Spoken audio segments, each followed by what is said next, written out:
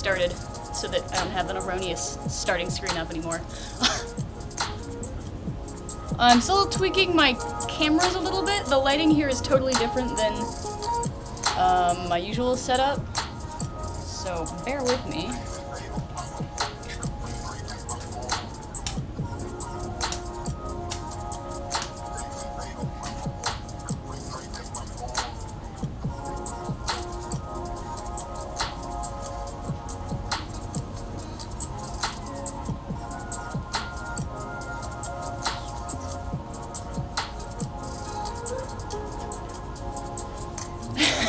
Live from the garage.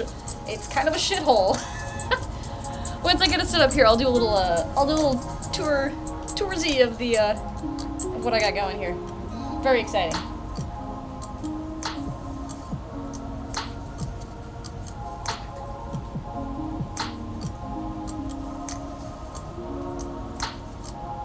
Hey, how's the yeah, exactly. Hawk, I just started Twitch streaming so that we can hang out while we're alone together. It was my master plan. How's the audio level? I have some like background noise here that I don't usually have. Ooh, there we go. My furnace shut up. And I have some music going on in the background. Sweet. Thank you.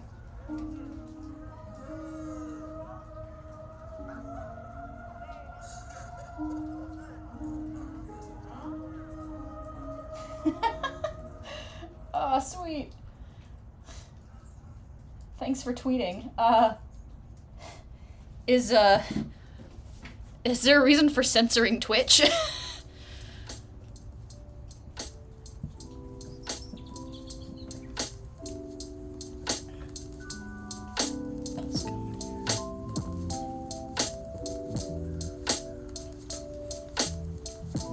Here to tweet. What does that mean? Whatever, I'll take it.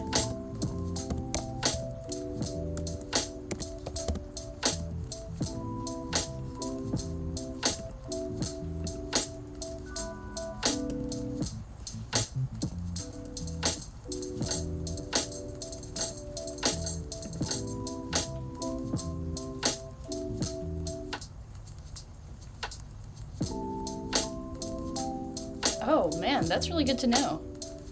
Maybe I should start censoring my Twitch-related tweets. Cool.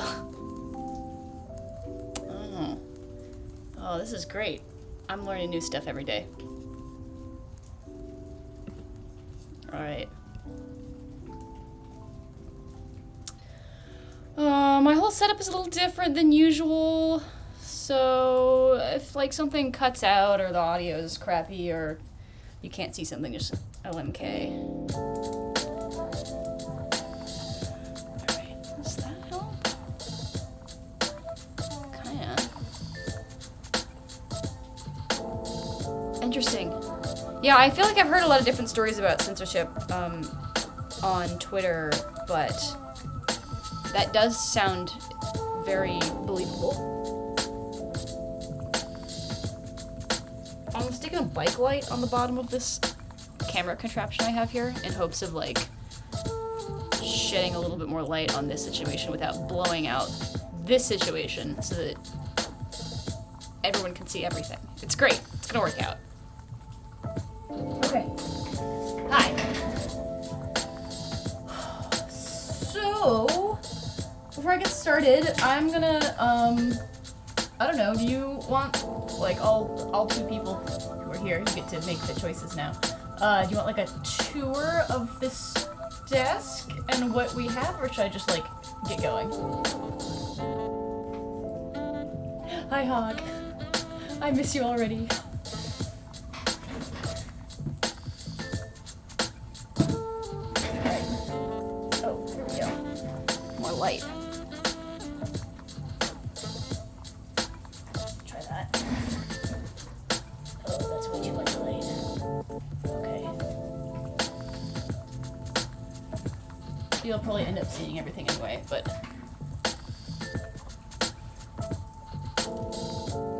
Behold, my stuff. This is very exciting.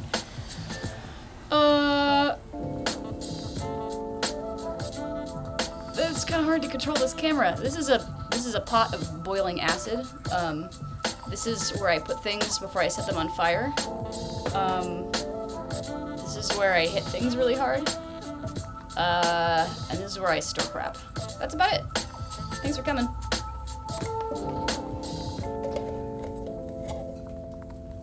Alright.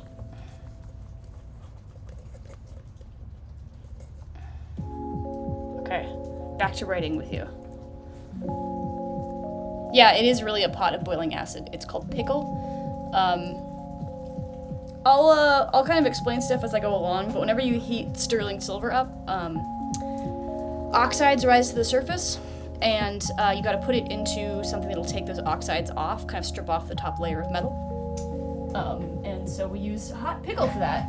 And I have this just teeny little, it's like a cheese heater or something, like a chafing dish, that I keep the pickle in, so, because I don't need very much of it, so. Okay, we're getting so close. Almost. Okay. Great, well, let me introduce the problem today. Somebody ran over my mom's favorite earring. It was possibly my mom who ran over her favorite earring. Don't know. This is what the earring looks like. It's a little out of focus. And the feature that she really likes about it is that it has this, this like spring catch on it, so she can put it on, and then it does not fall off.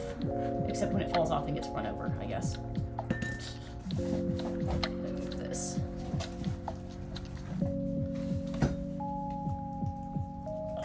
Okay. Okay, that's better. So, what I have to do to get this back into shape, you see it's very flat, and what it needs to be is a ring like this. It's also, it has a lot of little bites taken out of it where it was run over. It's in pretty bad shape right now.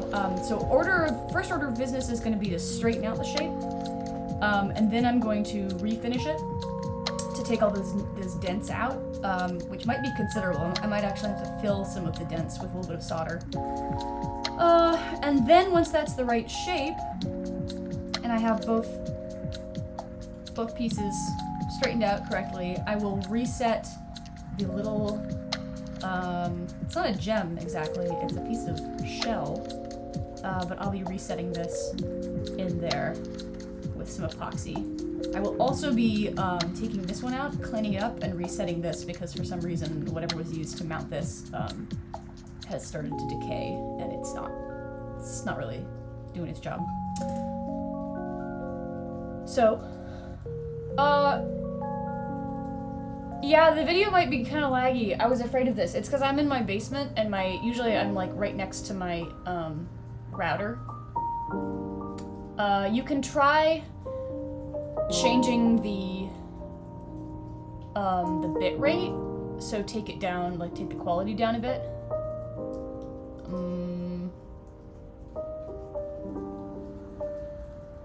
Yeah, okay, maybe I need to get an Ethernet cord and drill a hole in my ceiling. That would be smart. Is it unwatchable? Is the audio still good?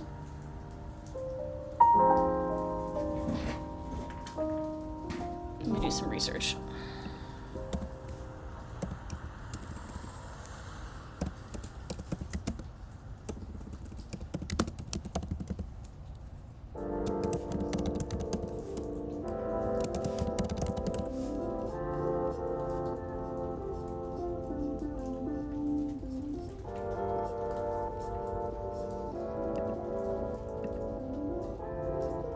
Hang tight, I'm doing some network research.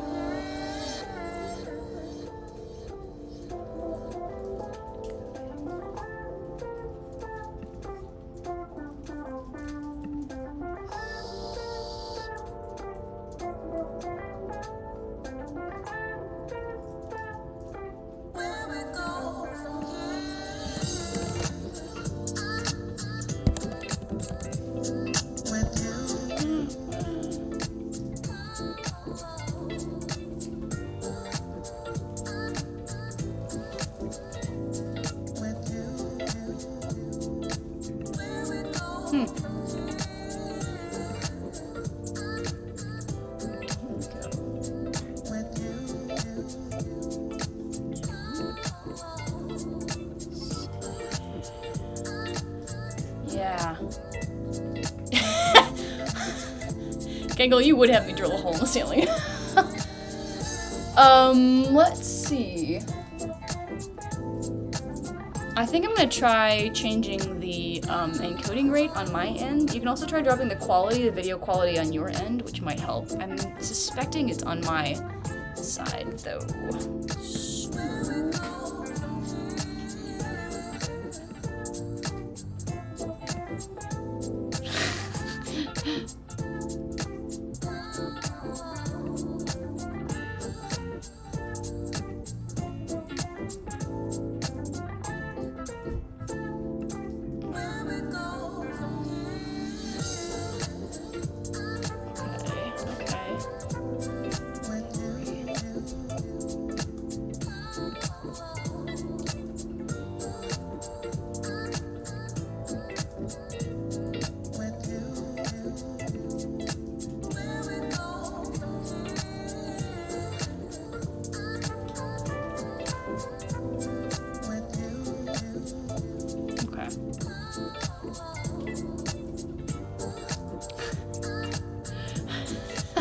This is Gangle, and I guess Athena Gray, I'll let you out yourself as who you are, but another friend of mine that I went to college with. Everyone here, I think, knows everyone else, so.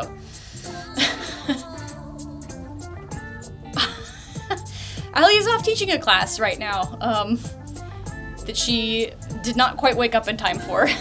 I hope she's having a better time than she was a little while ago. Yeah, I'm glad that it's a room full of my friends while I'm doing some troubleshooting. I did just change the encoding rate a little bit to, like, be a little lower quality. Let me know if that makes any difference.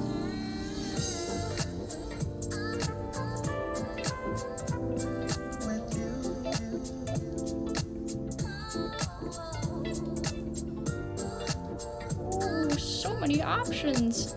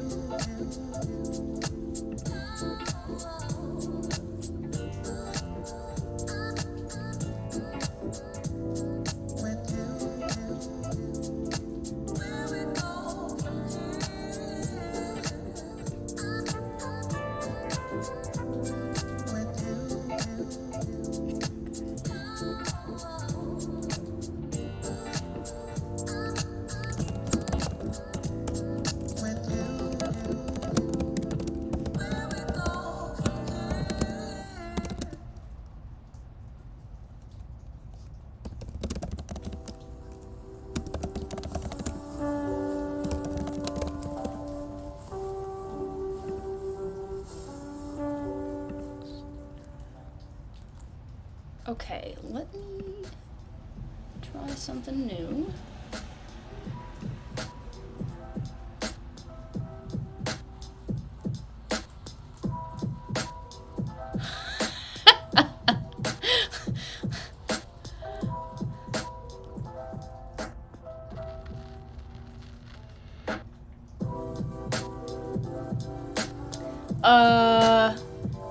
Yeah, so I'm gonna take, let's see, I'm recording in really high quality, and I'm also trying to stream in really high quality, so I'm gonna start by just taking down from 6,000 kilobytes per second to 2,000, which I think might do it. I don't know if I also have to change my, what's it? Yeah, okay, great. Everyone knows everyone else. This is wonderful. Can you tell if the video's any better? Yeah? I'll just stand here and, like, kind of wave around like a kelp frond. And is it both cameras that are laggy? Oh, that's a fucking huge spider. Oh my god. Oh, fuck, it's eating a bug. Oh. Wow. Yeah, change of plans. We're doing spider watching for Twitch streaming instead. I missed the bug. It's just a huge spider on my scissors. Cool. Okay, great. So video's pretty okay right now? Yeah? Unless, does everyone want to see the spider? Does anyone not want to see the spider? Okay, nature documentary time. It's probably like not that big, you're gonna laugh at me.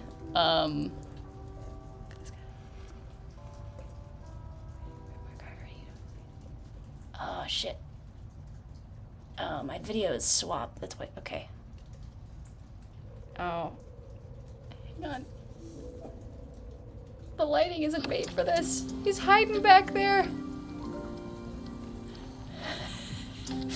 Alright, this is a bad nature documentary. Hang on.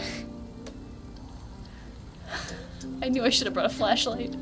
Alright, there's a huge spider behind it. You're just gonna have to trust me. So now we are, okay, great. We're skipping for like half a second instead of freezing up for full seconds. That's great. If the quality still looks okay, otherwise, I'll just lower the bitrate a bit more. Yeah.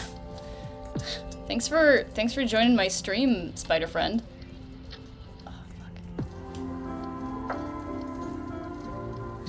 fuck. Viewer number 6, big fucking spider.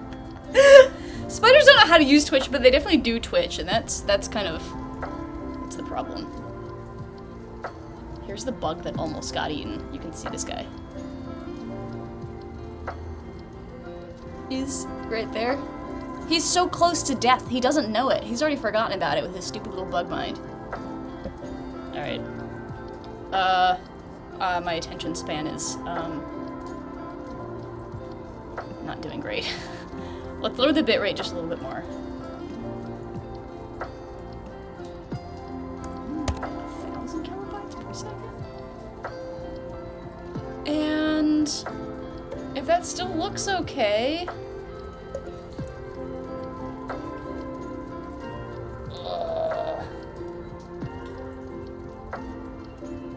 if that still looks okay, then we'll,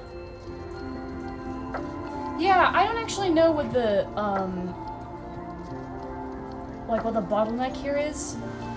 I think, so I'm shooting from 2 cameras, and then I pull it in through a program called OBS, which is how I have like the split screen thing going on. So I think OBS is gonna be, that's what is talking to Twitch, and so I don't think I need to lower my bitrate quality or the quality of what I'm shooting in if I tell OBS not to try to send that much data at a time. But less laggy sounds good. Are we feeling like it's no laggy, or are we feeling like it's still kind of laggy?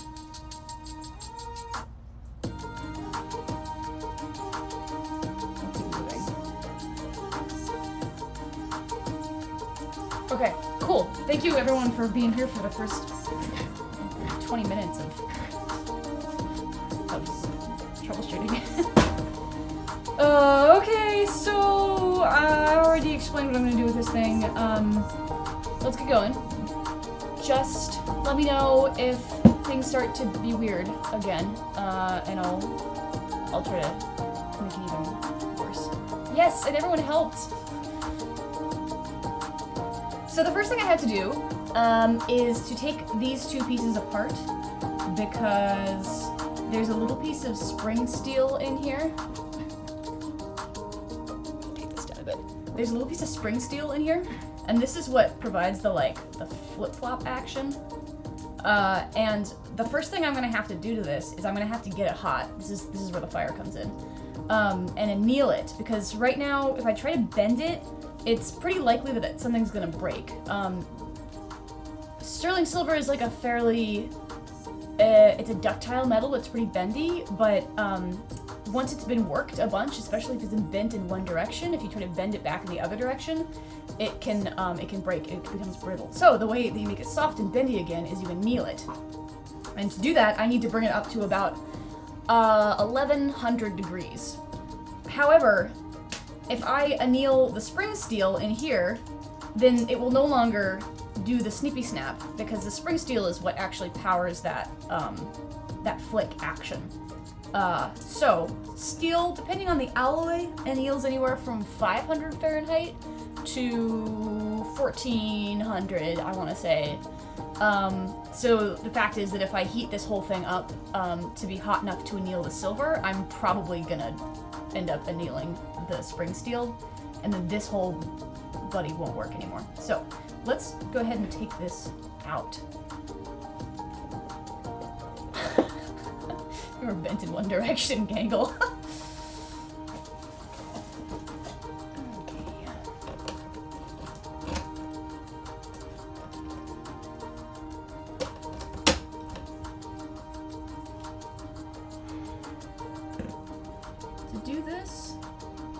I know that I can't, like, the zoom isn't great on this, or like the close, like up close focus isn't great on this, but if it's better to, yes, I can do this for your glasses. Hawk, bring them on over. Yeah, just let me know if it's like, too fuzzy to see, I can back it up, but, otherwise I'll kind of narrate what I'm doing. So I'm prying this open just a little bit. Whee! Off it goes. I should have a new drinking game for this type of work, which is that every time I fling something off into the corner, you have to take a drink. And I need 2 pairs of pliers for this.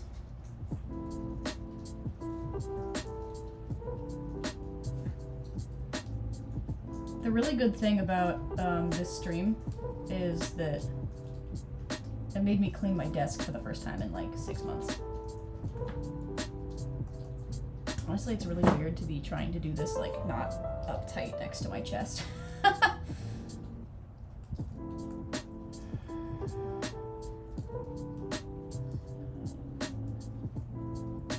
You to bend open. Desk cleaning, nice.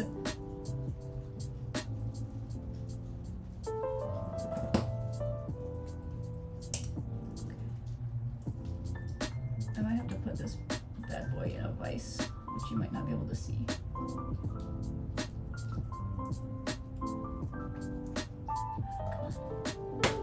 Yeah, alright.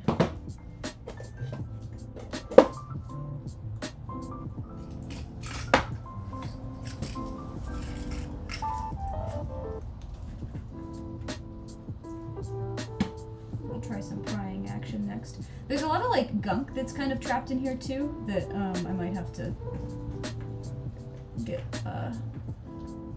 rude with. Right now I'm just trying to pry off the edge of this. It's a little bit harder than I was expecting.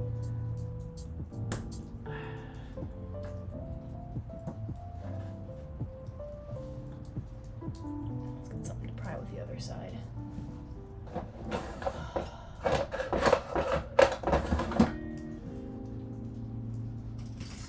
The other side of just cleaning my desk is like, I have no idea where anything is anymore.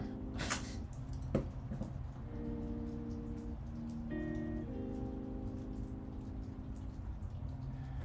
we go.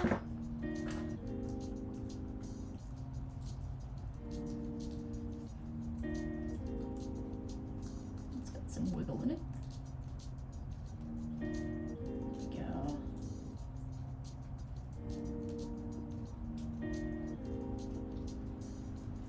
This might end up being a pain in the butt to put back together. That's a problem for future me. There you go.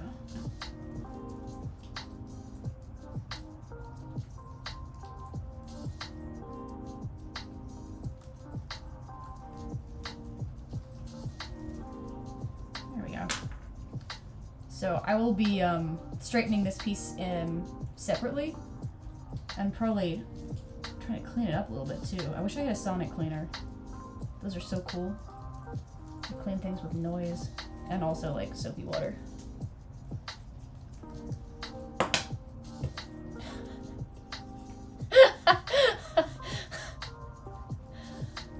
Girl boss too close to the sun. Oh god. I like that I girl boss too hard, now I have a real job meme. Cool, okay, I'm gonna stop fussing with this one. I've learned from trial and error that I really have to put shit on small pieces. I have to put them in a bowl or in one of these many little cups that I have that have been very generously provided by my local taco cart. This is what salsa comes in.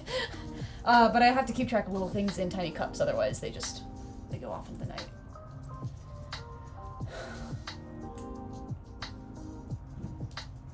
Okay. So, I'm gonna take a look at this, try to identify any possible, failure, like, things that might go wrong, that I can just keep an eye out for, and the thing that I am most afraid of something going wrong, which was fixable, this is soldered on here, and it's possible that when I heat this up, annealing temperature is below solder flow temperature, but it's kind of hard to be super precise with a torch. I might end up flowing the solder here and having to put this back on separately. So we'll just see, won't we? Time to anneal.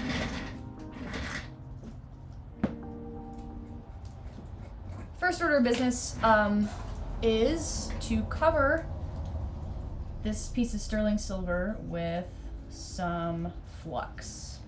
And this will protect the surface while I get it really hot. Sterling silver is 92.5% fine silver. This is why sterling silver is stamped 925.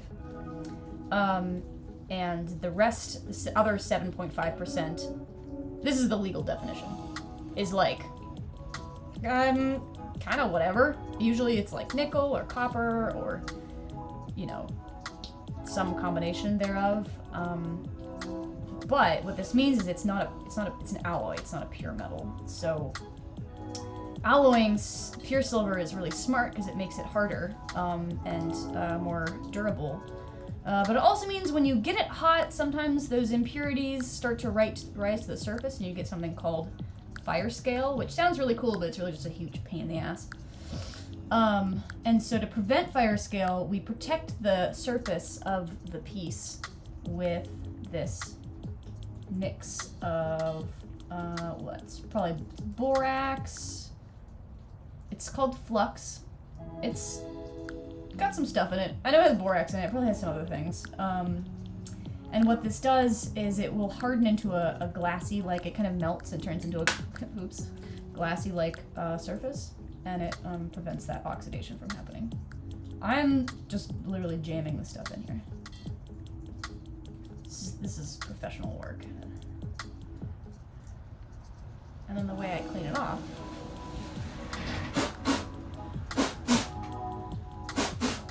blow off the excess. Put more on the top. Okay. We're gonna move the cameras so that you can watch fire happen. This is the promised fire. Here we go. Let me move this a bit.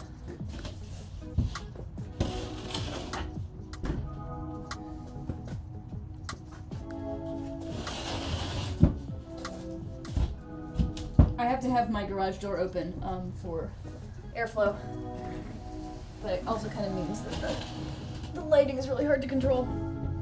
Okay. So hopefully you can see this. I may be turning off some lights so that it's a little easier to spot. Let me figure out what my camera bounds are. Right here.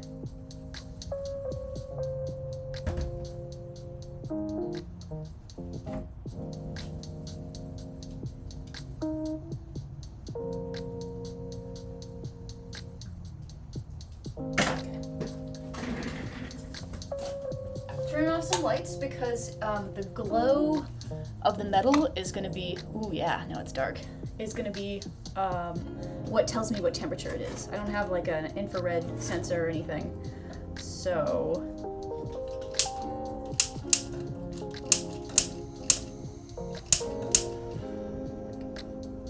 I just have to guess what temperature the metal is by what color it is. And that's pretty hard to do when you got a lot of extra light in there.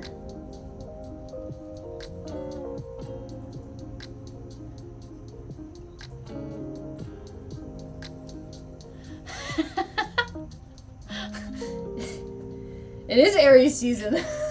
Well, or is it Taurus season? I don't know. Alright. I wonder if I can get you in a little bit closer here. Without setting my camera on fire.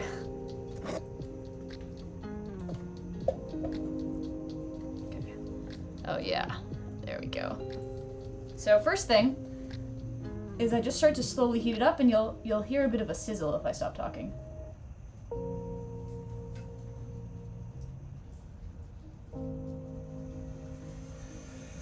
As that borax starts to heat up and melt and the water boils away.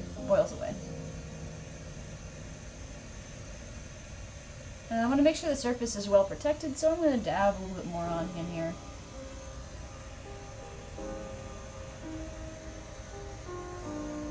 Oh yeah, it smells bad, man.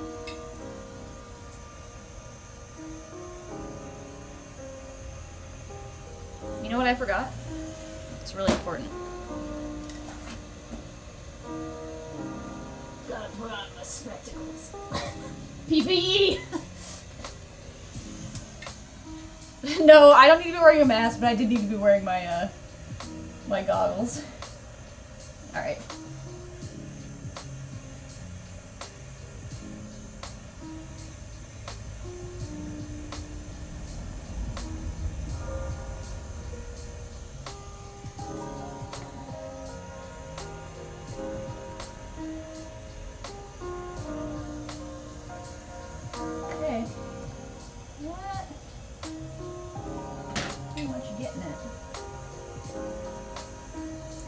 You can tell the temperature of the metal half because of a little bit of glow in the metal,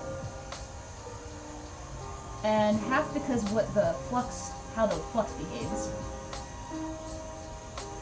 Okay, yeah. There's just this particular look when you would get sterling silver to annealing temperature, where it just, I don't know how to describe it. It has a look to it. It has like, I mean, what I want to say is it has a silvery sheen, but I realize that sounds kind of dumb. To anyone who would say yes, it is silver, in fact. Okay.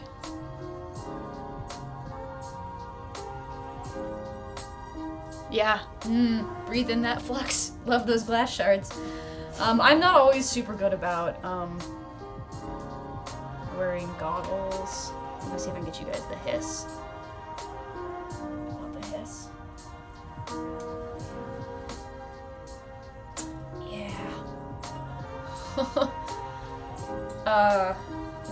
I'm not always super good at wearing goggles, but I did once get a piece of hot pumice in my eye, and that was just so bad. I don't want to do that again. So I do try to wear my PPE. Okay, so we gotta let that sit in the pickle for a bit. This is our romantic little pickle ramekin with a hot acid in it, with the tea light underneath it. I just converted I don't know, like essential oil burner or something. It's sulfuric acid, so you can't let it touch metal. It'll corrode any metal it touches, but ceramic is just fine. Okay, we gotta let that sit for a minute. The other thing is really fun stuff about pickle is you gotta use copper tongs to get anything out, because if you put steel into the pickle, I don't remember why this is, but if you put steel into the pickle, any dissolved copper in the solution will plate onto the metal,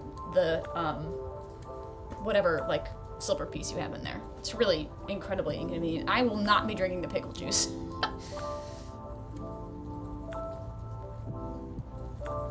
god, I have spider webs on my...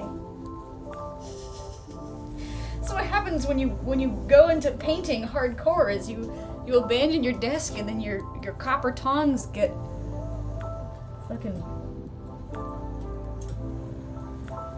Ugh. Spider webs on them. Okay, so that's gonna take a minute to cook. With little pieces, when it's really hot, sometimes the flux just sort of like pops right off, but when it's a bigger piece, relatively speaking, it takes a minute. So let me get some lights back. We may be doing fire again later. We'll see how this goes. It depends on if I'm gonna end up filling any of those dents with solder or not. So in the meantime, I'm gonna straighten out this bad boy. Ooh, in the meantime, I'm also gonna put the jar back on my flux. This is why my flux keeps drying out. Some idiot doesn't put the lid back on. Who's that? Rude.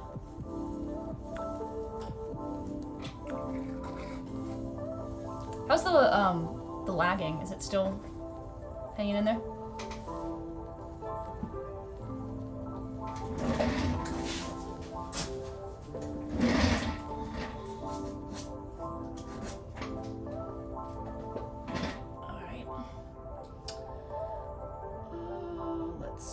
I might need to take this off screen to give this a little scrub. Because I want to get some, there's some schmutz in there. So I'll be right back.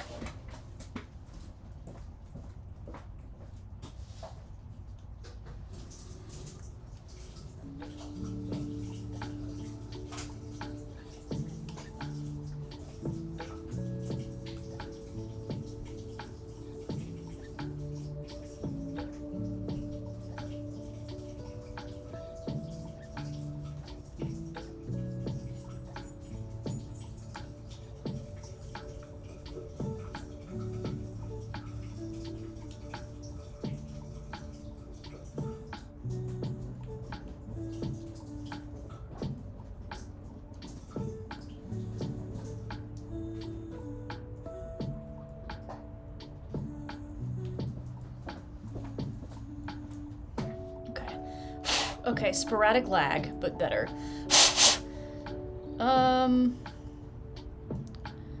Maybe I take the bitrate down even a little more, you know? I mean, if it still looks okay.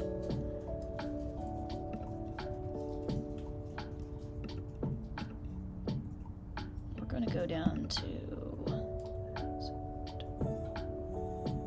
700 kilobytes per second and just see what that does. Okay. So I just gave our friend a little scrub dub with a toothbrush and some powder called Bon Ami. Ooh, I'm learning new things about this. It looks like the spring steel is actually plated with a thin coating of something. I'm not gonna try to fix that. It doesn't need it, it's not functional, but that's kind of interesting. So I'm gonna see if I can get this straightened out to look like that one, more or less.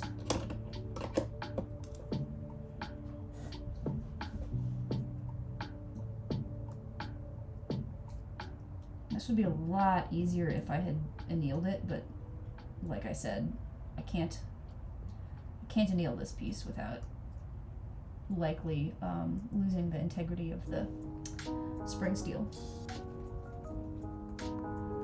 Using gentle pressure and a set of flat, fairly smooth-nosed pliers to gently coax this back into a flat shape. Then I'm going to use a tiny, tiny little mandrel. This. I'm going to put this in here and just kind of, well, poke it. So, I don't know if you can tell, it's kind of, it's still kind of an egg shape, so I'm going to help that along a little bit.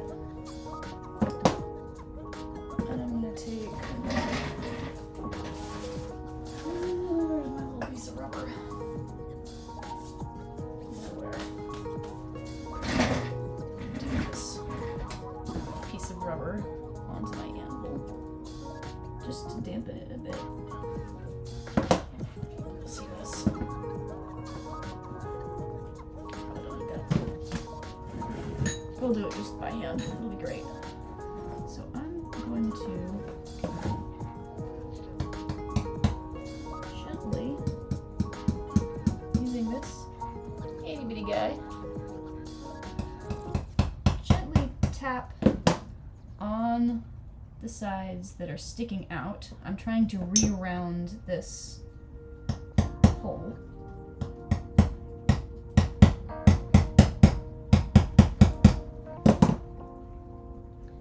And I can really feel from the metal that this whole piece is like pretty work hardened. It's not very malleable. So I'm going to help it along by giving it a squeeze. First with pliers, and if that doesn't work, I'm gonna, oh yeah, I'm not gonna mess with this. I'm gonna put this into my vise, which you can't really see. Let's go there.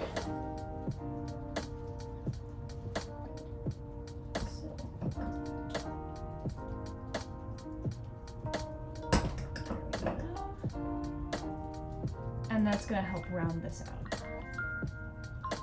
Just a little bit more.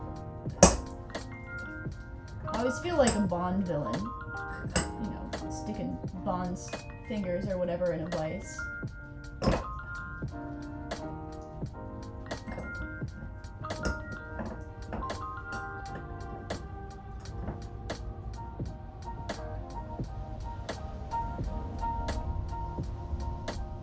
But the vise does a much better job, much more easily than me. There we go. So now this is a very round hole. Like so. I love this tiny anvil. It's so perfect too, I can just put it wherever I need it. I have a big anvil too.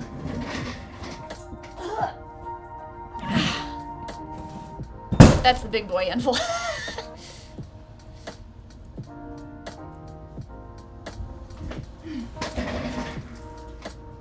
This one is made out of a railroad tie. Ugh.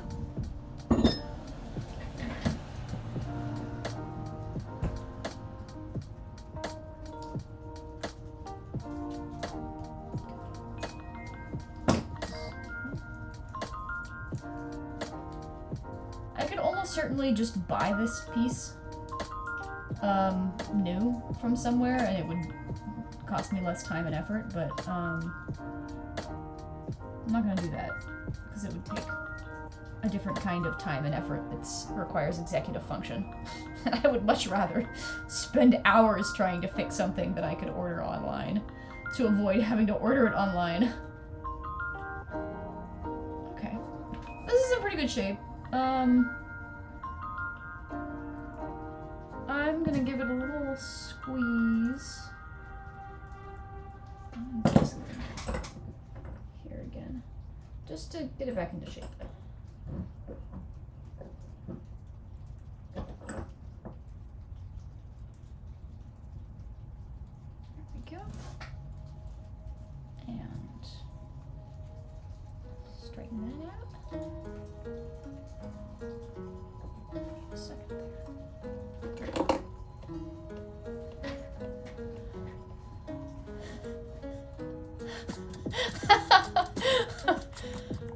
A lawful dwarf cleric as my D&D character. What's the... I think I'm too lawful to understand. I'm too lawful good to understand what the similarity here is.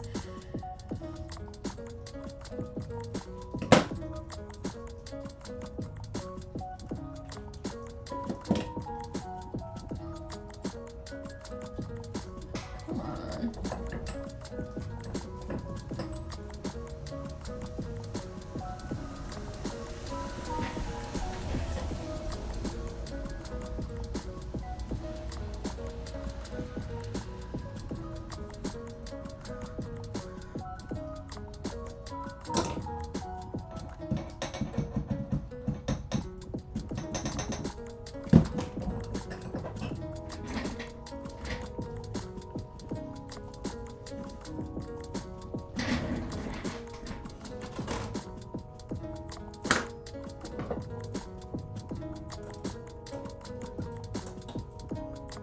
Interesting. Pickle of gold.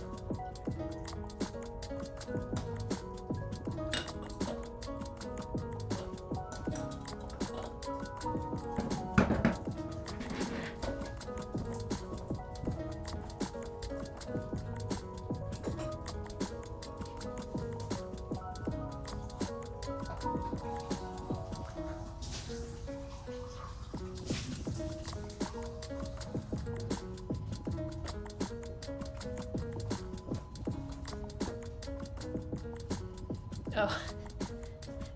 Yes, the animal collection.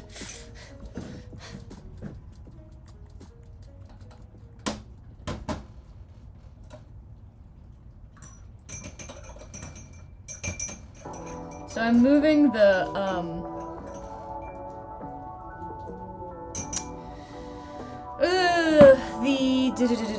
what is this? The piece from the pickle into some clear water, and I'm gonna give it a little scrub.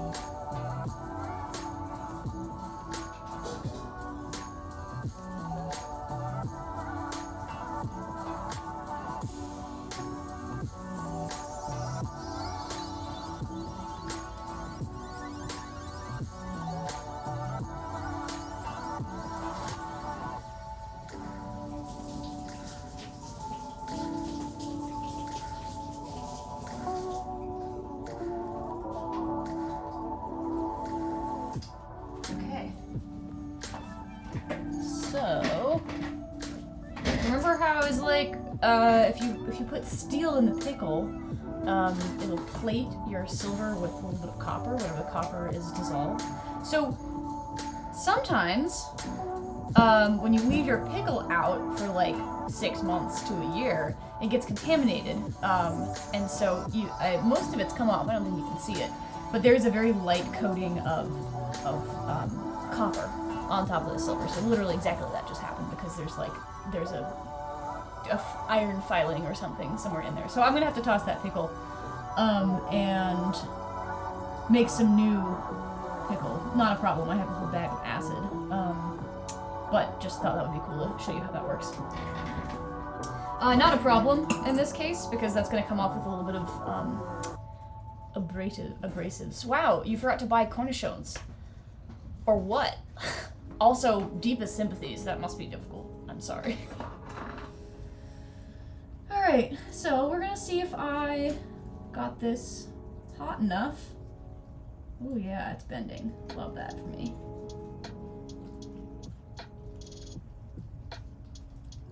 And now I am just gonna take this bad boy and I'm trying to straighten it out. Ooh. Ooh, yeah, pop right off. There we go. Yeah, so that solder joint that I was concerned about has failed. So I'll be cleaning this up and just soldering that back on. What the fuck kind of solder is this? This is suspicious. It better not be lead.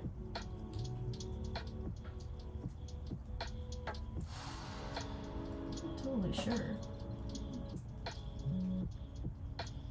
Definitely sus though.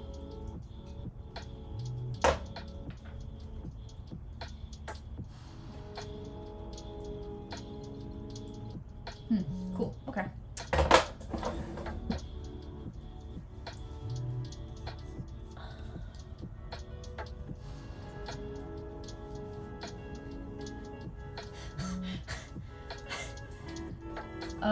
Yes. This is also really the only thing I do with cornichons. Like, I'm assuming there's people who, like, cook with them or put them into salads or, like, whatever. But I think they're just a snack, if you ask me.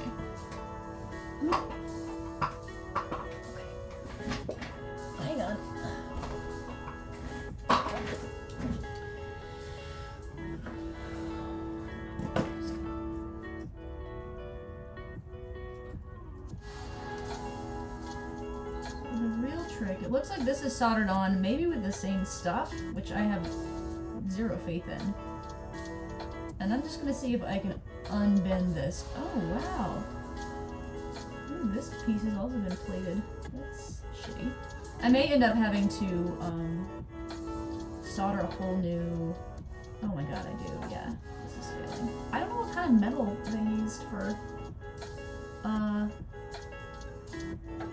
these attachments, but I think it's kind of like low quality. My mom's favorite earrings are not necessarily good quality. Nothing, no one in the family necessarily has like high quality favorite anything. So, okay, the scope of this job has just expanded a little bit. I'm gonna take off whatever mysterious solder was used to put on the earring pin, and I'm gonna make a new one and stick it on with my own solder. I'm gonna move this over here. Unfortunately, I don't think you'll be able to see close up. Maybe I can... Oh, no. I will not, alas.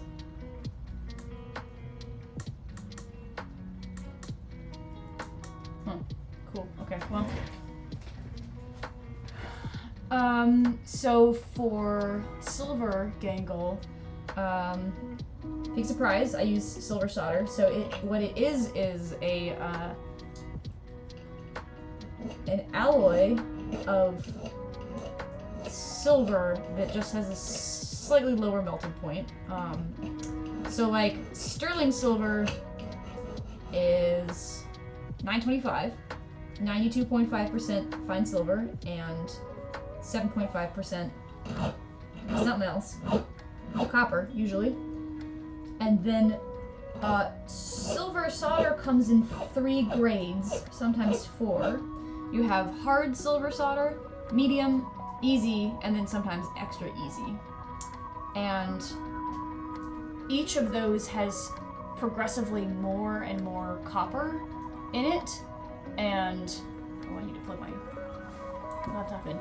And as the percentage of copper raises, the melting point lowers. So that means that hard solder has a melting point that is slightly under the melting point of sterling silver, which is perfect because you don't want to melt your sterling silver piece, but you do want to melt the solder.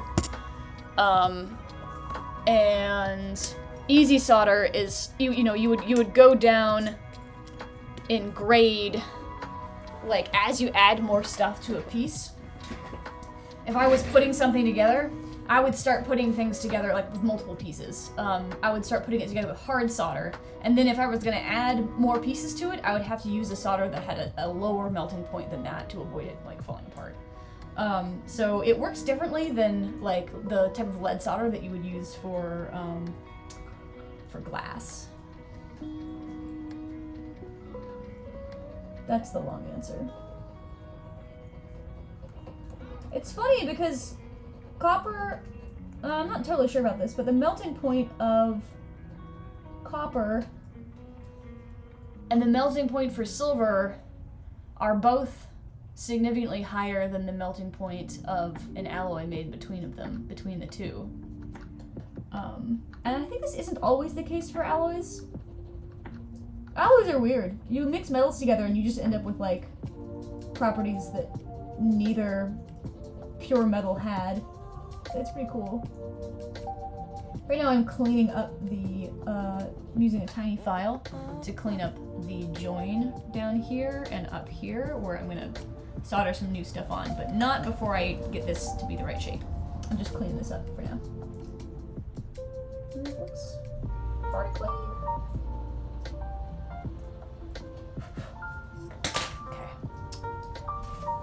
So this guy needs to become like this guy. It needs to be round. And so I'm going to use a ring mandrel for that. And I'm going to use the other one here to help me roughly figure out, let's see, what diameter it needs to be.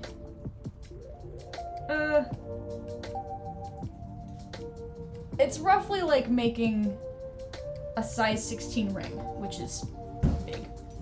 So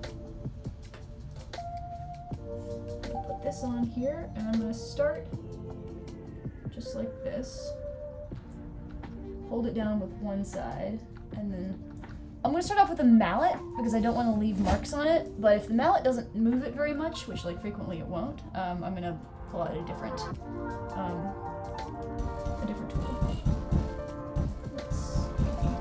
No, that mallet's not gonna help. I want a rawhide mallet, which I do not currently own, unfortunately. So let's do this. The reason I want to avoid using a hard steel piece is because, or hard steel hammer is because it's it will leave little dents in the metal that I'm gonna have to smooth out later. Let's see. I'm gonna clamp this down. We're getting a little creative right now.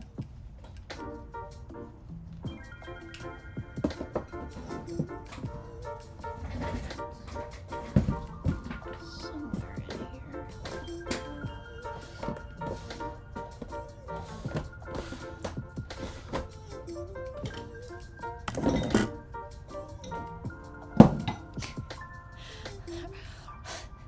Rawhide indeed.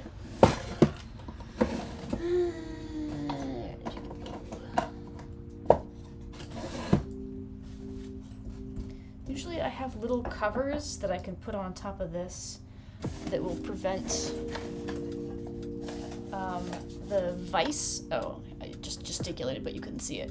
I have little covers that go over the jaws of the vise that protect the metal. Like if I want to squeeze something in here, it's going to leave marks on it unless I put something in between the metal and the jaws of the vise. But I made those once, and then God knows where they are now. I don't know, we'll improvise. Let's start off by...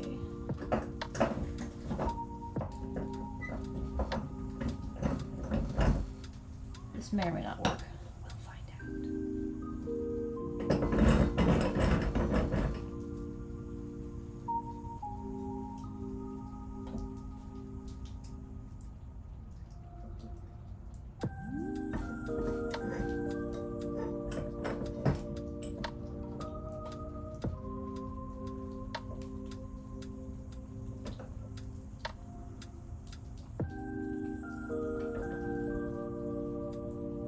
So I want to get this tight enough that it is going to hold it in place, but not so tight that it deforms the metal anywhere I don't want it to be deformed.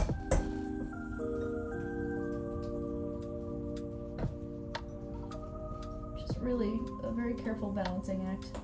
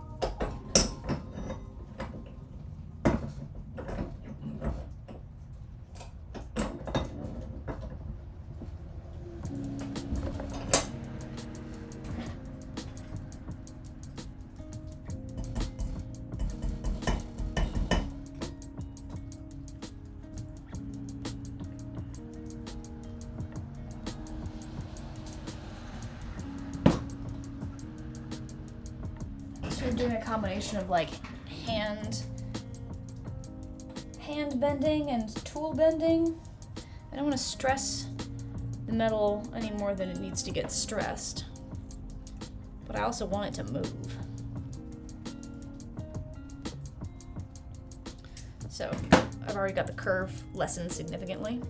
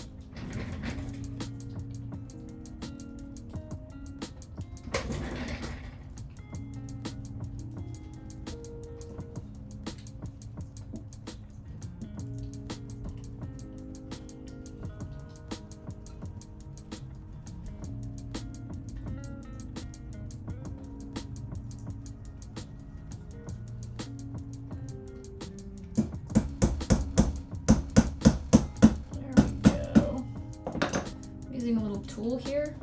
Ooh, take a drink.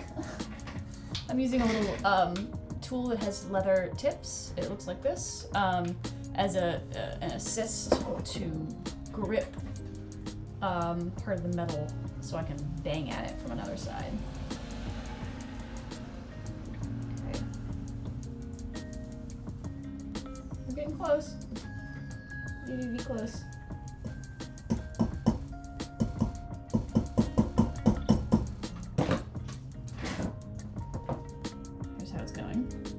I want to get it so that these planes are level.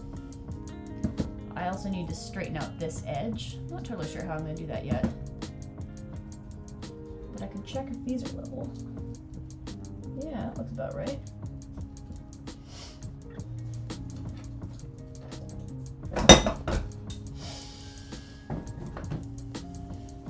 Okay, I think the tiny anvil is going to get some action here.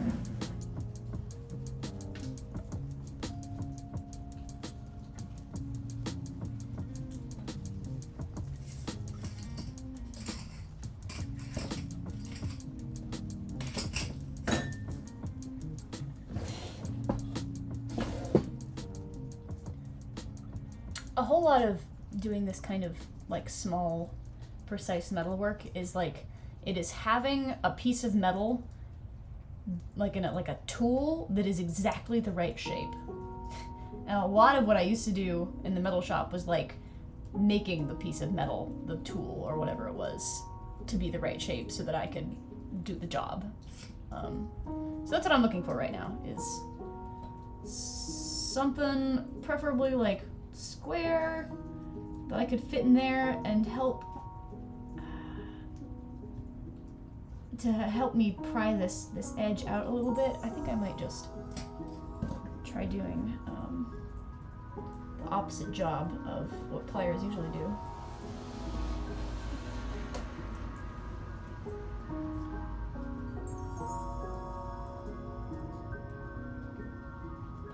There's some really cool tools, something called reverse pliers, where you like, when you squeeze, it opens the other end. It would be really convenient to have some of those right now, but I don't, so alas.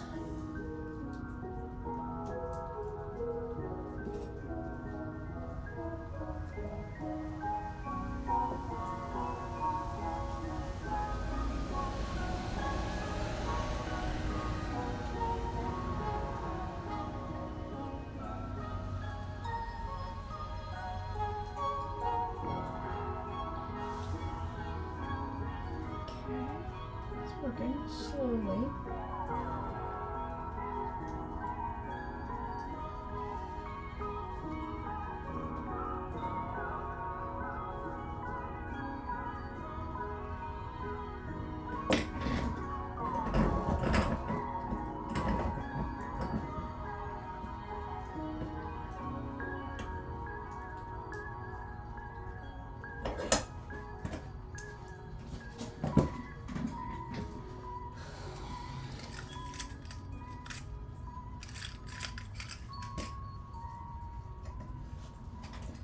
That might be just the right shape.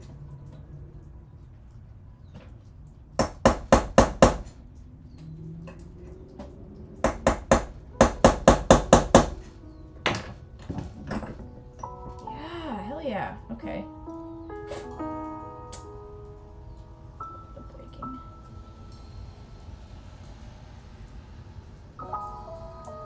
Okay. So what I've got here is metal that has bent and doesn't really want to bend very much anymore. So I'm going to fill in one of these little dents that's creating a weak space right here. I don't know if you can see this. By a little anvil. With a dot of solder, and I'm going to re-anneal the piece. So, fire time again. You know what I'm going to do before that is I'm going to remix some pickle. So, let's get out the bag of acid.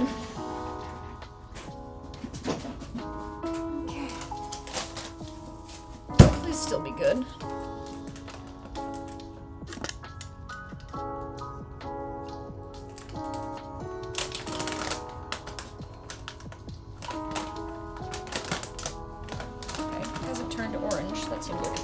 sign.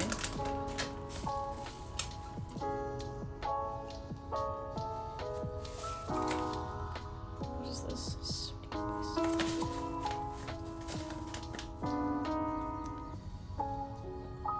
Man, they give instructions for like how you mix the whole bag of acid, and I really don't want to do that. Alright, 10 ounces of Sparix per 24 ounces of water. Ugh! Let's see. Let me do some math.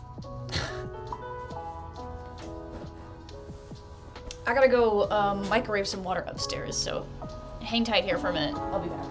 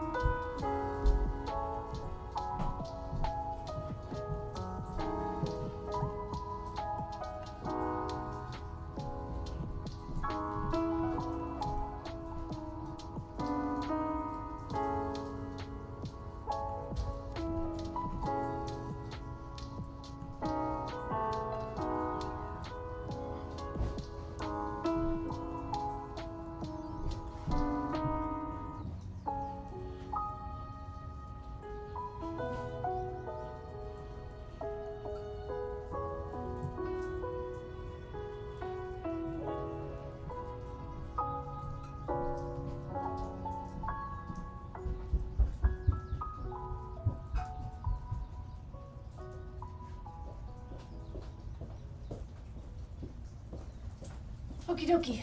So I brought a kitchen scale. It's wrapped in a plastic bag because I do not want to contaminate my kitchen scale with, you know, sulfuric acid. Let's put this over here. And we're gonna do this by weight, and I'm gonna do what I wished to never do in my entire life, which is do math in public. Theoretically, 10 ounces with 24 ounces of water. I could just do 1 ounce with 2.4 ounces of water. Pretty sure that makes sense. And those are both weight measurements. So I'm gonna give that a shot.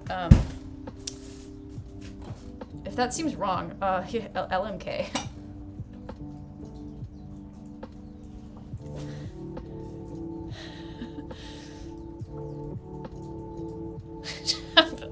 Glad to see that the tiny anvil has taken over in the time being.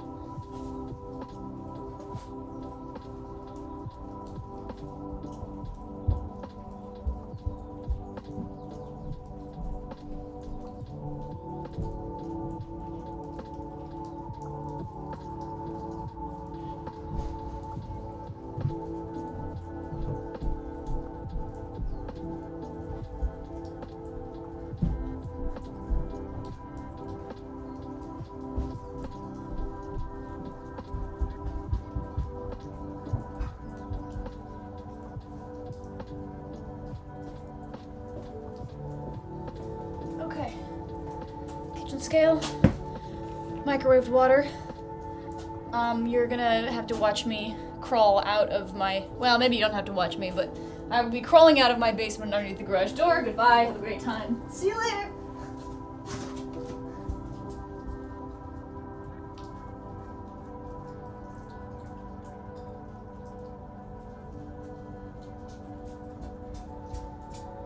Okay, I'm back. Shit.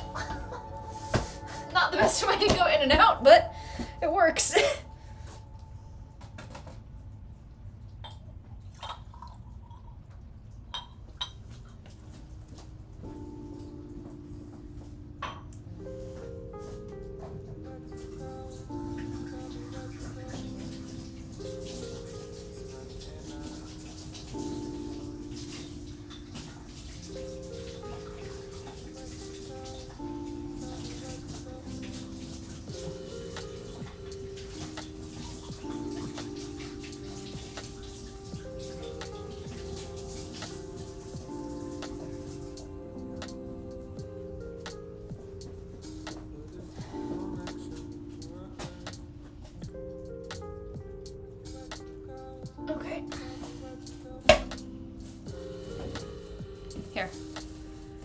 Tiny Anvil has come back. The Tiny Anvil will oversee this production.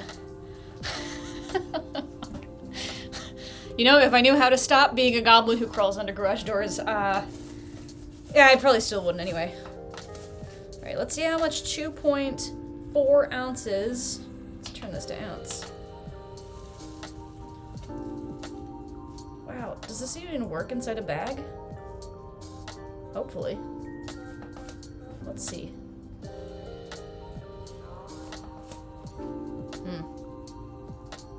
Could be worse.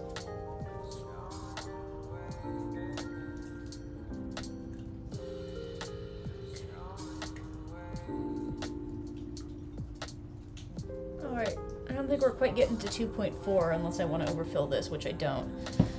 So that means this is 2 ounces of water, and I need to find out how much. I know this is exactly one operation. I just have to do it correctly.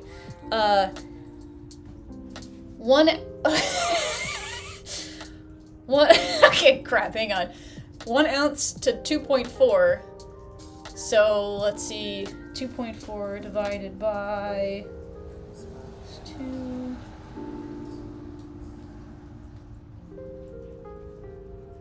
Divided by what is 2? So that's...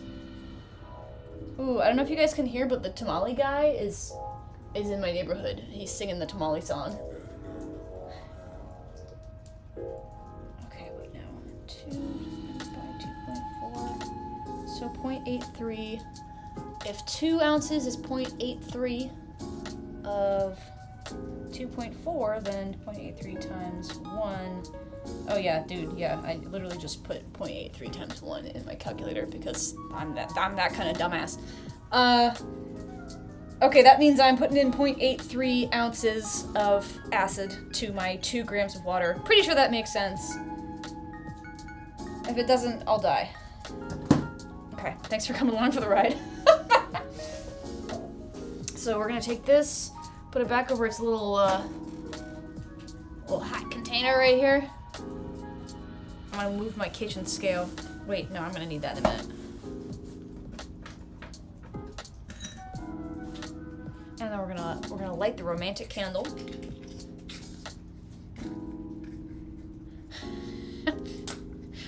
Yes, thank you. Drive over if you heard explosion. That would be great. Can anyone guess why I use matches at my desk instead of something like a lighter?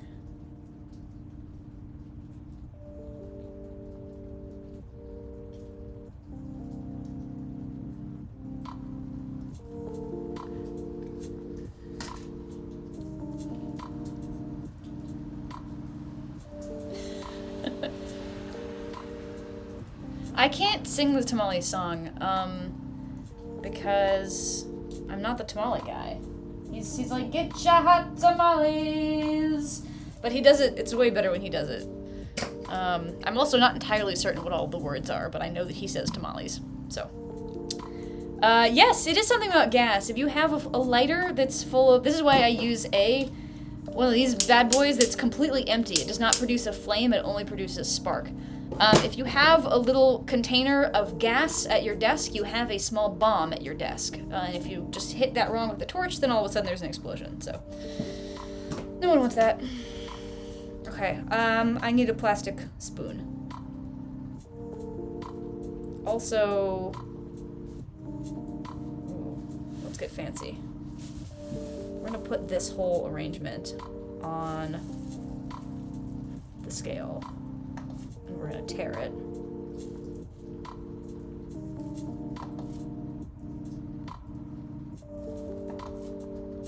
And we're gonna cross our fingers. BRB!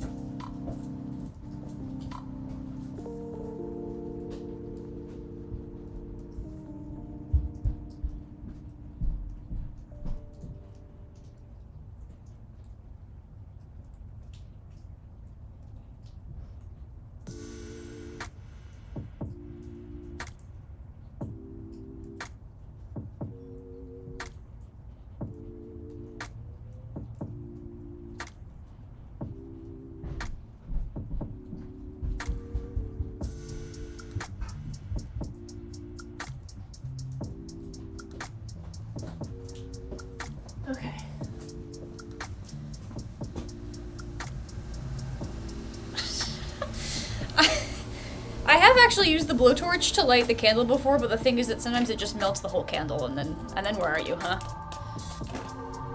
Alright, thank you for coming to this episode of Breaking Bad. We will now be mixing 0.83 grams, nope, ounces, into this here water. I hope this doesn't overflow. That's 25. Oh, it's bubbling.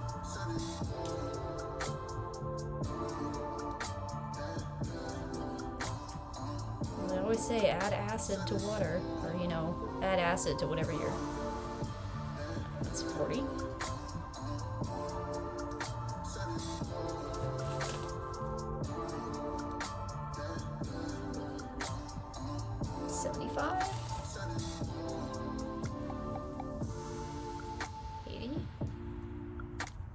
I'm gonna get 83 out of this. Whatever. We'll call 80 good. 80 and a shake. Okay, now I just gotta let that sit.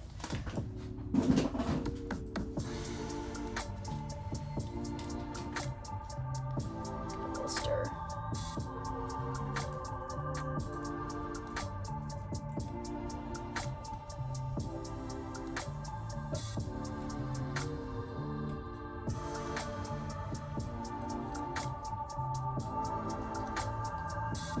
Fresh hot pickle. Smells bad.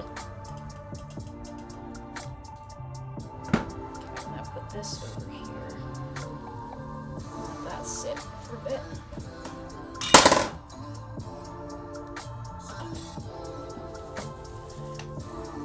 Kitchen scale, you are relieved of duty. Okay, we were making some shit. We gonna set this thing on fire. That's great. Let's do that.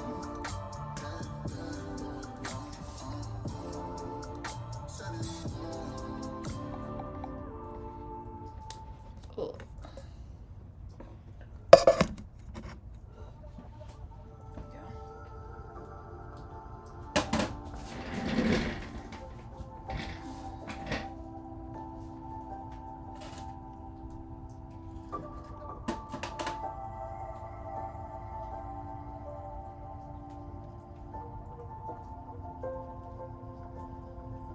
Honestly, part of me just thinks it would have been less effort to, like, fabricate a new earring for my mom.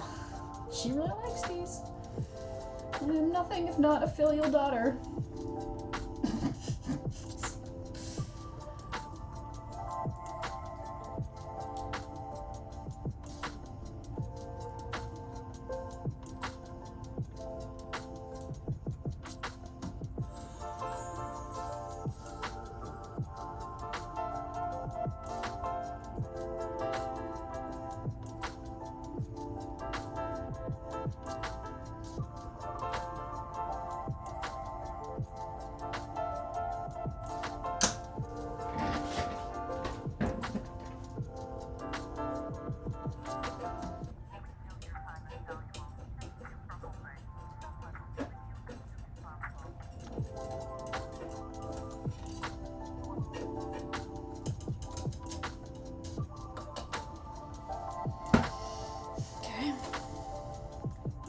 On it. Time to hit it with a torch. I'm gonna leave the light on, mostly because I'm less concerned about getting a little bit above annealing temperature.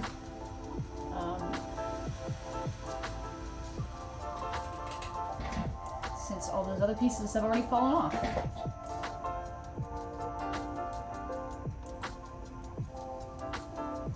So there's the sizzle as the water starts to dry off. And it leaves a white coating on the piece.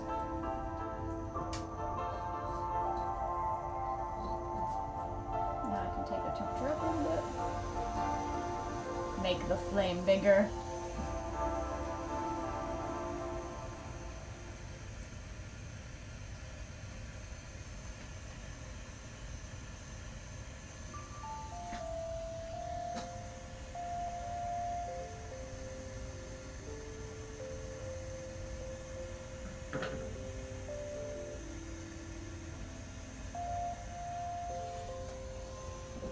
I'm gonna add a tiny little drop of solder.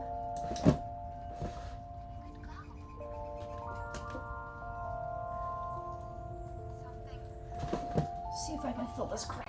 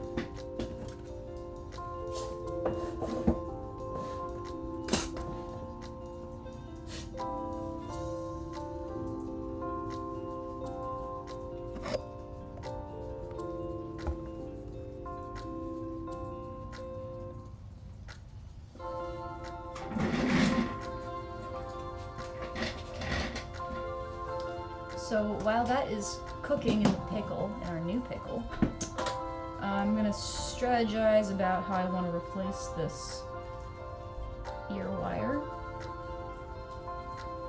I don't want to stick this one back on it. I don't know what this is made out of. So I'm gonna duplicate this.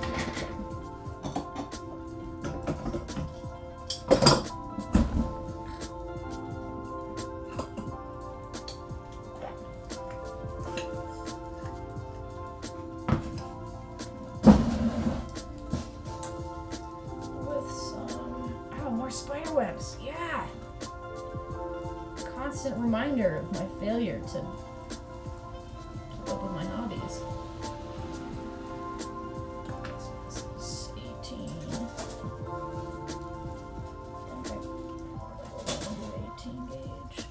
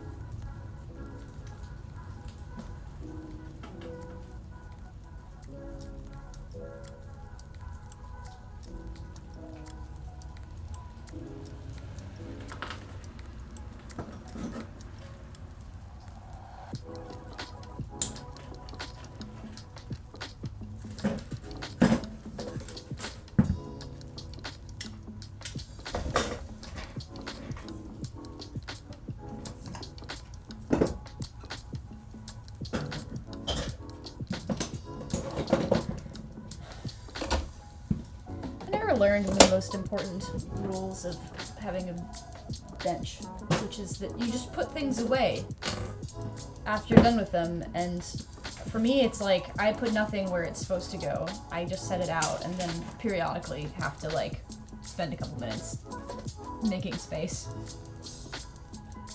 It's kind of a metaphor for how I live my life, I think.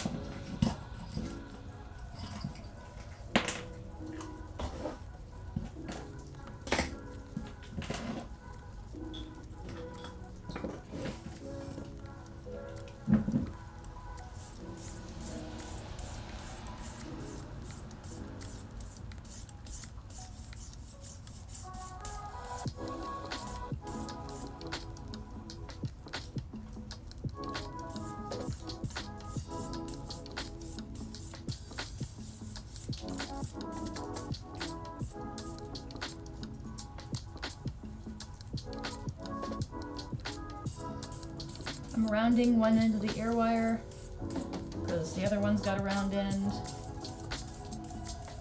And then I'm going to crimp a couple little lines into it because the other one's got some little lines in it. Actually, you know what? I'm not, because those lines are totally pointless. The clip back of the earring is what keeps it on.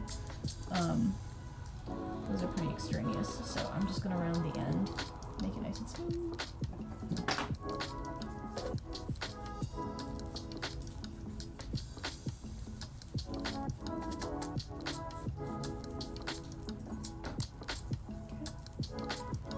Bend it into roughly the same shape.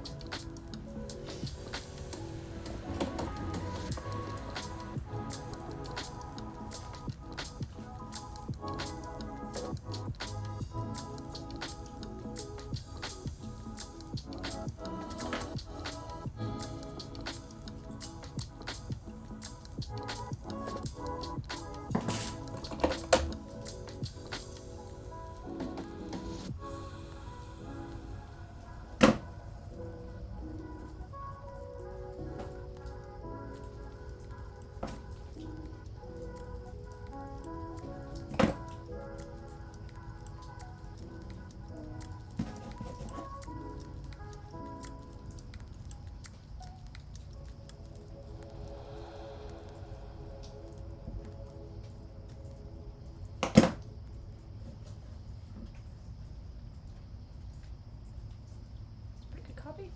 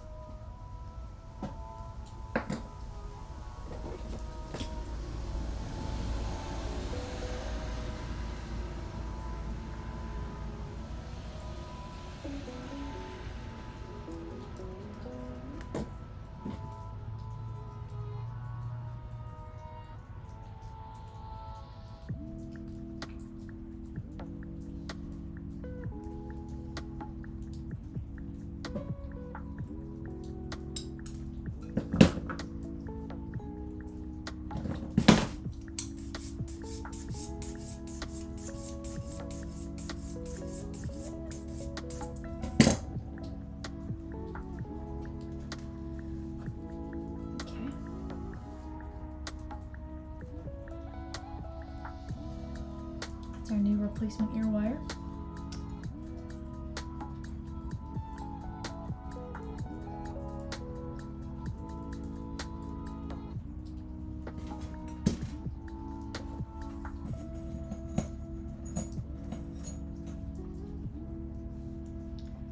Now I need to do something similar for this guy. I'm going to try to file off. It's hard to see this. Where's my tiny anvil? File off all of that old solder. It was something pretty low grade, I think. Low temp melting. To see if I can reuse the same piece of metal, otherwise I'm going to have to cut out a new piece of silver, which I don't really want to do.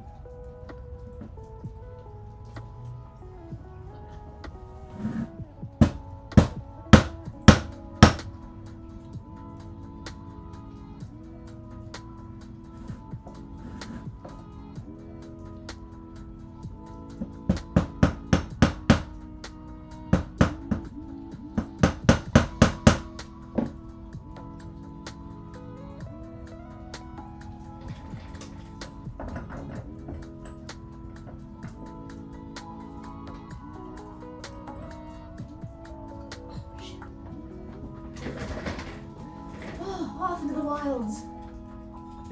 Oh, there's a tiny piece too. Here it is. Thank God.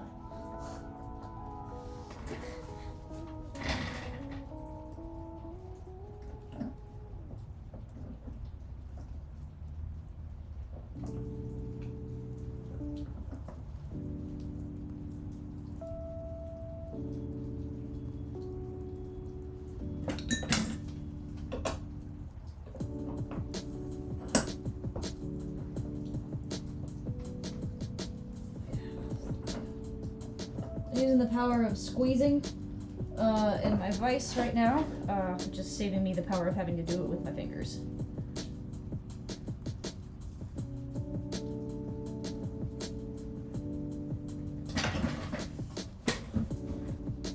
So, teeny, teeny, itty bitty little piece. Almost ready to go.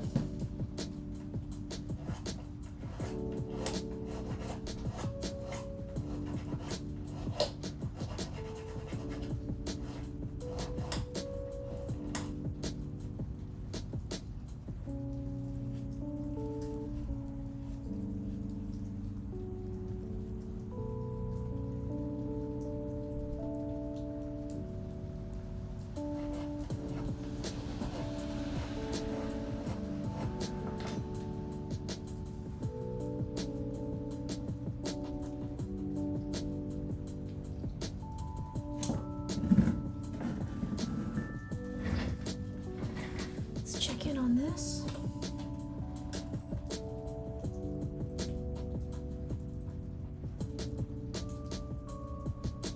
Beautiful. My silver piece has come out of the pickle. This is how it should look. Dead white. A soft white shade rather than kind of pinkish from the copper. So. Awesome. It looks like that solder took also. Alright, I'm gonna give this a little rinse.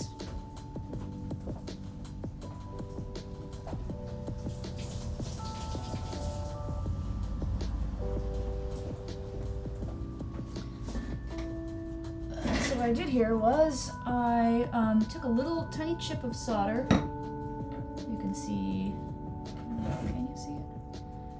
Right here, there was a little crack developing on the edge. I took a little tiny piece of solder and just barely melted it so that it like kind of flowed into that crack, but there's still a lump of the solder on top. So I'm going to file that off.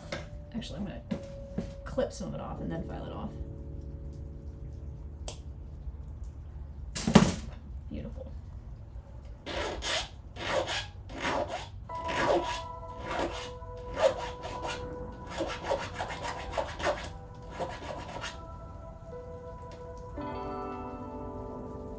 So hopefully getting this hot, re-annealing it, and filling out that weak spot has made this soft enough for me to finish reshaping it, because it's still in pretty bad shape, honestly.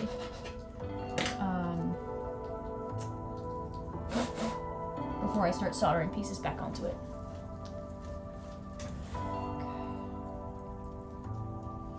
I don't know if you can see the detail here, but what's going on? It's getting better, but this is curving in a little bit, and this side is fairly straight. This is the side I fixed the crack on. But this side is still curving in a little, and I need to pop that out. So.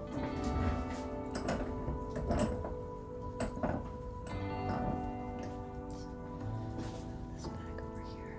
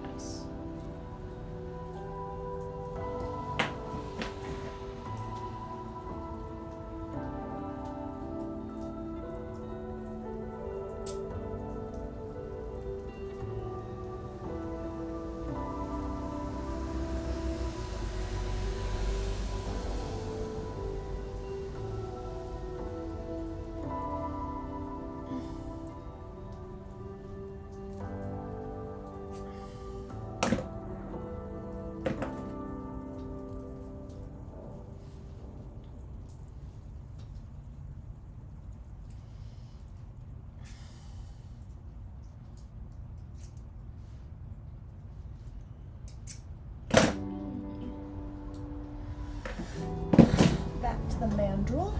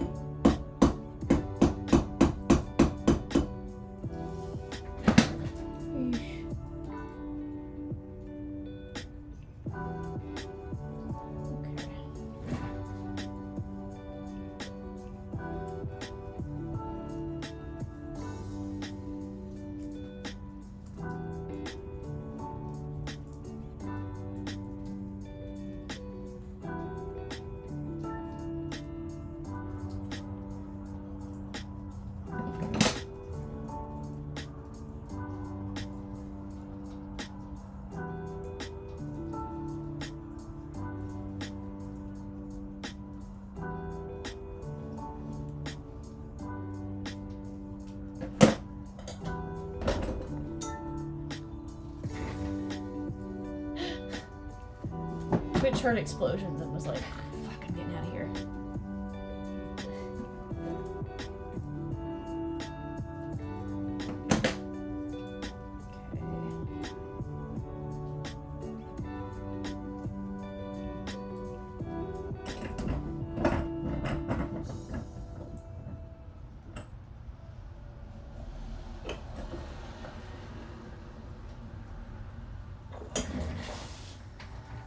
I need to go find a piece of metal that is exactly the right size and shape. Oh, is this it? Maybe? Might be.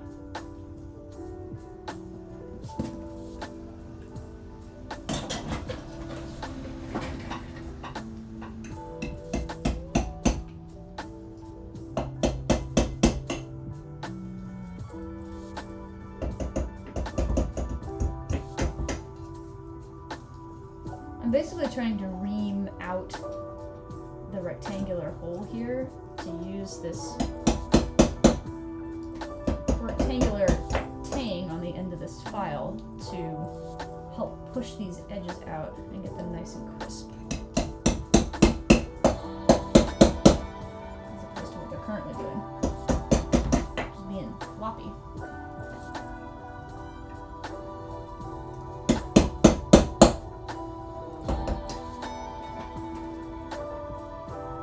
Tamale guy is around the corner.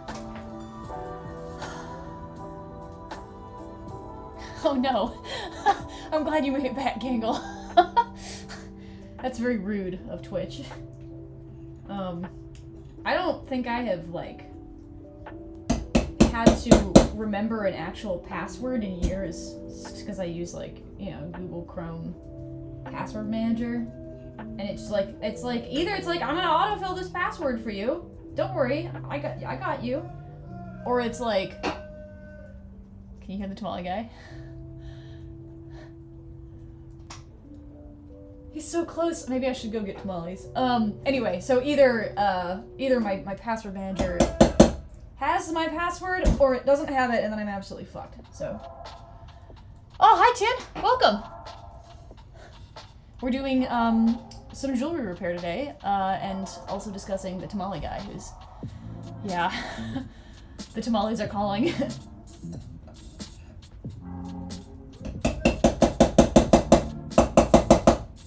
Alright, I think we're almost done here with this section.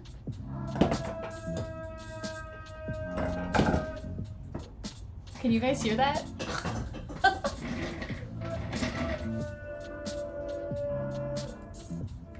A sweeter cry I've never heard. Alright, so what we got here is this rectangle is starting to look more like a rectangle now. This angle is still a little bit off. I'm not totally sure. Just to fill you in, Tian, I'm fixing an earring that was run over by a car, and it was in very bad shape, and so I'm trying to get it back into the right shape, and then I'm gonna make it shiny, and stick the little piece of shell that's supposed to be in it back in it, and hopefully call it good. So to answer your question, it's going. So right now I'm trying to figure out, there's a very slight lopsidedness in this still. It's kind of angled this way. And I'm not really sure if I need to bother with that, or if I'm just gonna kind of keep going. There's only so much you can do for an earring that has been run over.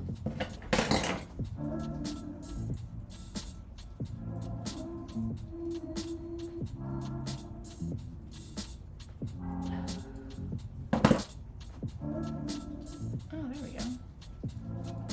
Okay.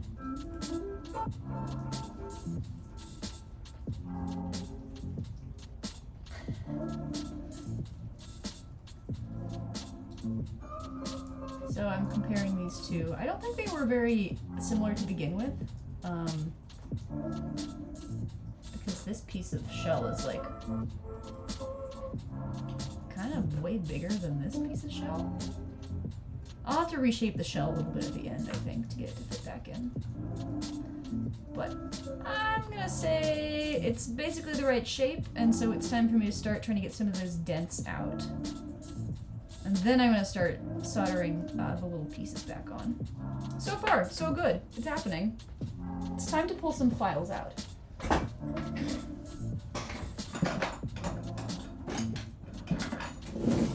Oh, and I have a half-round file somewhere.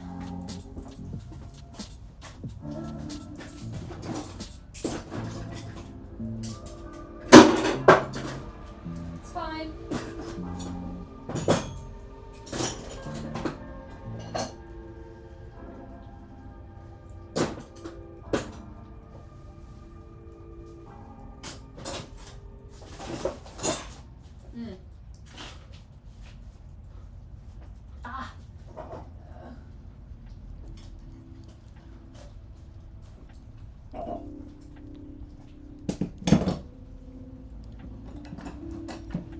Well, I have misplaced one of the tools that I need for this, so we're gonna improvise.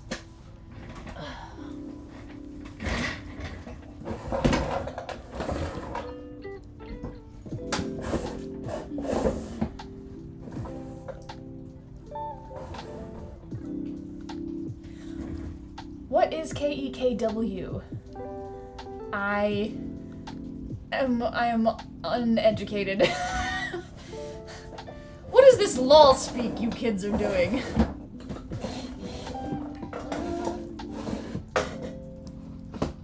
Let's see.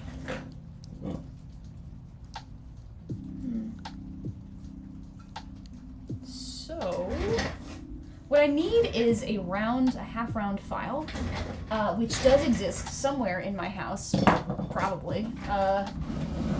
And I don't know that I'm going to be able to locate it right now, so what I may end up doing is improvising with a piece of a curved something or other and a piece of, what do you call it? Sandpaper.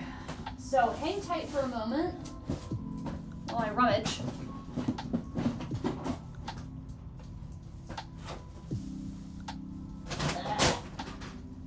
Now we're improvising. Alrighty.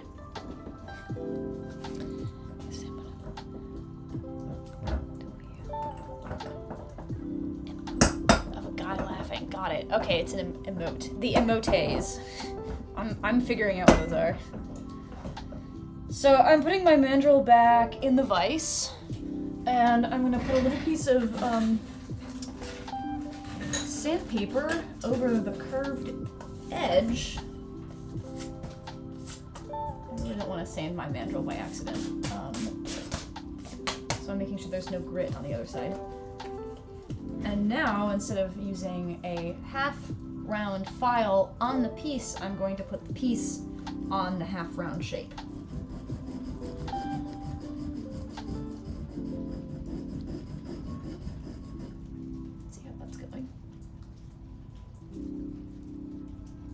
Fabulous. It's going. I might need to get a slightly smaller shape.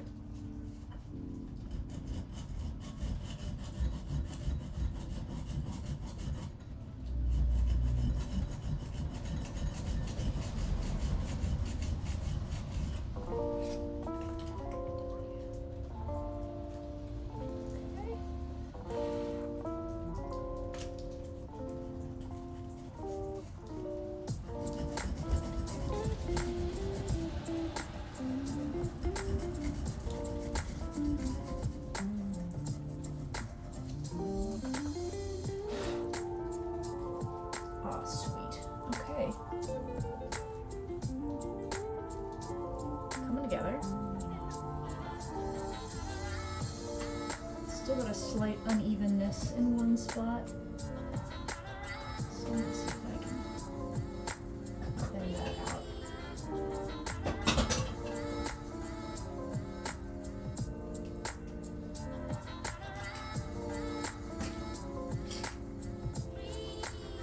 Ah, yes, the piece of metal is just the right size. It's my favorite thing in the world. And I don't have to make a new thing. Beautiful.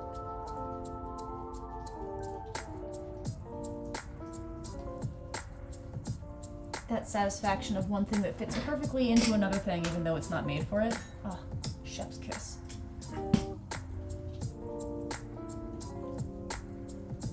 Okay. I don't know if this will look any different to anyone, but what's going on here is this shape. The curve at the bottom is really starting to smooth out. There's still a lot of dents in the sides. I'm going to start going at those pretty soon. But the basic shape of it is coming together. I'm going to smooth out this part of the curve just a little bit.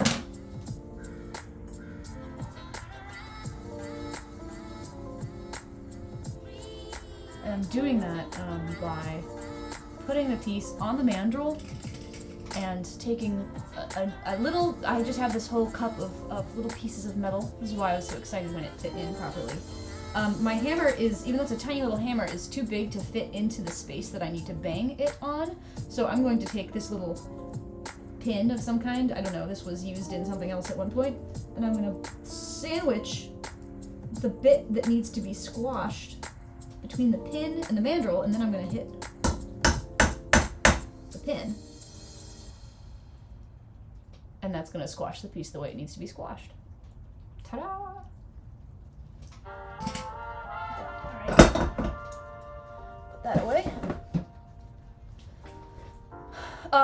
Tien, yes, I do make jewelry. I don't really actively do it because, quite honestly, the amount of work and effort that goes into it, isn't... I do it for friends, really, not for business, because it doesn't really make money, compared to the amount of time and effort and, like, sheer amount of finger injuries that are bound to happen. This is why I watercolor paint instead. I only have to worry about chemical hazards there. But I worked in a metal shop for 7 years, from when I was 16, on and off in between school to shortly after college, when I switched into tech. And I started doing metalwork when I was pretty young, and got apprentices with artists that my mom knew, where the deal was like, clean my shop, or like sweep the shop, and you can hang around and watch what I do, and I'll show you the basics, and it kind of escalated from there. So my principal job was doing metal work, which was often jewelry repair or alteration, but we also did a lot of repair and conservation as well. So I would sometimes work on like private collection pieces, or like ceremonial objects. We had a lot of like chalices and stuff come in, and loved the work, but didn't pay super well, and it was like pretty much a constant health hazard. And my boss was, he was great. I'll go with that. I learned a lot from him, but he was a little unpredictable in many ways. So I love the work. There's something extremely satisfying about getting metal to do the thing that I want it to do. Because you really have to coax it into it. You really have to convince it that it wants to do it. But I don't spend a whole lot of time doing it these days because I'm busy with my other art. Such is life.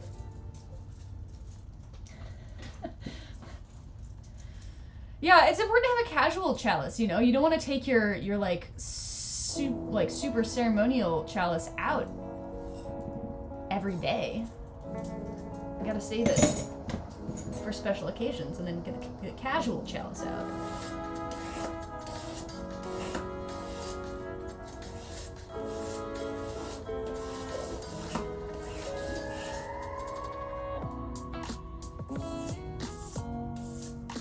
I'm gonna try to get back into the camera view here.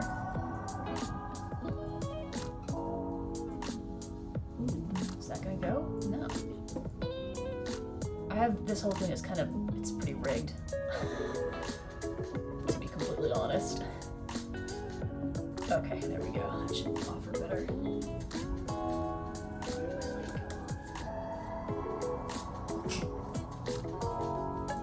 Put my bench pen back in. And then I'm gonna have to shift the camera again.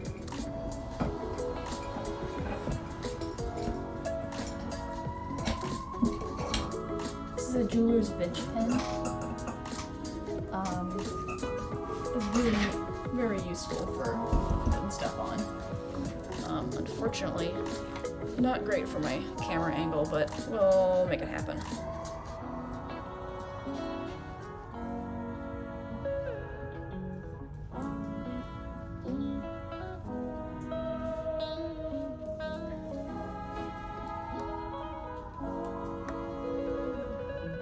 That might be about the best we're gonna get for this one.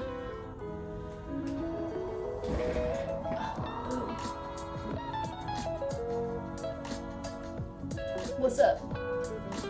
Upside down time. Yeah, there we are. Alrighty.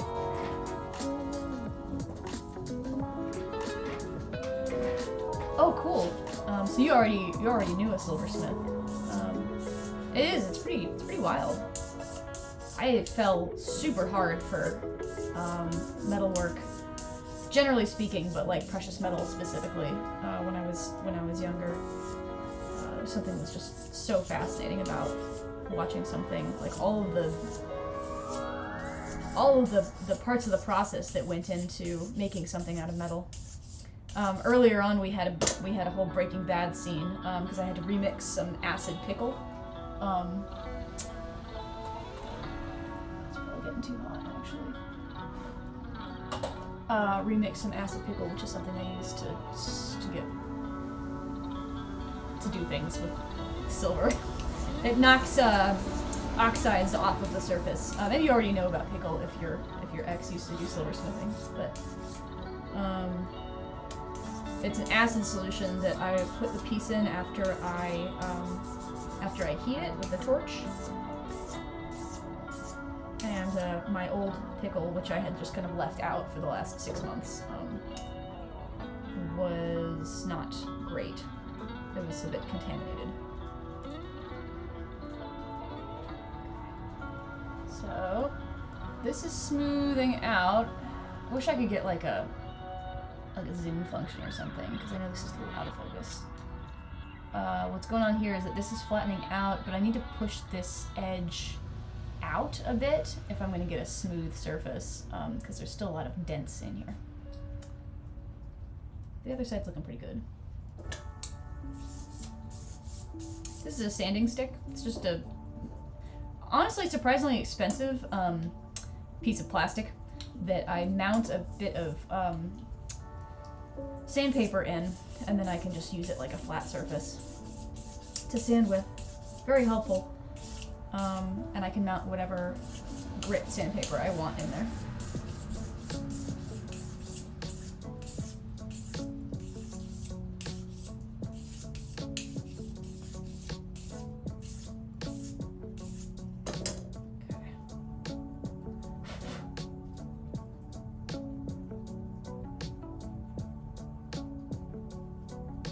Alright, time for a little more smacky smacky.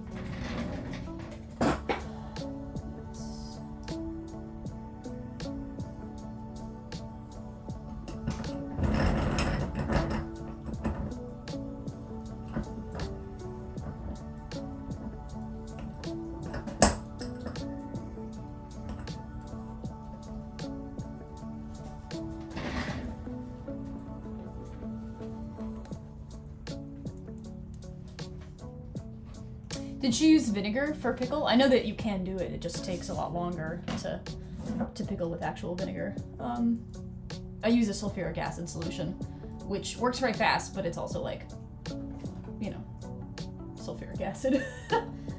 But more of a health hazard.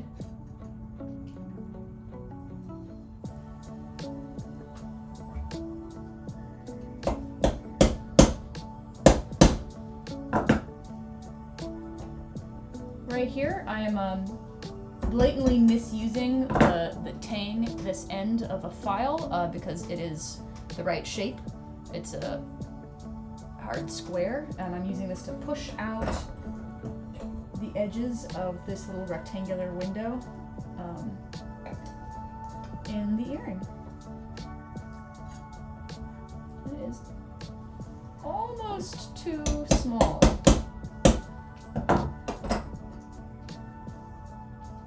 So what this does, if you see it here, is it pushes out these edges, which I need to come out a little bit more.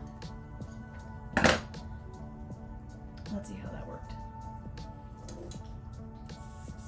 The way I can tell if it worked is if I start hitting the low edges. Oh yeah, there we go.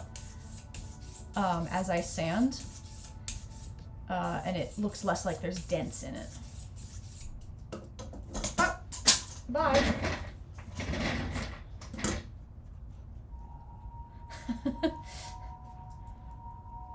Yeah, I appreciate that. It's not misuse, it's a tool, however you use it. Yep, I'll go with that one. We're just being creative here.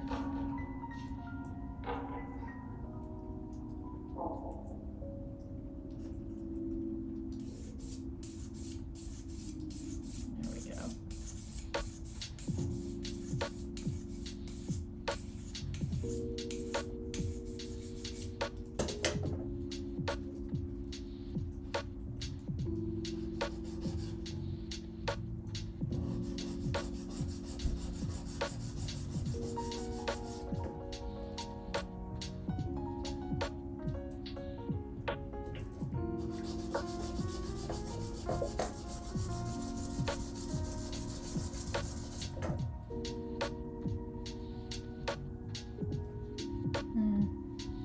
There's still a low point in here.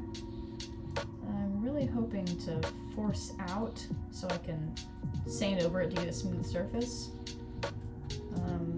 But it's a pretty deep bite in there.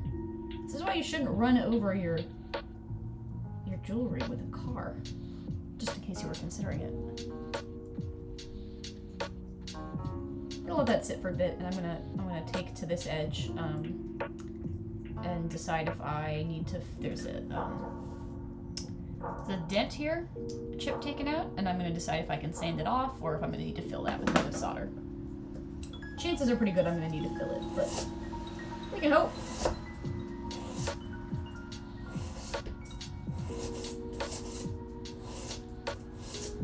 Ooh, you know what? It's coming out. Sort of. I'm trying to keep my standards for this one a little bit low. There's really only so much you can do when something's been run over by a car.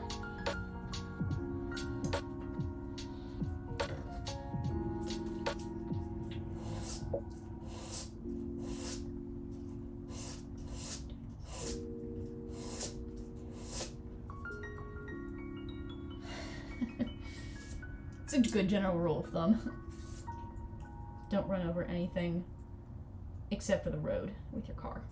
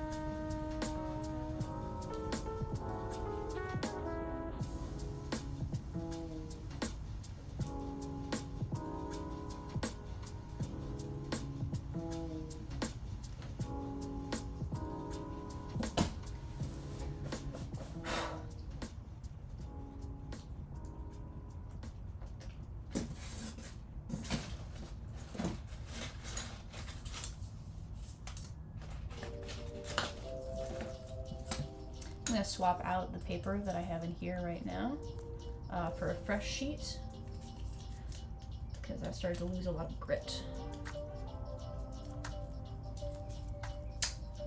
So I unscrew this end, push that up, get this out. A smart person would throw this out, but I like to hoard things, so I'll just put it back in with my pile of other scraps of sandpaper, only to find it later and be like, why the hell didn't I throw this out? This is useless.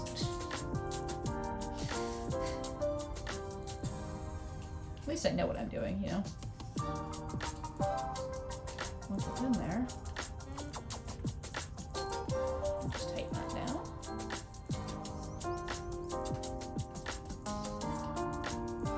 And there we are.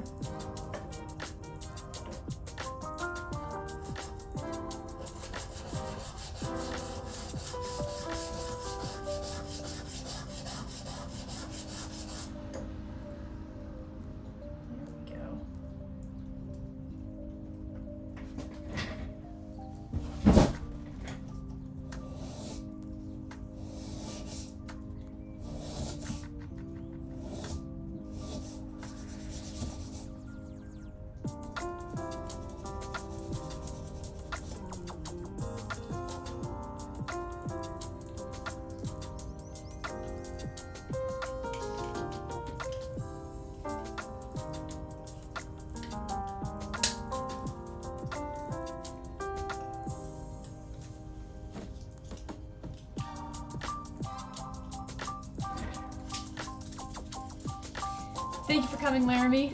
I'll send you some updated pictures of the tiny anvil so you can build your home shrine. Good to have you here.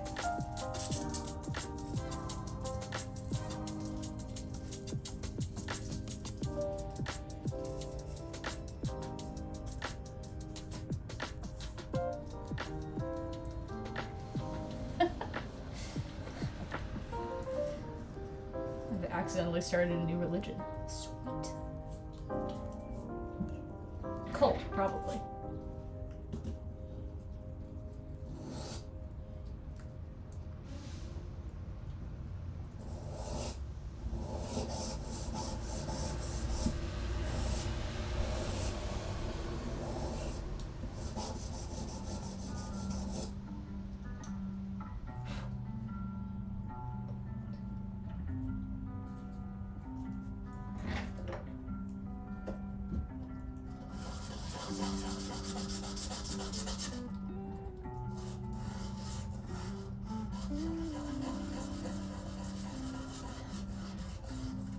Yeah, a tiny anvil would be perfect for a Hephaestus altar, I think.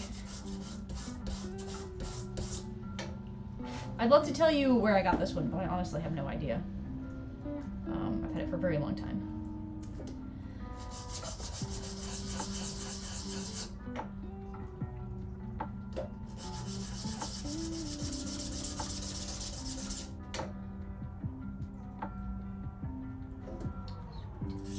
Okay.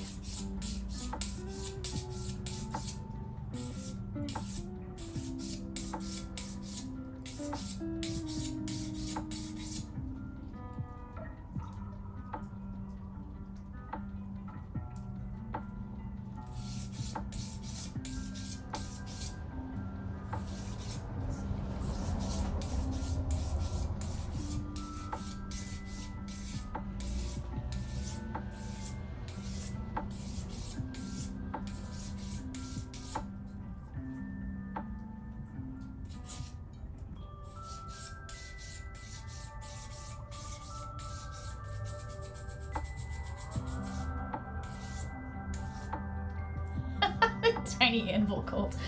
Thank you, Hawk, for everything that you do. For getting this cult off the ground and running.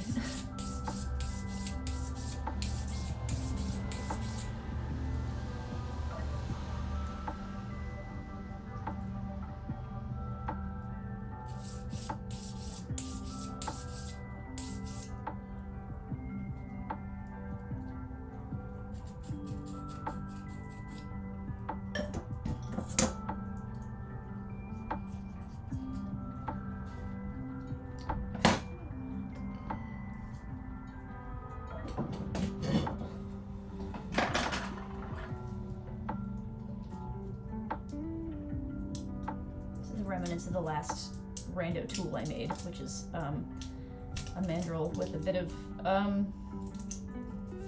sandpaper stuck on the end. Don't know what I used that for.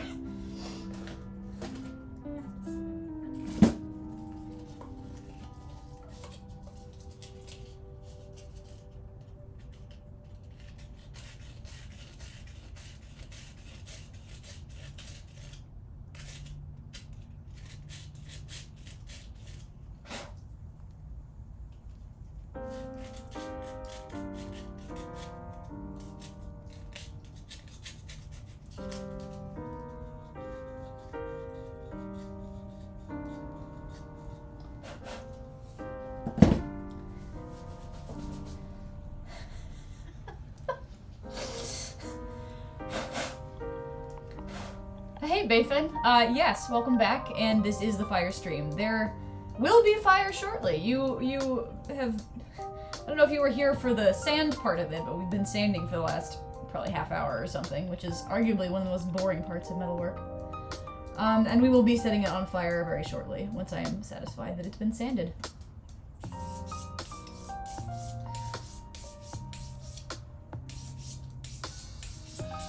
So to catch you up, and anyone else who was not here for the beginning, I'm taking this earring that belonged to my mom, that someone ran over with a car. Maybe my mom, unclear.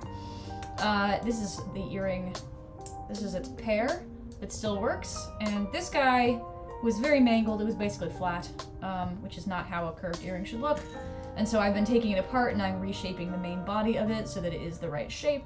And then I'm going to be putting the ear wire and the hinge thingy, maybe, back on it in just a bit. And then we'll continue putting it back together. We'll just see how long it takes. Unclear.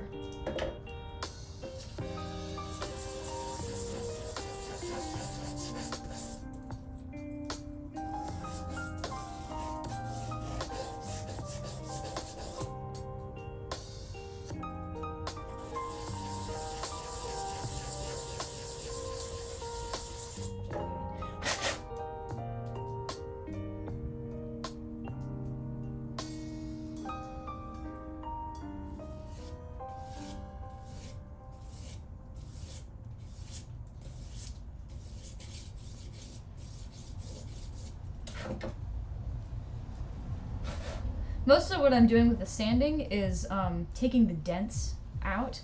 What happens when you run over something on asphalt is little bites get taken out of it by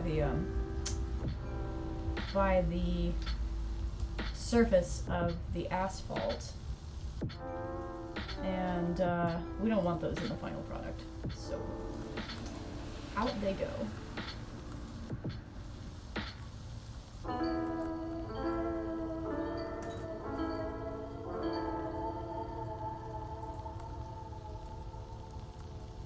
Gonna have to sand down the bit of shell that belongs in there before it fits back in quite right, but it's pretty close. So I'm gonna say it'll be pretty good on this. And what am I at? I'm already at what grade is this? No idea.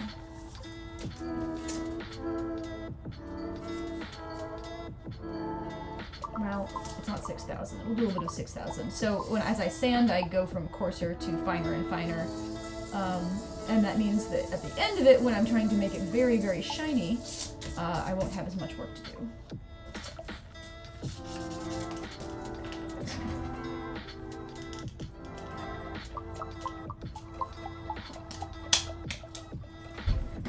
Placing the sanding paper in my sanding stick to use this slightly finer stuff.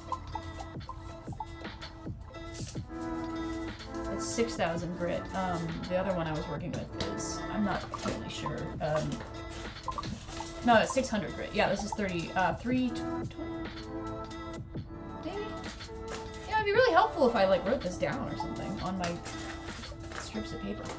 Anyway, I can feel it. It's it's less gritty than the other one. That's all I really need to know.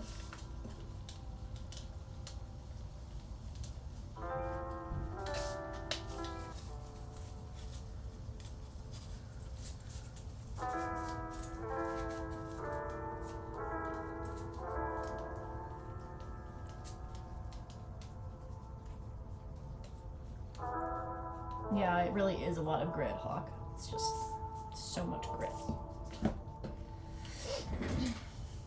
And it's funny because the higher the grit number is, the less gritty it is, the smoother it is. So, like, going from 320 to 600 means we're getting finer.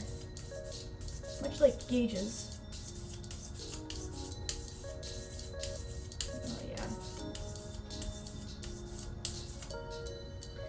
So really, I'm just taking all of the scratches out with slightly smaller scratches, and then I'm doing it again, oops, with even smaller scratches. It's just scratches all the way down.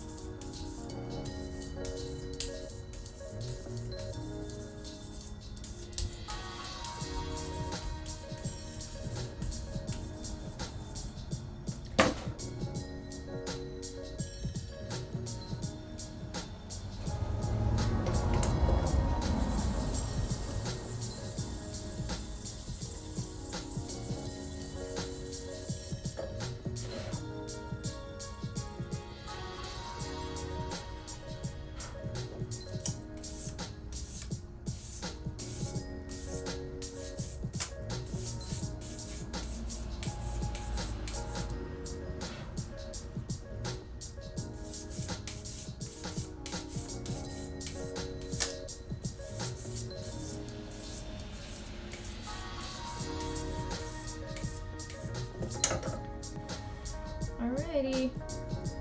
So I'm gonna set this up for soldering. Gotta figure out what pieces are going on what. First, I'm going to put some things away, because I don't do a good job of doing that.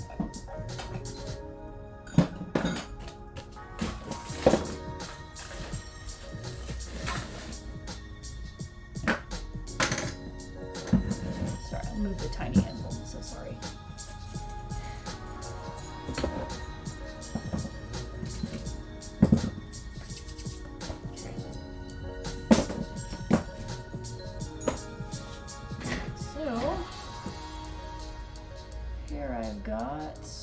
Let's go back down here.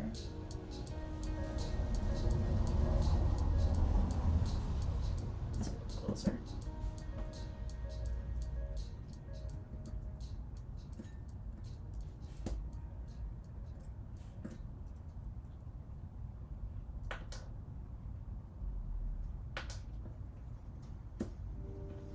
So I'm gonna stick these pieces back on like this.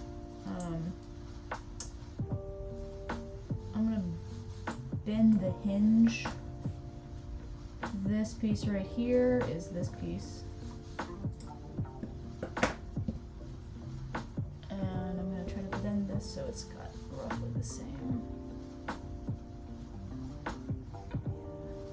shape.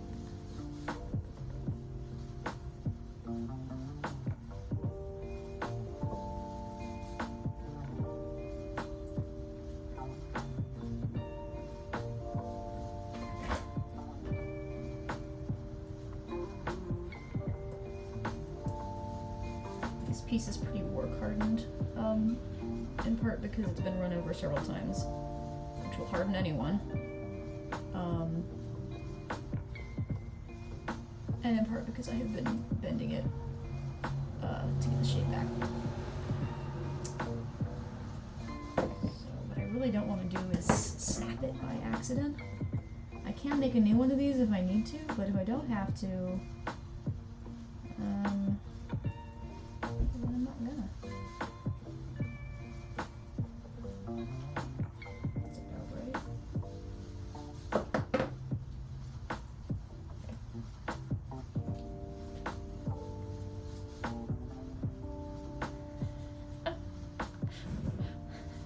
tiny anvil back in the screen.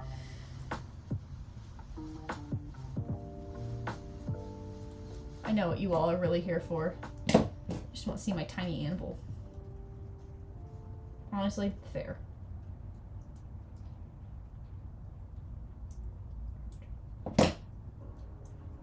Okie dokie. That looks about right. I gotta figure out which end that goes on.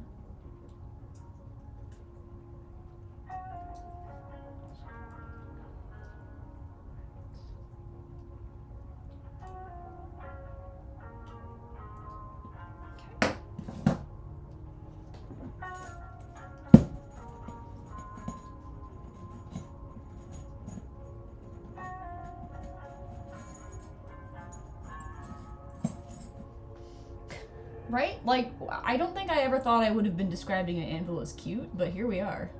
It's a pretty cute anvil.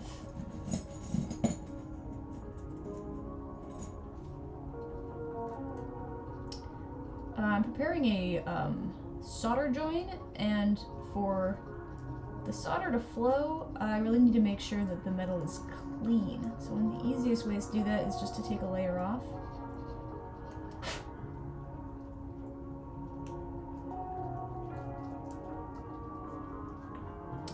So that you are exposing bare metal. Same deal with the piece that I'm attaching it to.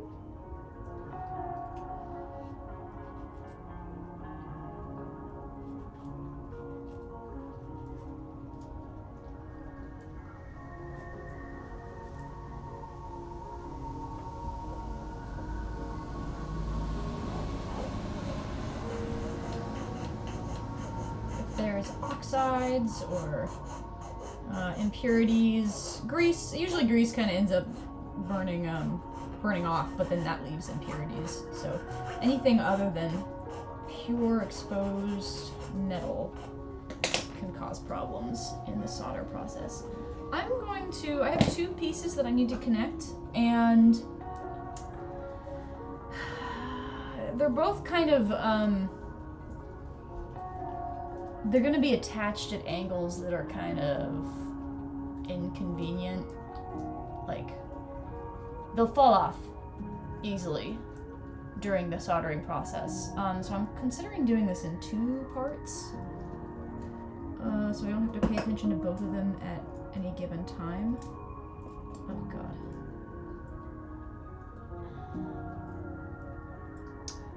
But I'm gonna go ahead and prepare the other joint anyway. Actually, I'm gonna do myself a favor, and what I'm gonna do is I'm gonna drill a little hole in here that stem will fit into. That will mean that I won't have to worry about it falling off while I solder. Hopefully. Let's see how this goes.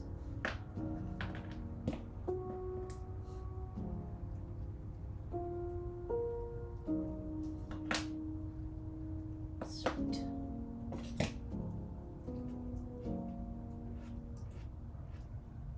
Solder joints only, with silver solder anyway, only work if you have a very, very tight bond. It's a capillary action that pulls the solder into the joint, and so you have to prepare the joint very well, make sure it's totally clean and everything fits together tightly, and there's contact. Otherwise the solder doesn't flow very well, or it's really not a very good solder joint.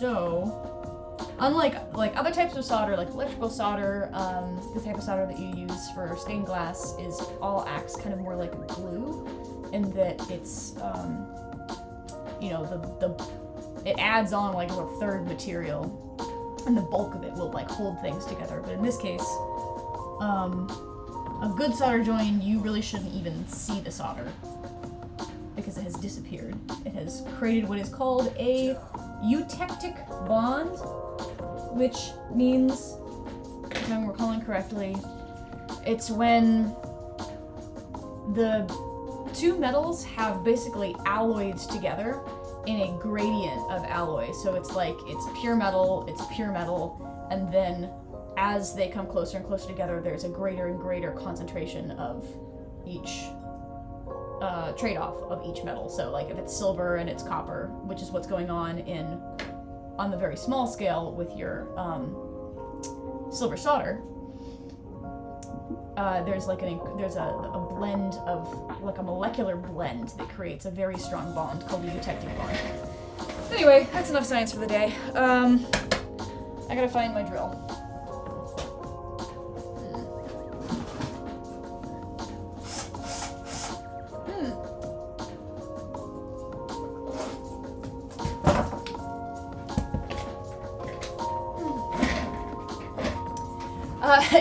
Tien, actually there is a tool called a third hands, which is maybe what you're referring to since you're already kind of familiar with this, but it's like a little thing with tweezers that clamp that you can set up next to your soldering station so that it'll actually hold pieces together. It's very convenient. Okay, usually I would do this with if I had all the tools that I wanted, or if I was at the metal shop that I used to work at, I would have a little hangy thing with basically a tiny drill on the end that you can put things in. It spins fast and it does a whole lot of work for you. I don't have one of those though, so I am going to be using this.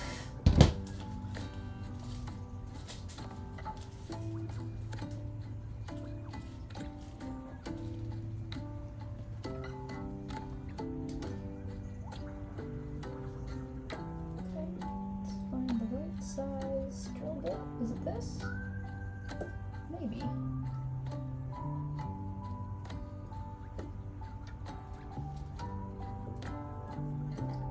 I have a bunch of teeny little itty bitty drill bits in here.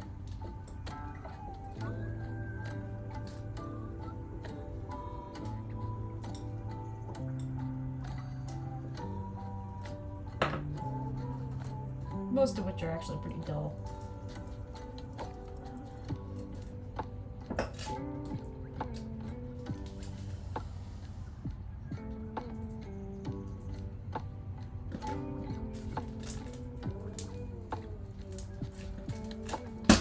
Yes, exactly. It is the drill thingamajig with the flexible thingamajig that holds the spinny thingamajig. Flux shaft is the the technical term, but yeah, it's basically just a series of thingamajigs. You know, a Dremel would be smart, but I'm not smart, so too bad. I keep meaning to like buy a flex shaft, but I never got around to it while I was actually making jewelry, and now I'm not like making money making jewelry. I'm just doing this for fun and as favors. So I can't really justify the expense. Someone wants to buy me a flex shaft, you know, go for it.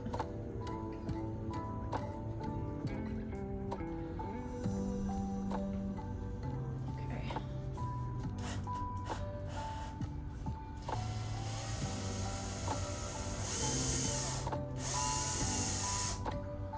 Going the right way? Yeah. Okay. It drills. I'm putting on some Burr Life. Takes the chatter out. Which is a type of drill burr lubricant, basically. Okay. Let's see if I can get this angle right.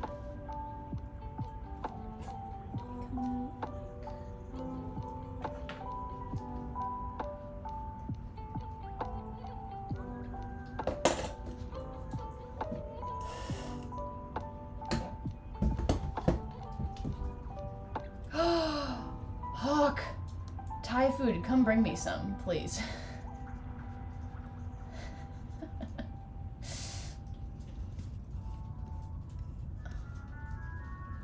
Oh, my title is still watercolor painting? Oh, shit. Shit, man.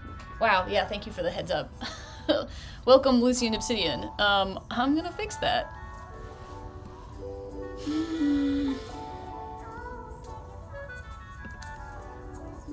Watercolor painting. Ha!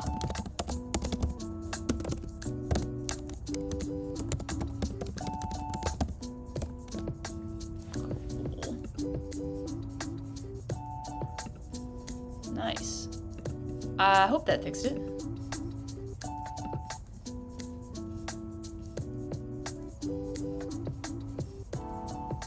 Okay. Let's try this again. Ah, sweet. Thank you. Make sure I get my camera angles right for this.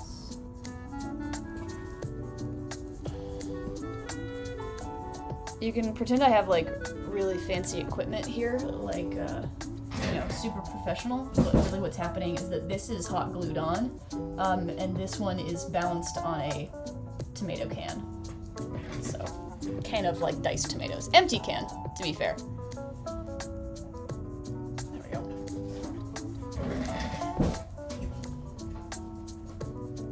Oh, tags. There's tags? Listen, here's the thing. I'm very new to Twitch. I'm learning new things every day. I will look into this tags thing. If you have suggested tags, LMK. Okay, let's get this so you can see it.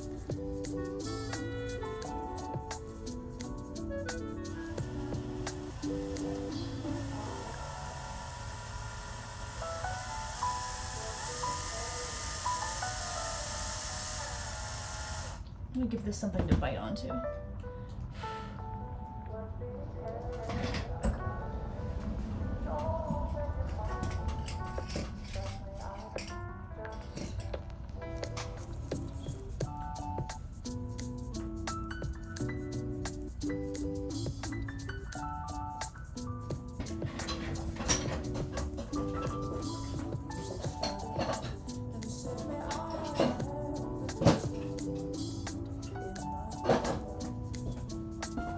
One of the reasons I have a big block of wood right here is because when you make small things, you generally have to change your environment to suit the small things if you want them to stay in place and not go everywhere. So what I'm going to do is I'm going to cut a little chunk out of this wood to give the earring a place to rest while I hammer a tiny little hole in it.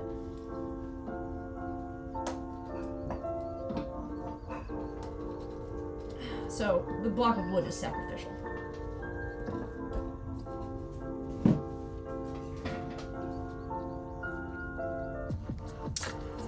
Yeah, is that like a tin? Is that like your offer to mod? Is that like I can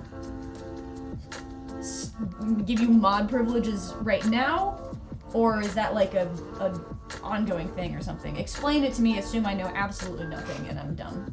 Also assume I have just lost the tool I set down. There we go.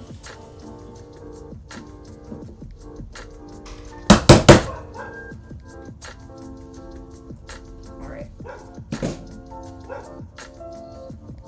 This. Sit it here. Yeah, just like that.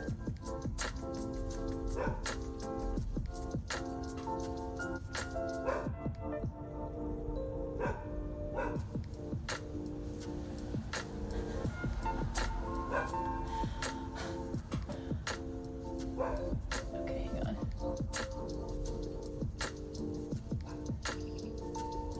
Yeah, we're sacrificing little bits of wood to the tiny animal, exactly. Okay, cool. So I can,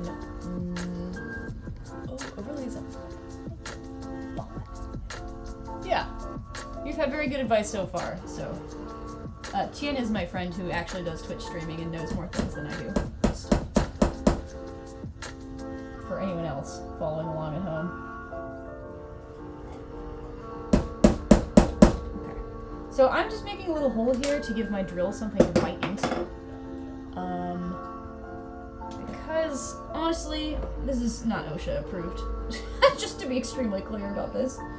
But I kind of have no choice but to drill in the direction of my finger. And I want the drill to catch onto the hole.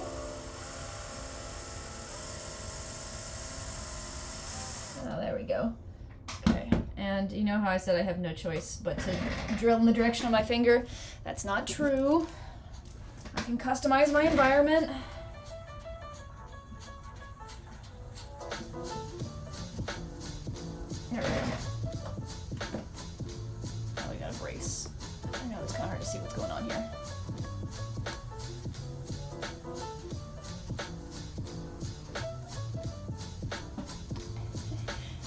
Gangle, will you make the anvil emote? Can I volunteer you for that?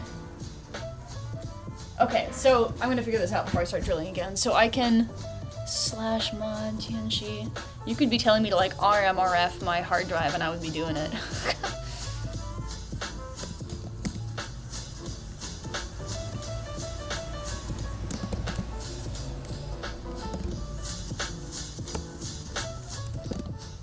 Oh no.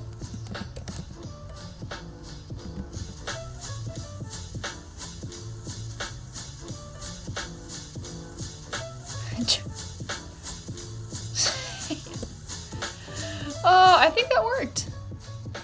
Alright, I trust you, Tian.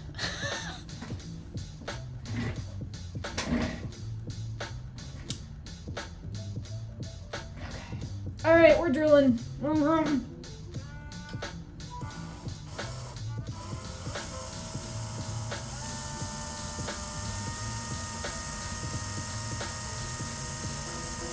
And I don't need to make a deep hole, I just want to make something that this, this little ear wire will stick into, instead of flying off into the dark, like most things seem to.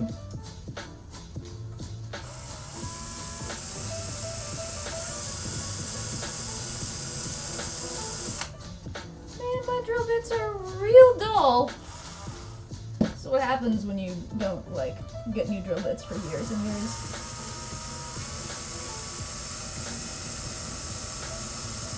Also, this is not exactly the high-speed drill that would do a better job of this.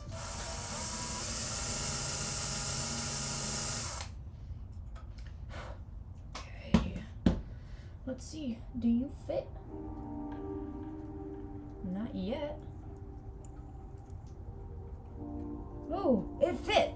It fit real good! Oh, sweet Jesus. Okay, here we go. So, let me demonstrate what just happened. I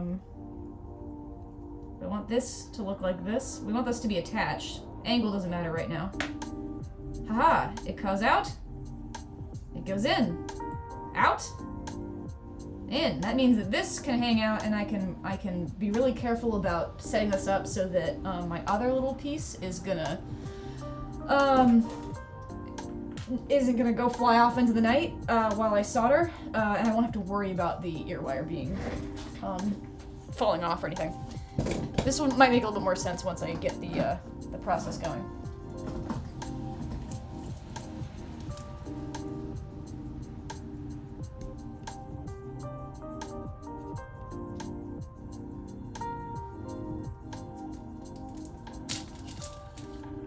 Yeah, honestly, if I get the, like, you know, 4 more followers for affiliate status, it's just because I want Gangle to make me custom goblin emotes and also apparently tiny anvil.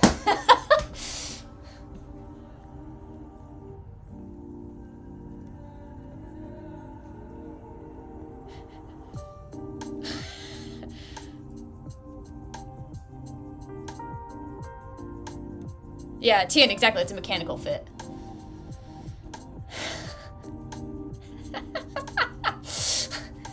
You know, if I had...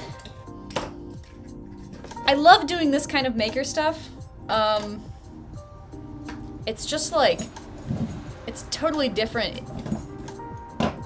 activity than like sitting in my nice warm living room painting with chemicals that will only kill me after years and years and years of slow exposure. As opposed to like, you know, literally setting stuff on fire. But I don't know, could be fun. Maybe I will do more of this on camera. Alright, we are going to,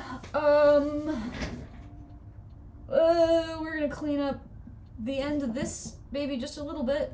Remember how I was saying we need to have a clean metal on metal bond?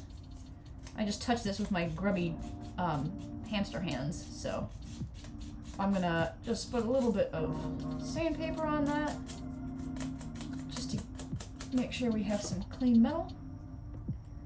And then I'm going to start putting things together for the solder. So let me move you guys over here.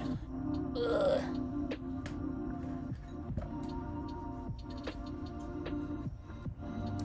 Here is our torch table. The light's not great at the moment, but I'm about to light some actual fire, so it'll be pretty easy to see.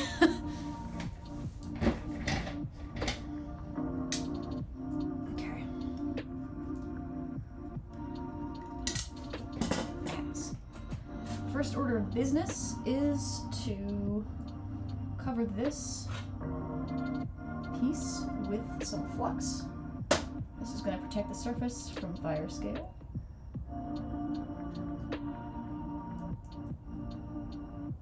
And it's going to help the solder flow.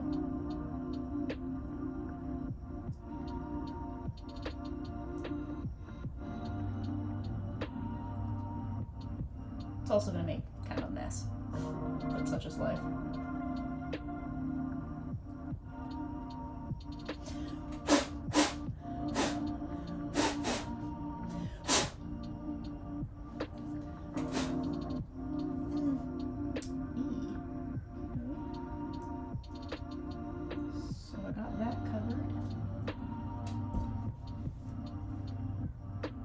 Yeah, Gangle, exactly. We just need to make a cult that has something to do with watercolor painting. Like, you know, that's what they say. Do what you love, and then you'll never work a day in your life. Or make a cult out of what you love, and then, I'm not really sure what happens after that. Unclear.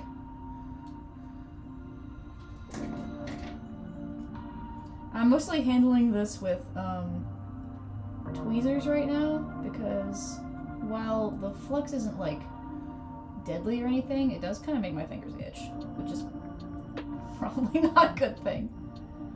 Alright, so I've just totally covered this in flux, and I've jammed this guy in.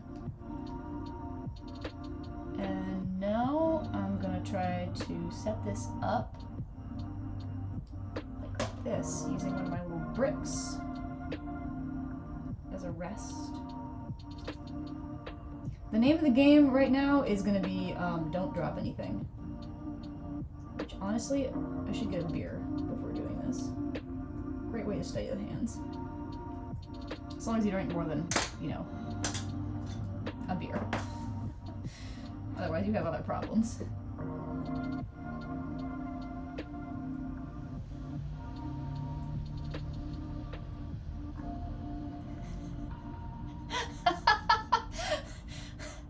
Gangle, your hands are itchy all the time anyway. Do you use, I mean, you use some kind of flux for the glass work, right?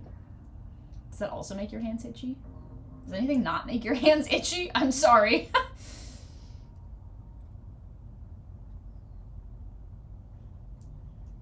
Okay, so what I'm doing here is I'm positioning the piece, this little piece on, but the thing is, I'm not gonna bother too much about where it is at this moment, because as soon as I hit this with a torch, it's going to bubble and trouble and all of that. So I'm gonna first dry off the flux and then balance it on there, and I may have to get probably like a piece of charcoal involved or something to brace it on. Let's see if I can get that off. Okay. Time to light the torch.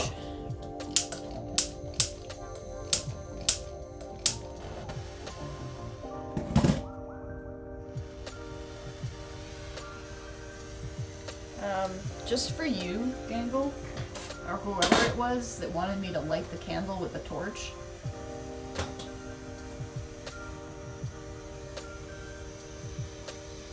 I'm lighting the candle with the torch.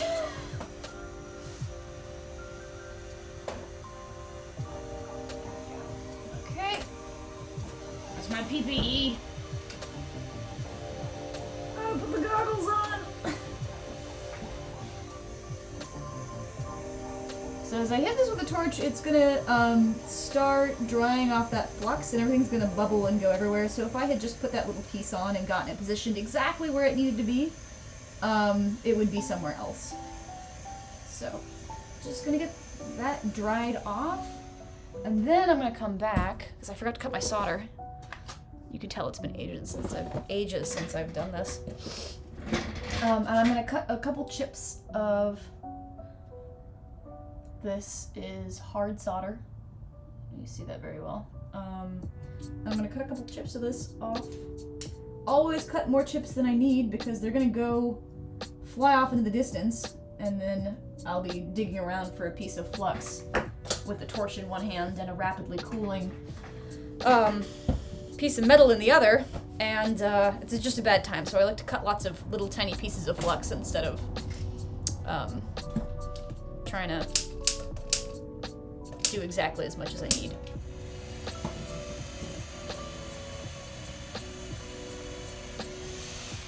Okay. First thing is going to be to turn that down.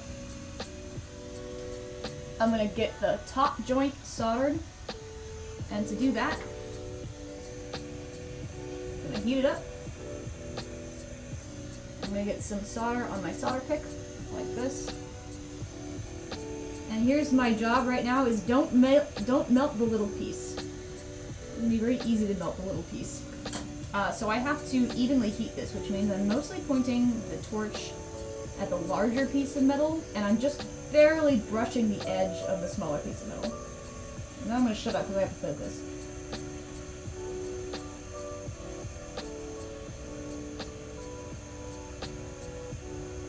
Ooh, getting close.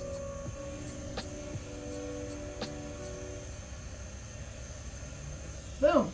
Okay, got that one. Now, I've got to get some solder onto this platform.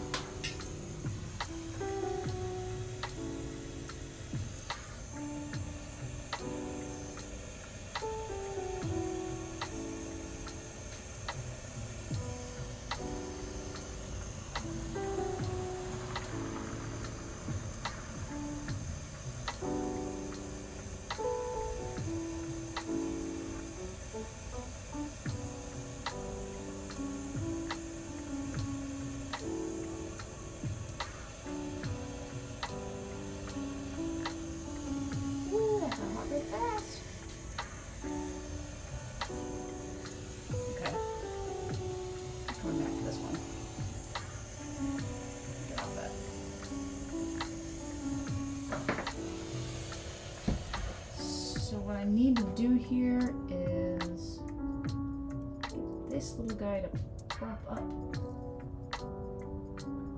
in the right position, and then just hope. Yeah, that's not gonna do it. This might make it really hard to see. Sorry, guys.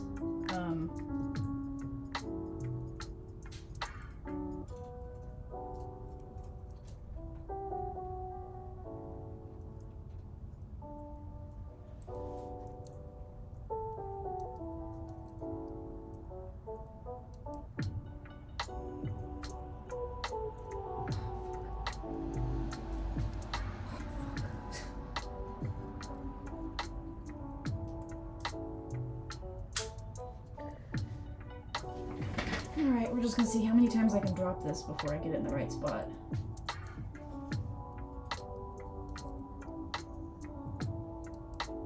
The answer is a lot.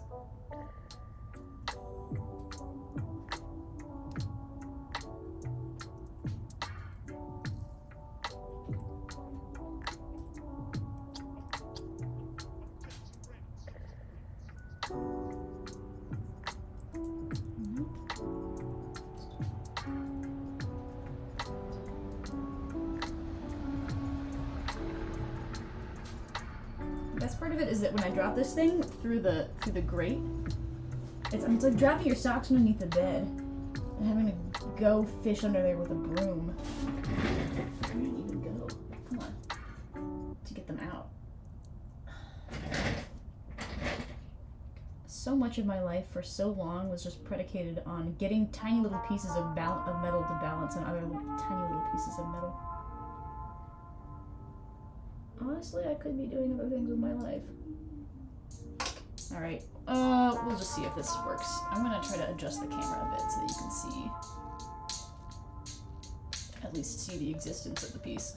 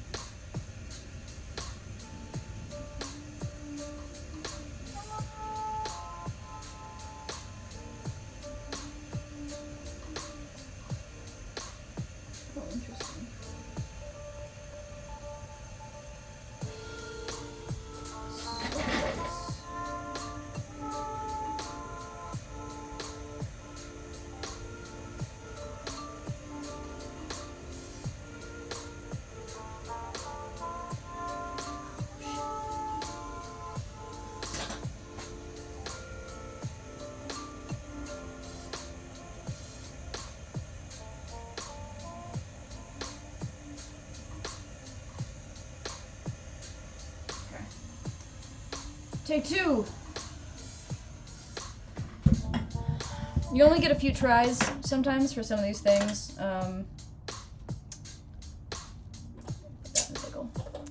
Because the pieces will get... Oh, that's hot.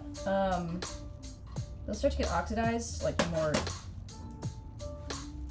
more you brush the torch over them. And as they start to get oxidized and dirty, your chance of making a clean joint starts to go down. So,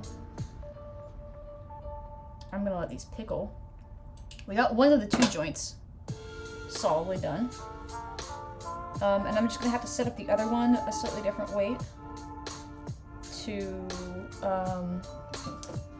before that is gonna solder the way I need it to. Unfortunately, it's like currently soldered to my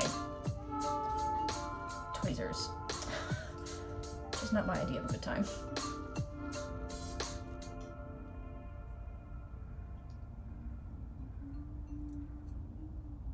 Huh. Cool.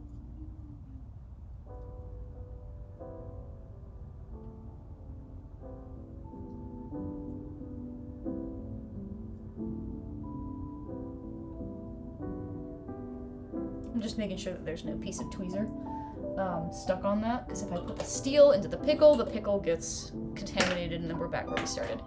So let's get this back. Actually, I'm gonna leave this here for now.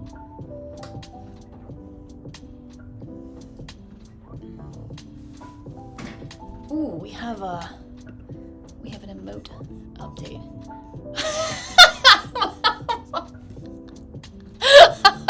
Oh, Hawk, it's perfect. Never have I seen a hammer that looks like it would be saying ooh. Absolutely spectacular. Thank you.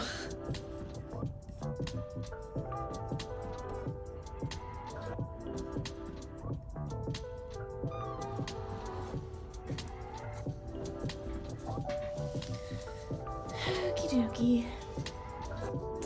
While I wait for that to pickle, I'm going to experiment with how else I might be able to set this up so that the, I don't have to fight so hard with the piece. Really, you want your 2 pieces to, like, kind of rest gently together, so that when the solder flows, it just collapses into place. You want gravity working with you.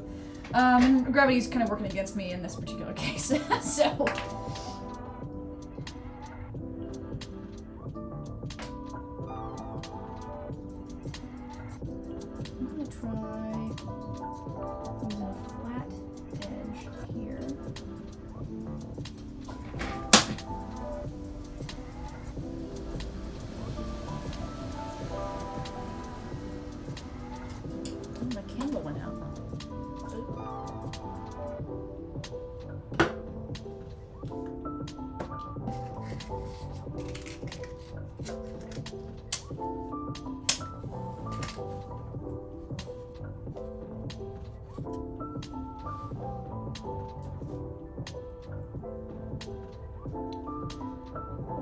tea candle to keep my pickle pot warm.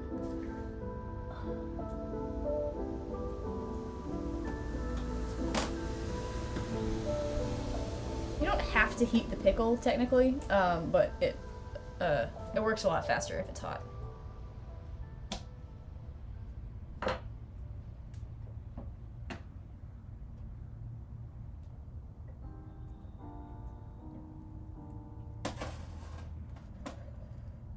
That's this guy.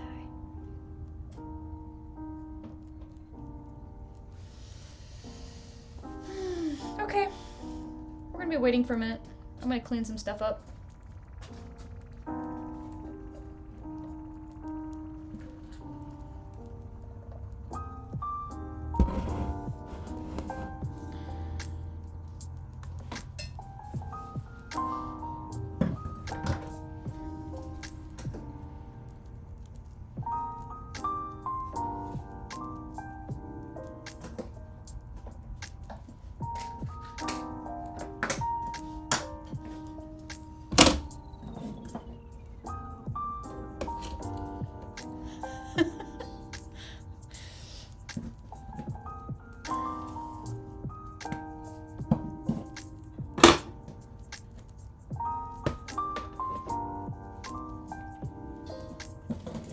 I'm glad to hear that there's free ooh eyes floating out there on the internet. What did you use to hang on a sec. What'd you use to edit the image, Hawk?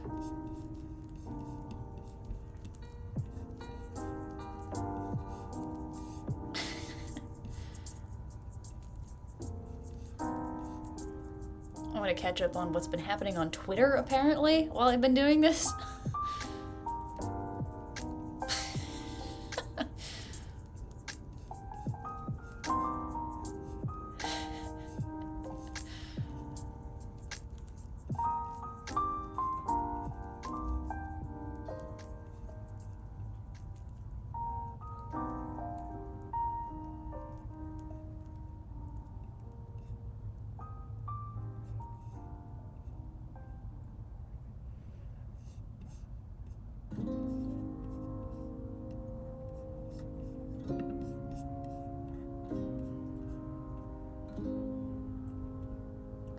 Oh, wow, you paid for those ooh eyes? Amazing. I love it. Honestly, I feel honored. I've heard of Canva. Do you use that to make like marketing stuff? Or what do you use it for? Or is it really just for making like ooh-eyed emotes for your friends? Ah, cool. Thank you for live tweeting my stream. I love this. Yeah,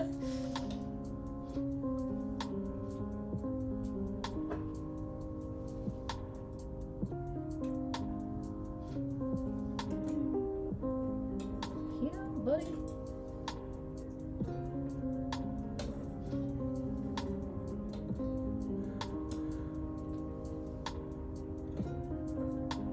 One of my not favorite things in the world is trying to pick a tiny little piece out of the pickle pot with a huge pair of copper tongs when you like can't really even see what's at the bottom of the pickle pot. Oh, you can't even see this anyway. Not a great time. Take that out.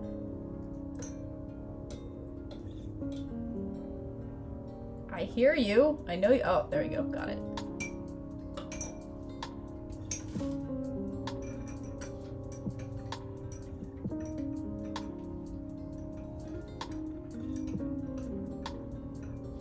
Come to me.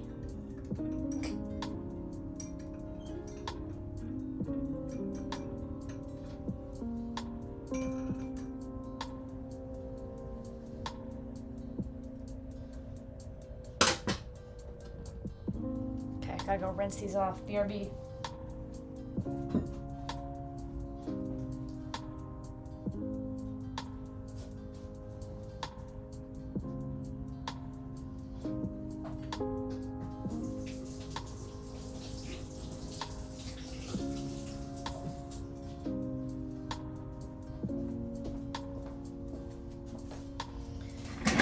Okay, so let's check out this first solder joint. Looks great. Feels solid. Got a little chunk of spare solder on there that I can knock off. I'll need that.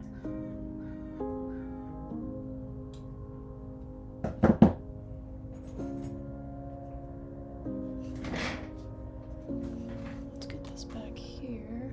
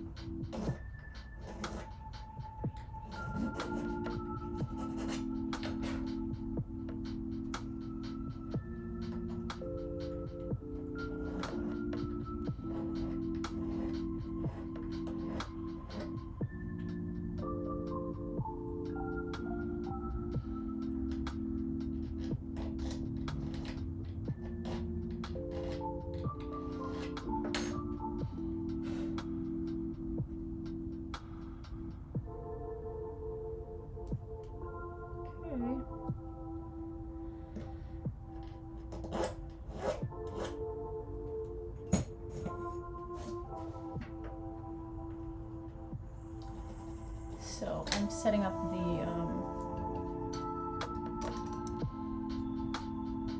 solder seat for this little hinge piece, version 2.0.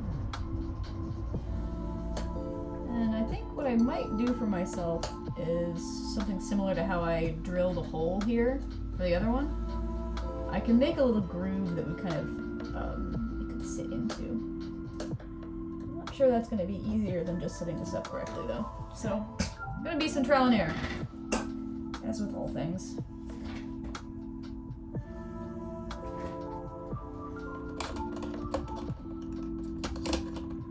Come on, buddy.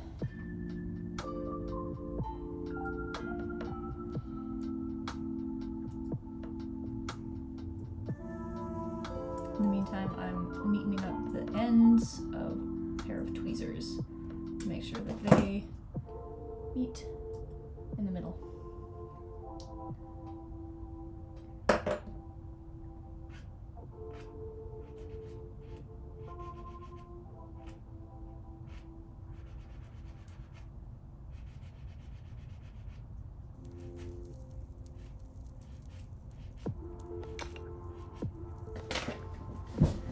Let's see how I can set this up.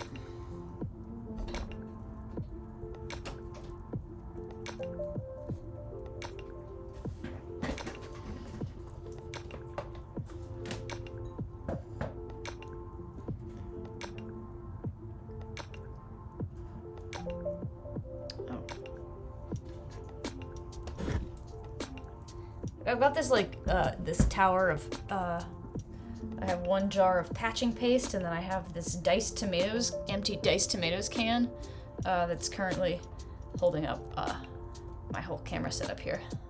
Very professional. Okay.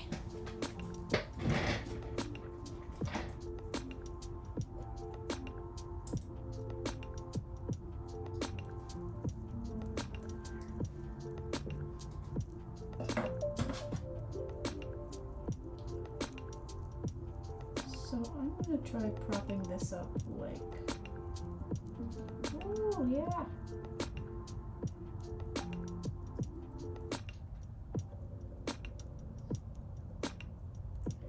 Sometimes people will have a little, basically a little bowl of like pumice stone, which is a really nice way to balance something, to set it up for soldering. I wish I had one of those right now, but I don't.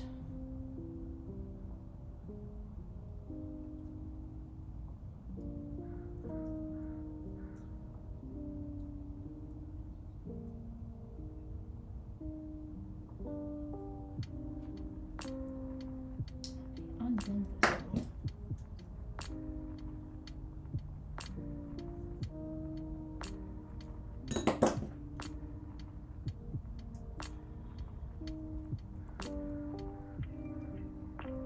Aha. Almost.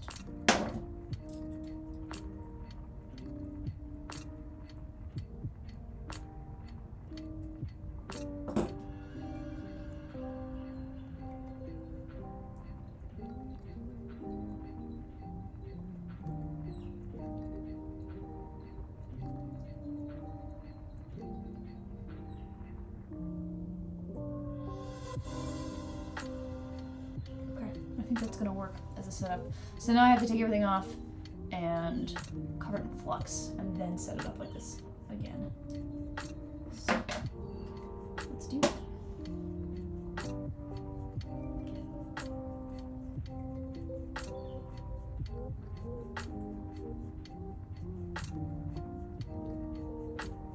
There are other ways to protect sterling silver from fire scale. I used to use just a mix of boric acid and alcohol, and you just spray it on, and it would kind of make a quick covering. It was very easy, but I found that it didn't work 100% of the time, and I got really tired of ending up with fire scale anyway. So now I just use this. You know, it's overkill, maybe. But if I cover the whole thing in flux, even though it's messy, I have found I don't deal with fire scale that often, so it's worth it.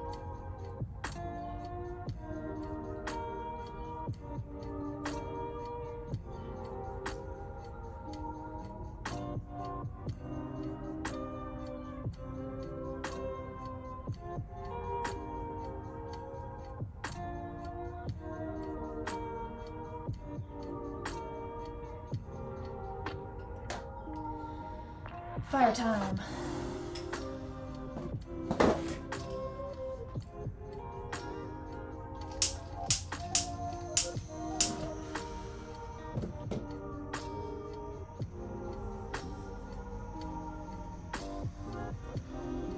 First order of business is to dry out the flux. Sizzle, sizzle.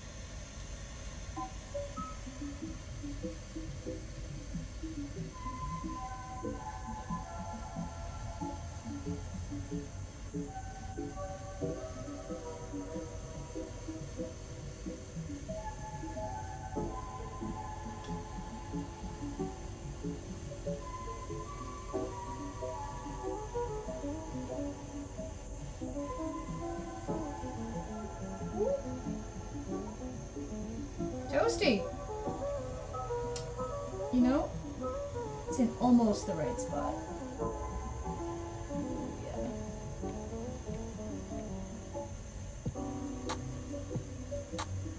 Ha, okay.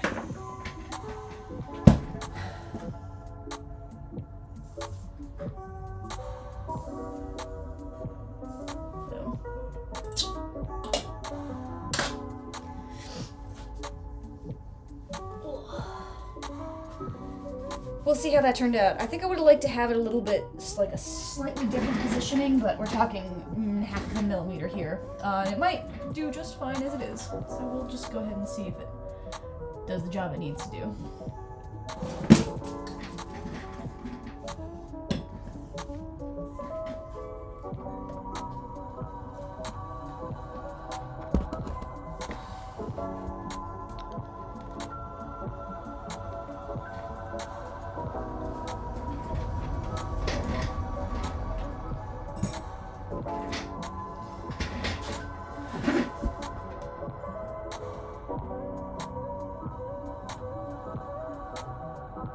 Oh, good news is it's attached. Love that for me.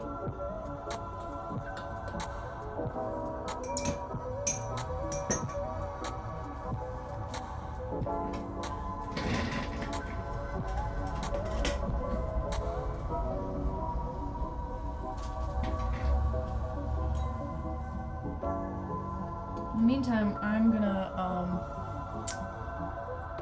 see if I can get this other. I want to call it a stone. It's not. It's a piece of shell, but it's basically, you know, it's doing the work of a gemstone here. I'm gonna get this out. There we go. Man, whatever was used to hold that in didn't do its job. I'm gonna try to clean this out a little bit.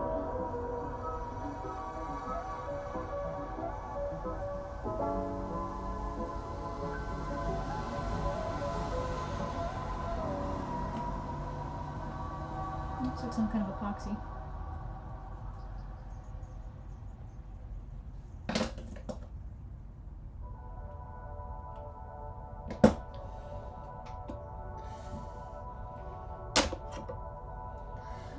Okay, we like tiny things, right? Here's the tiniest little clippers.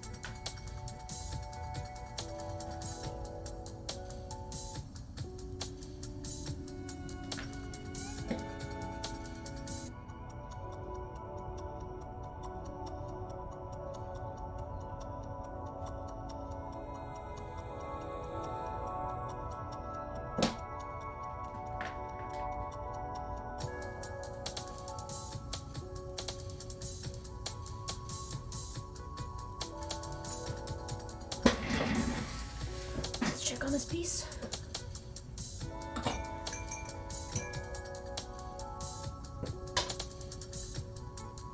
Needs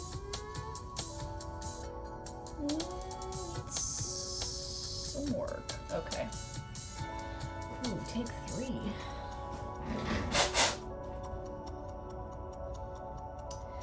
So, I really need to prep the seat of this better. I think some of what's going on is that there was the type of solder that was used to connect this previously is an unknown, it's unknown. I don't know what it was exactly. And it may be, I'm getting some flaking here, and it may be disrupting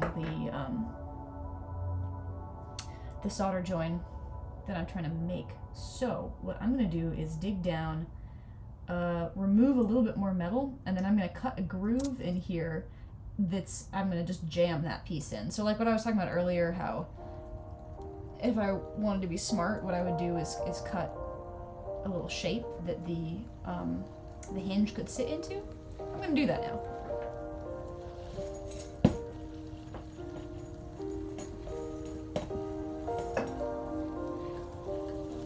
At least it's not lead solder.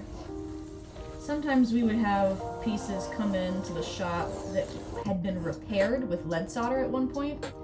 And if a silver piece has been repaired with lead solder at any point, you have to cut out all of the metal. And some of it's like cutting out a cancer. You have to cut out all of the metal and all of the, like, you know, a couple millimeters in every direction outside the piece. This is funny, Gideon, you're asking me if it's easier to talk while doing painting or with this kind of work. Neither. Absolutely neither. I can barely speak English when I'm not doing something with my hands. I think it's probably easier to talk when painting just because I've practiced it a little bit more. I'm definitely struggling to keep focus. So, like, I was telling you something. Oh, about lead solder. You have to cut lead solder out of silver pieces. Otherwise, as soon as you heat it up, it will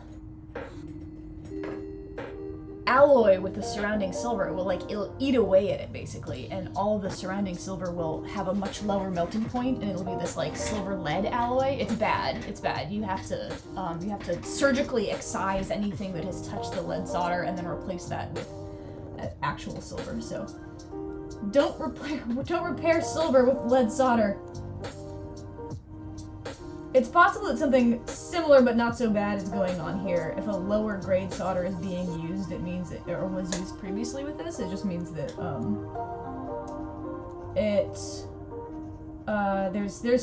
there's an alloy and some alloy behavior going on that I don't know what it is exactly.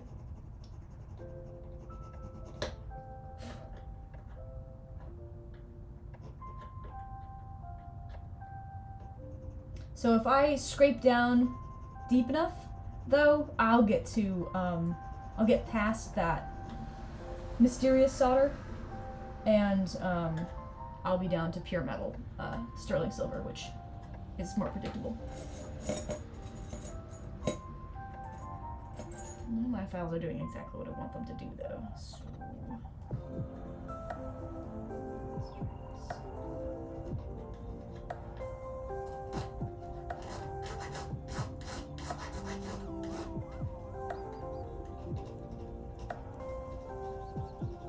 This is when a flex shaft or Dremel would really come in handy, because I could just cut a groove in there instead of having to, like,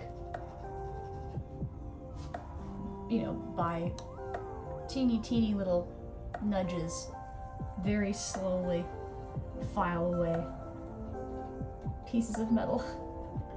It's not ideal.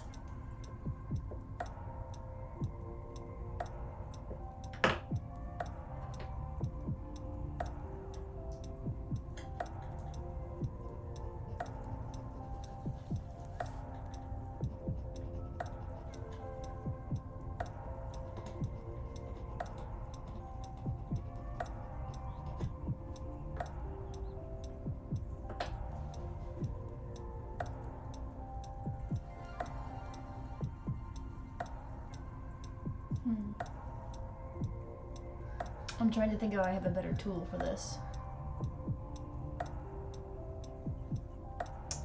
And the answer is almost certainly.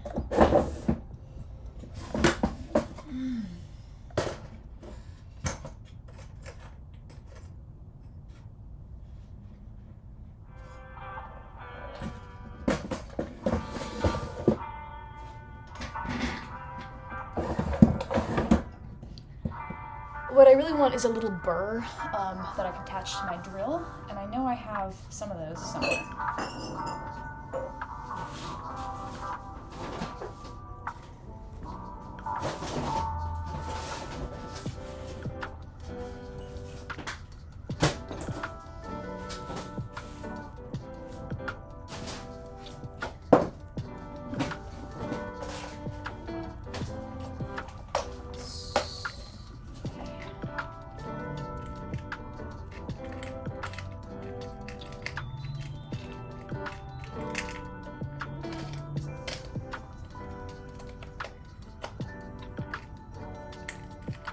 polishing wheels. That's nice.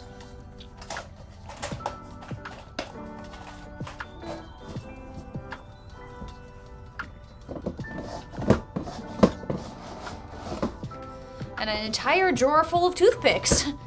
Wow! Sure glad I have that.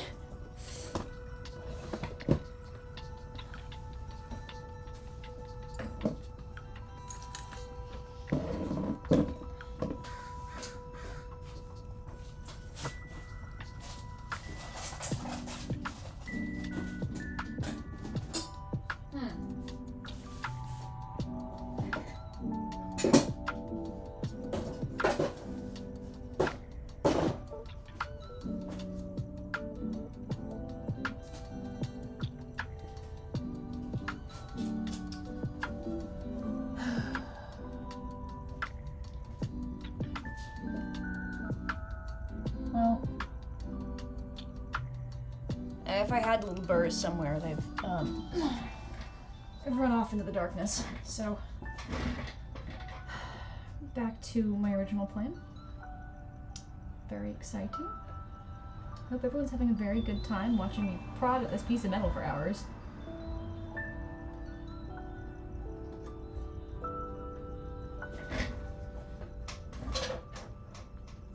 Gonna use my little cradle here that I created to help keep this steady.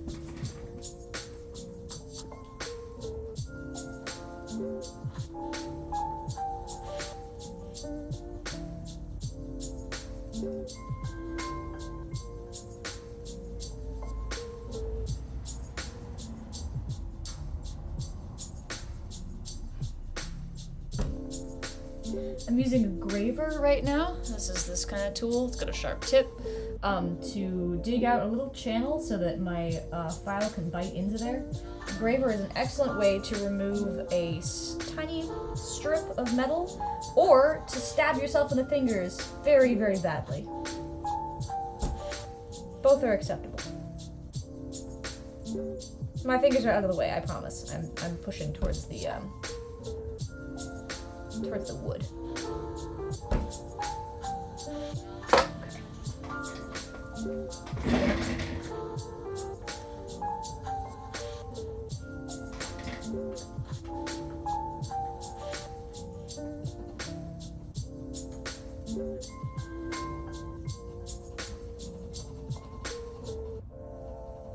There we go.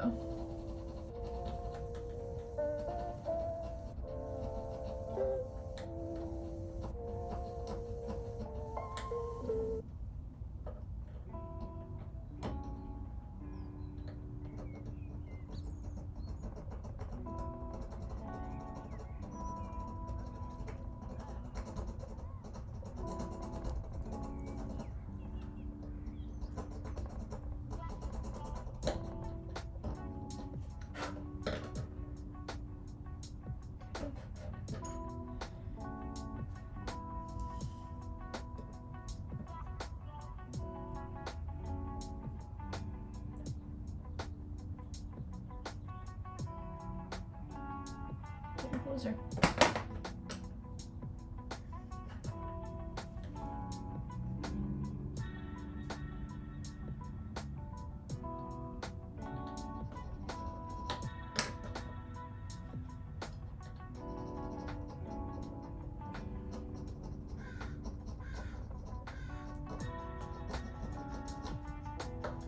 angle of access I have to cut this little channel is bad. It's pretty limited. I'm effectively just prodding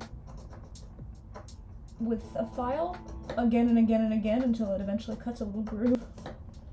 This is the really, really exciting part of doing metal work. It's hour 3, and you're still trying to get something lined up.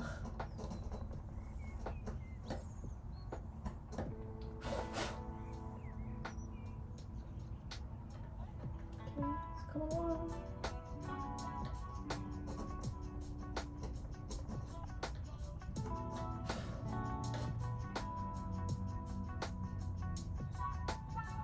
I really want a cutting disc right now.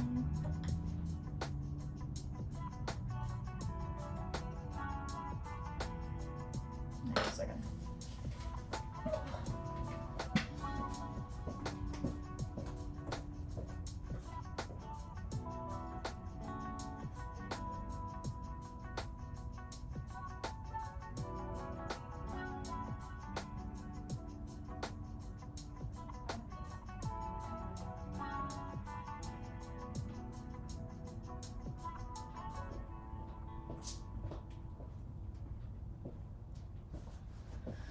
Okay.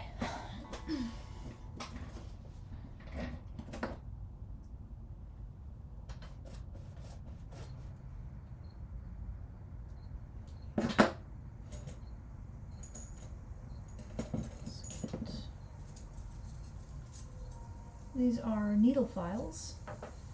That is a collection of tiny, tiny files, and they're very, very useful for when you need to make a tiny, tiny hole.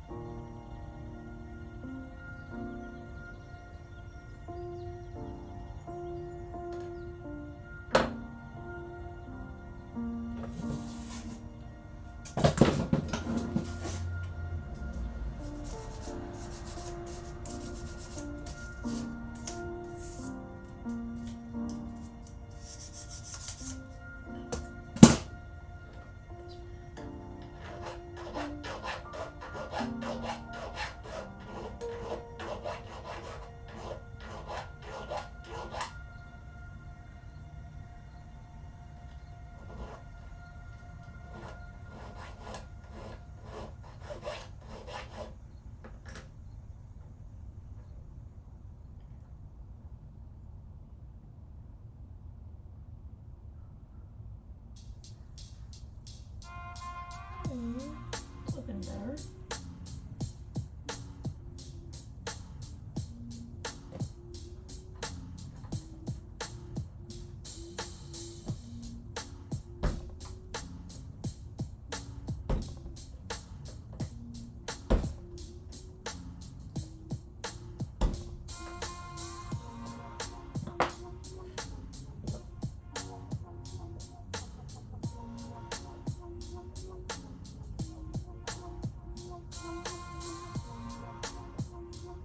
I'm not quite getting the tight fit that I want, but I think that this is going to improve the situation a bit.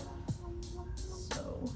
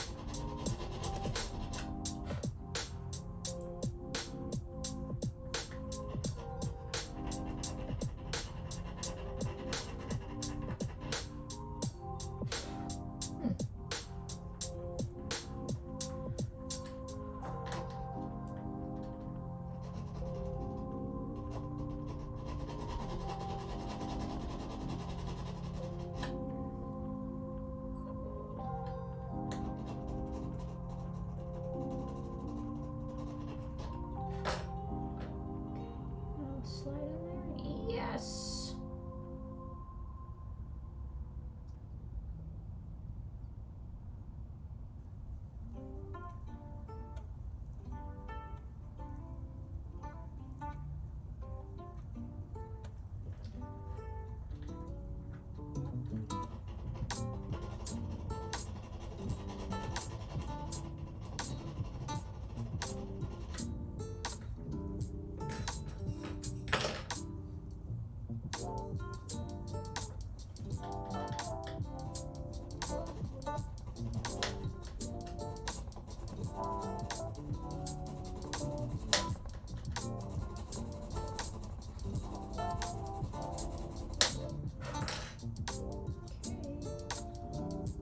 I'm getting closer.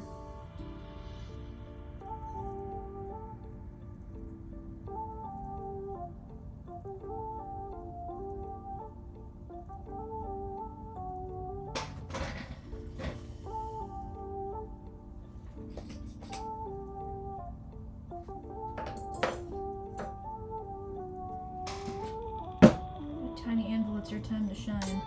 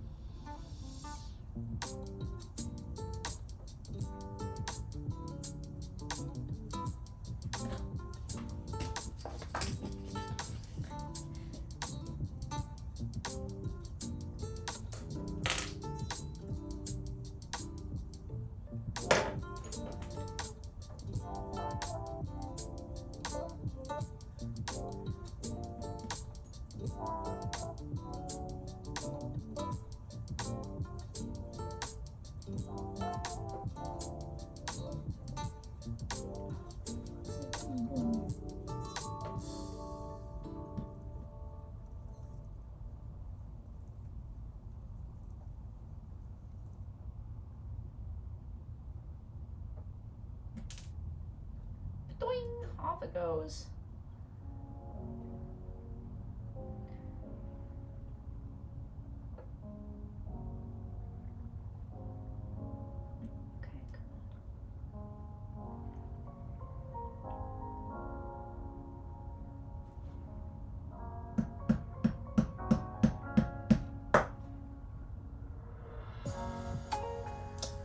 Okay, I have a groove and channel cut so that this tab goes into tab A, slot B, etc., etc. We all know how this works.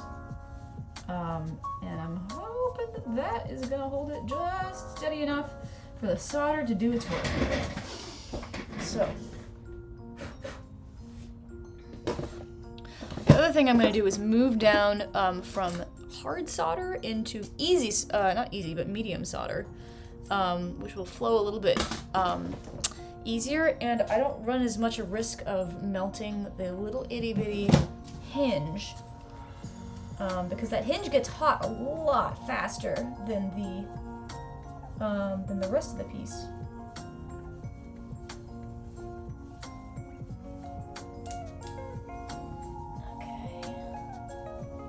Some little medium solder chips laid out. I'll move the camera in just a moment. Fire's about to happen. Just a heads up. Move my tomato can tower over here. Vroom, vroom.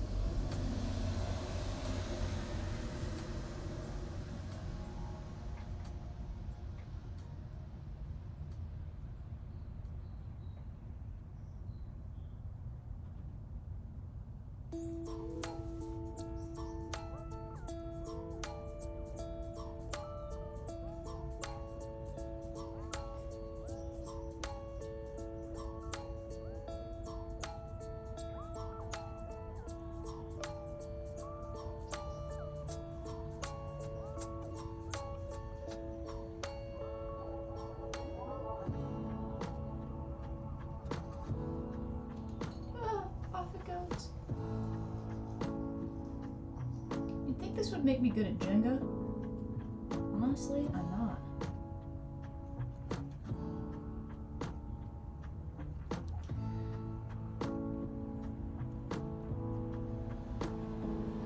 I was really good at microsurgery though, for some reason.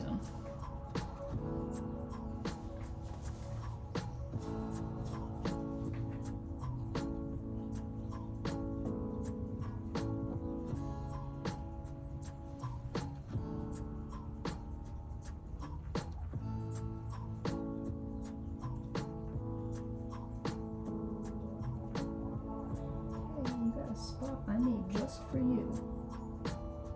Sit in it.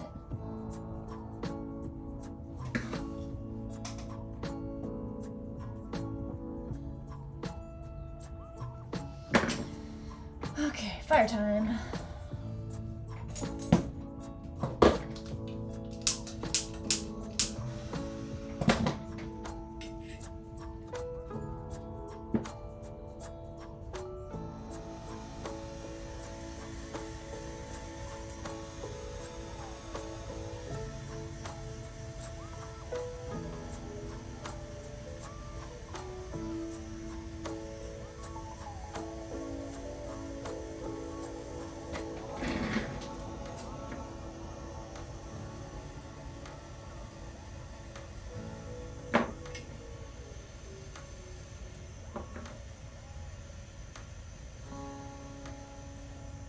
Fire the solder gods.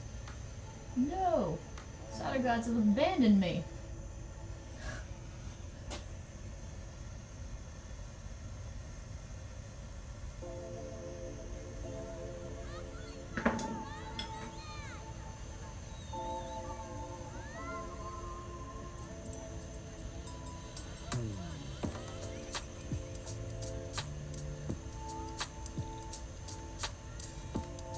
Boom. I think we got it.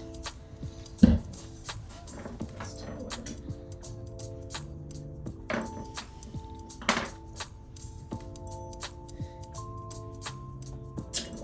Woohoo.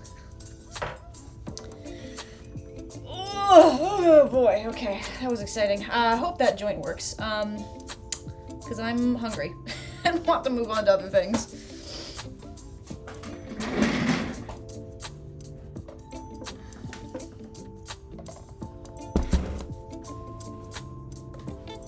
Cool. Okay. So while that is pickling in the pickle, I'm gonna keep cleaning up this. The little shell pieces, the abalone chips that are set into these earrings. Oh, get this bench pen off.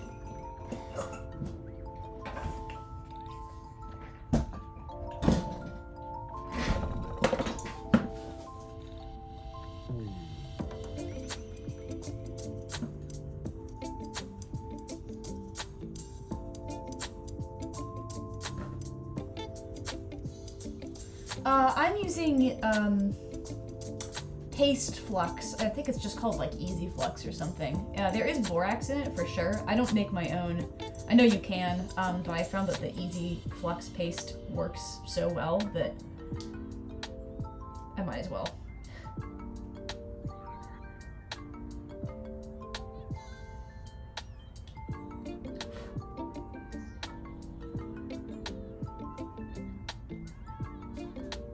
I'm just trying to chip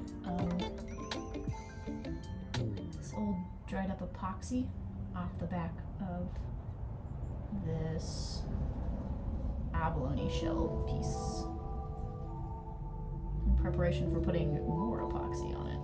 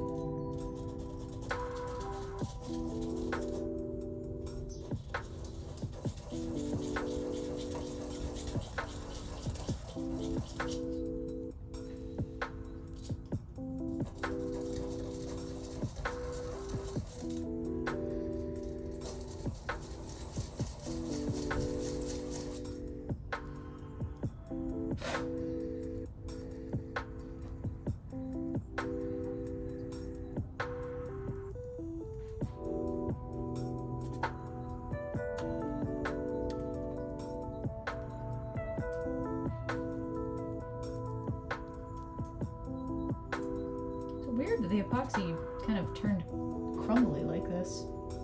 I don't know what would cause that.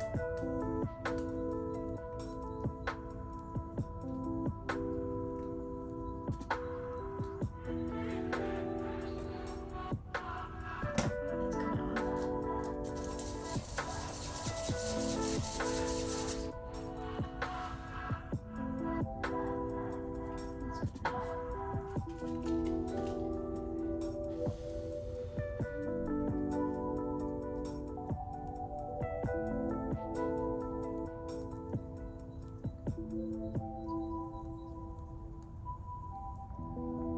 So we're gonna reset this one in the functional earring, or the earring that's still in one piece.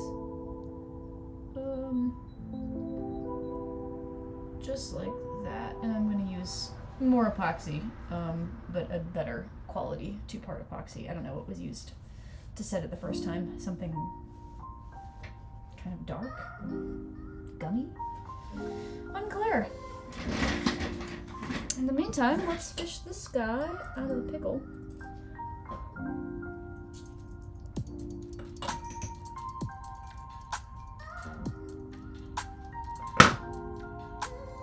Yay, it's attached. It's even attached when I poke at it. That's great. Okay.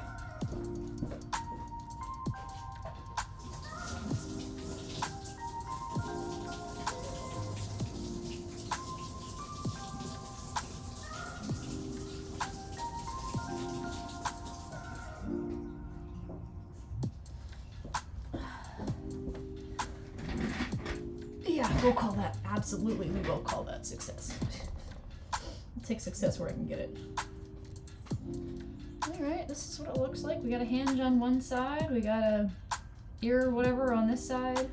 I'm gonna clean up a couple spots that have some solder on them, which shouldn't.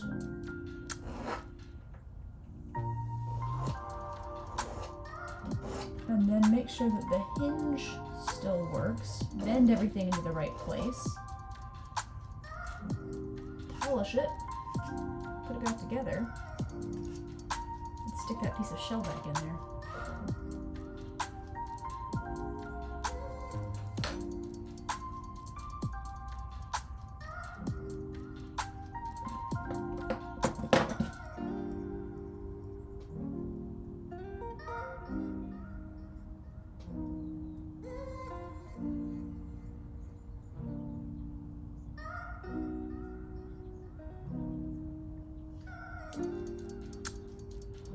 Actually reflow this. It's attached great on one side and not so well on the other.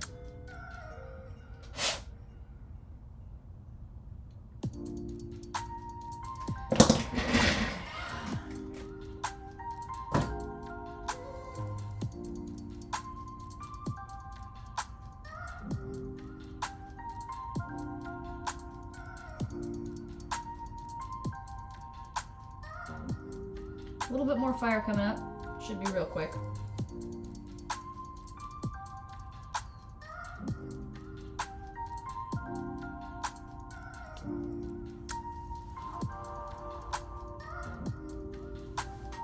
I'm actually just gonna tilt the camera this way.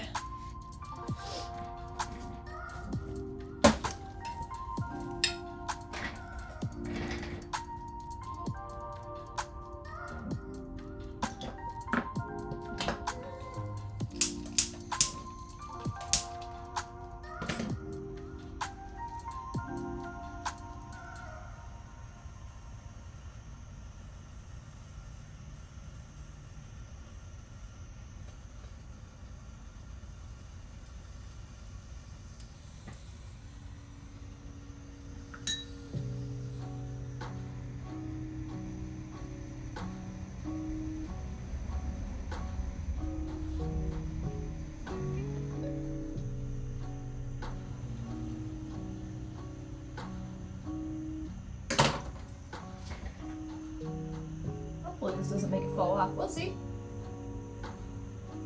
Famous last words.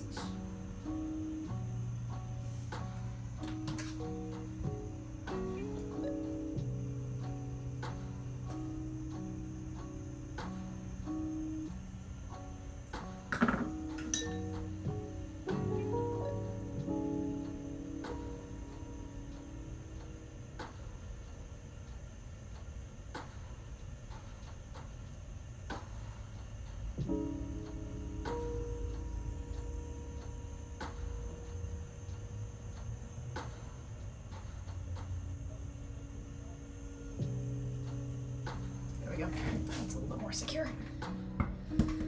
Wow, what a pain in the ass hinge.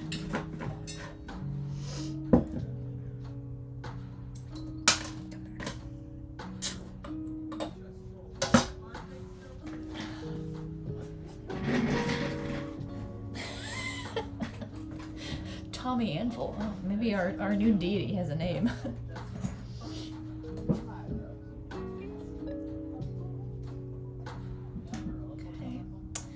Well, while I'm waiting for this, I'm going to mix up a little bit of epoxy and pop this bad boy back in. Good thing I have an entire drawer full of toothpicks, because we need toothpicks now. Let me move this back here.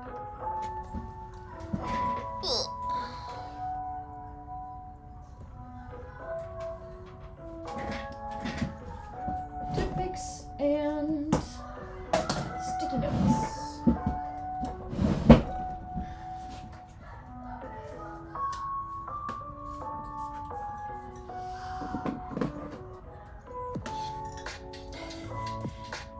Yeah, for the after party, we're gonna burn some toothpicks.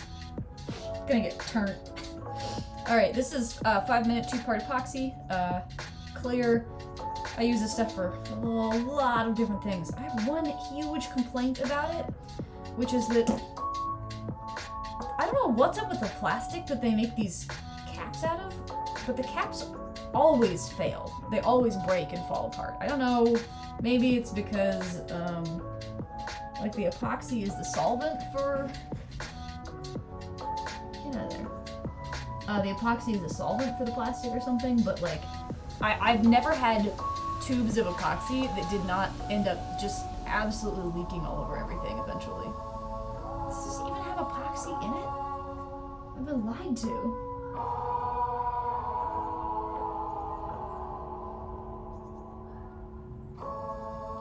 With 2-part epoxy, you put the equal amounts of hardener and resin next to each other, and then you mix them up. And then you work pretty quick. Within 5 minutes in this case. I eyeball the amounts. Unless you're working with larger amounts where it makes sense to actually measure them out, like weigh it. I found that eyeballing does the job. Wow, this is like a fucking bag of chips. I'm having to squeeze so much air out of this tube. You know, 20% chip, 80% packaging, air. Ugh. Ooh.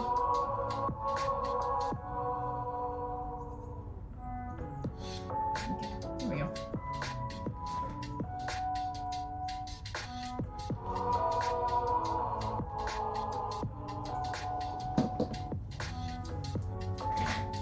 So I take a look at this, I eyeball it, it looks like I got a little bit more on this side, so I'm gonna just take a droplet off. Put that over here. And remember that this is, this is my resin, the black one. Okay, I'm gonna mix these two together.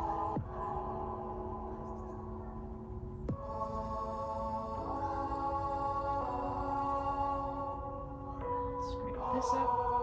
Move it to a new spot, because there's unmixed epoxy there. Really try to get everything blended together.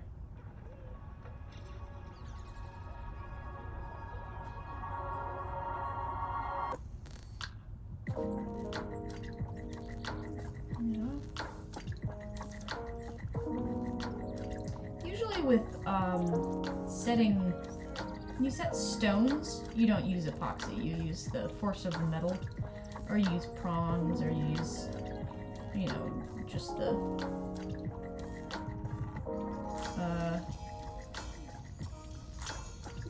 yep, English. It's considered bad form to use glue with this kind of thing usually, but the way that this earring is designed isn't really made to hold the piece of shell.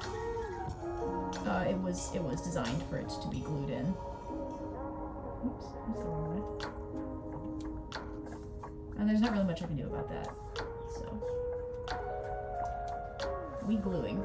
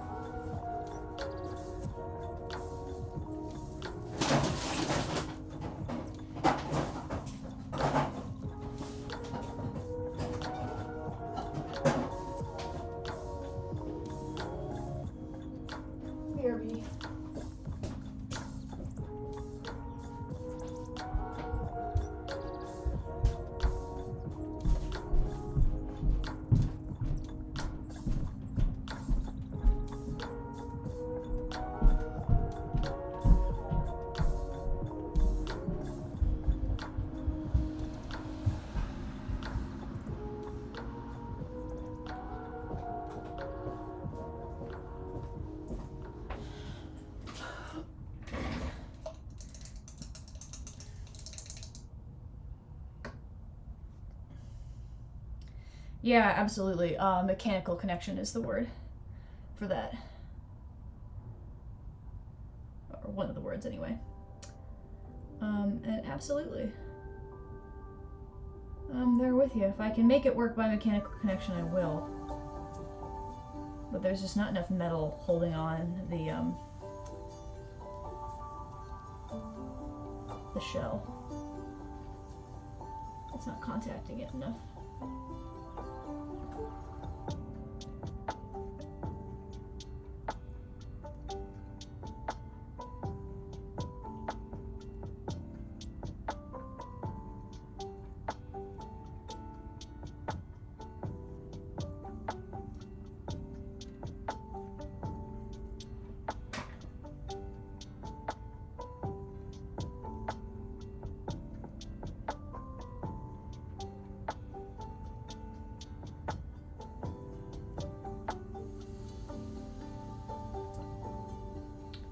Oh, kintsugi with epoxy. Yeah.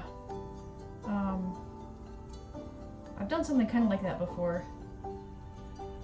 And yeah, I guess the resin and the hardener are not the same density, so volume and weight measurement's gonna end up different.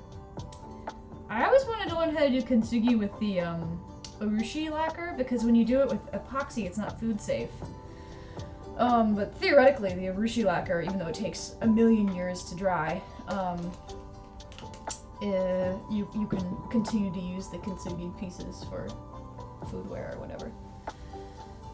Oh, wow, I'm cold. This is what happens when I have my heat off and also my garage door open. Let's pull this guy out of the pickle. Oh, it looks so warm in there. Maybe I should hop into this nice bath of acid.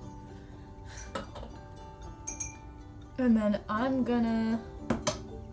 Oh yeah, that looks good. I'm gonna run grab a second layer. Ooh, food safe epoxy. That exists? Dang. I have a lot of pieces I would like to to kintsugi.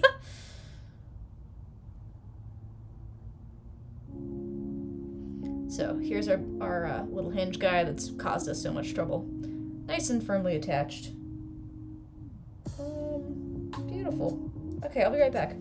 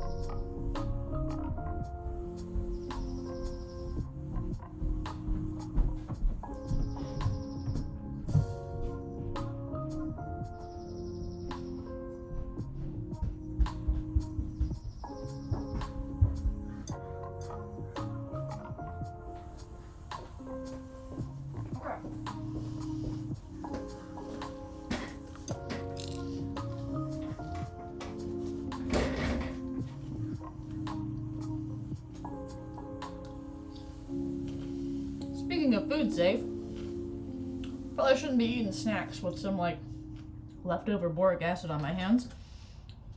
But what's the worst that could happen? Sometimes I put my paintbrushes in my mouth by accident, so... There's no staying safe.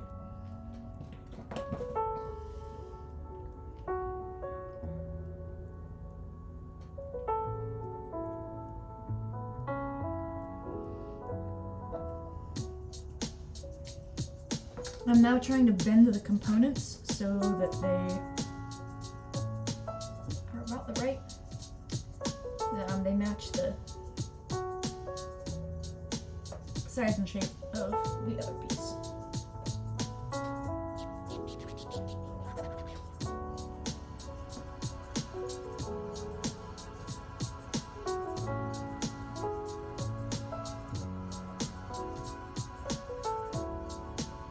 The good news is that the new piece, or the remade piece, has some very high quality connections, so nothing should be falling off of it. Might not survive getting run over by a car again, but what does?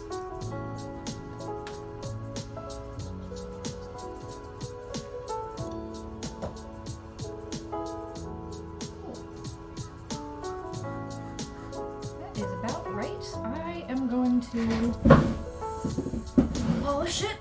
Let's see how much work I need to do to polish this. Possibly a lot.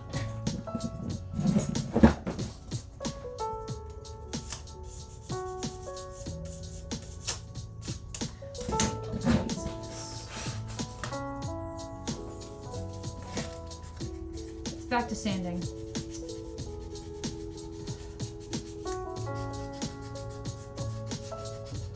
The road survives. Yes, that's true. You make a very good point.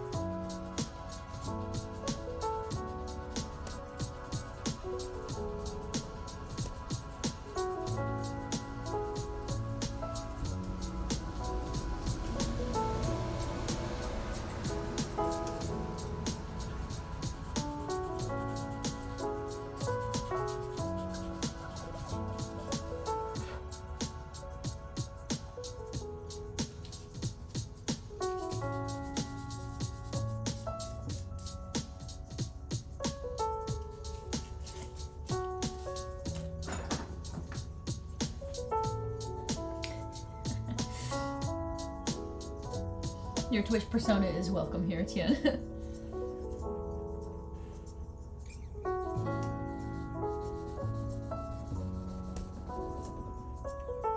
Fun fact, these emery boards honestly make for really good sanding sticks.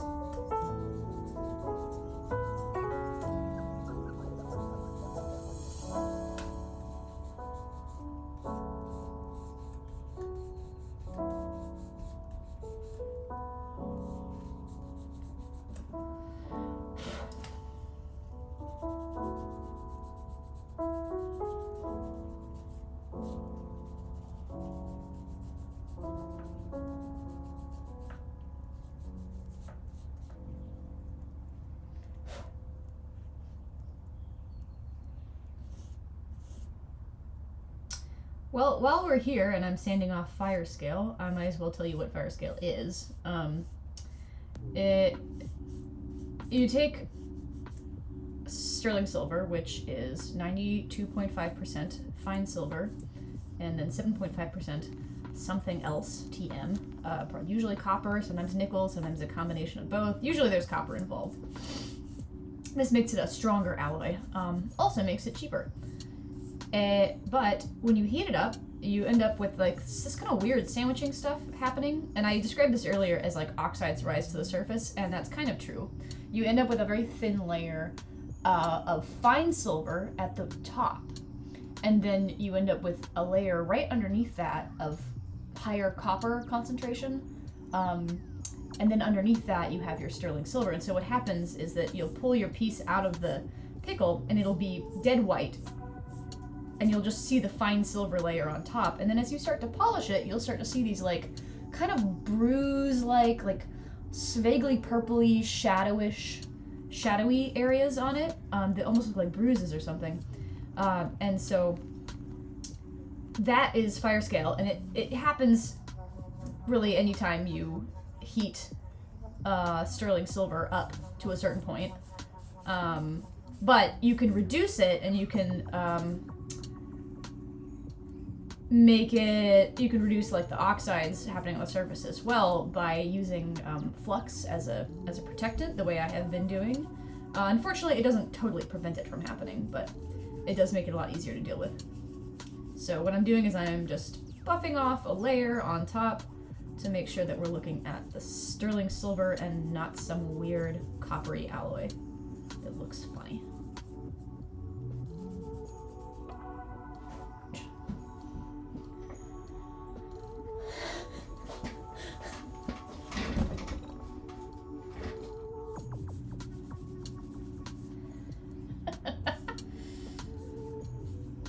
Can one truly name an eldritch anvil? I guess we have. How is the Typhoon Hawk?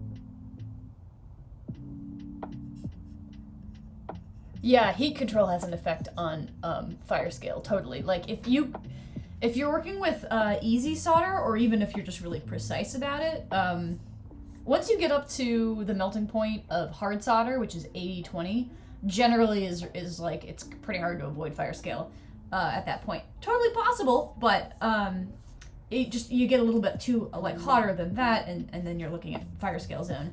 If you are working with easy solder, or sometimes you with medium solder, or you have really great temperature control, sometimes you don't have to do a fire scale really very much at all. But yeah, like the primary cause is like it got hot.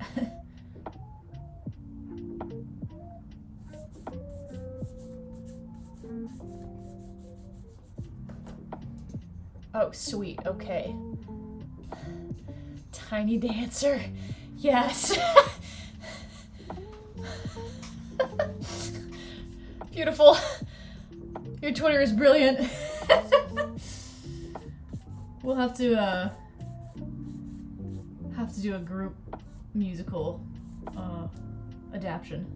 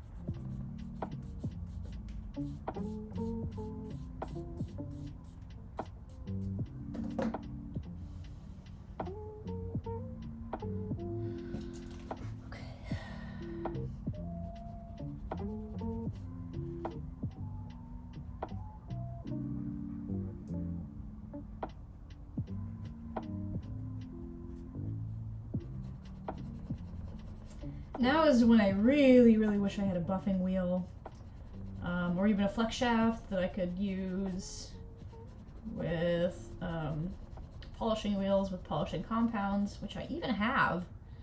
I guess I could technically do it with my drill. I'm not sure that's a great idea, but it would really, it makes the final process of buffing everything and getting it shiny much faster and easier. I'm using a sunshine cloth, which is a cloth that has been, I'm sorry, but the word for this is impregnated with a little bit of abrasive, very fine abrasive. So it actually polishes.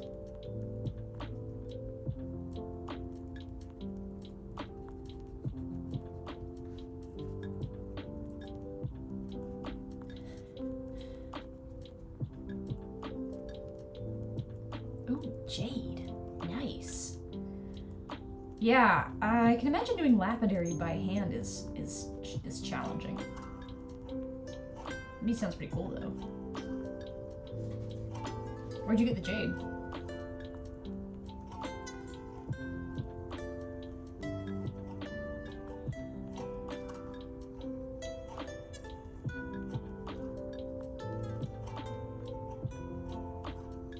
Rock and gem show. Nice. Dude, those are so dangerous. I'm not allowed to go to rock and gem shows. I'll convince myself that I need the shiny crystals. The shiny crystals. They speak to me. They say, buy more crystals. Alright, a fucking box of rocks. That I would love to set in something one day, and I'm obviously not doing it. I don't know if you can tell how shiny this is getting, but it's getting very shiny.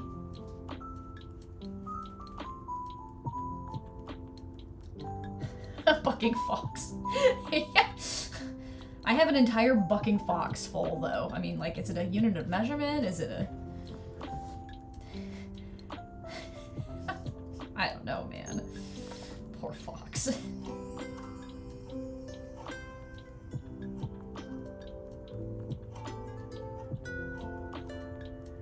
Oh, sweet! It's starting to look like jewelry and not something that's been run over.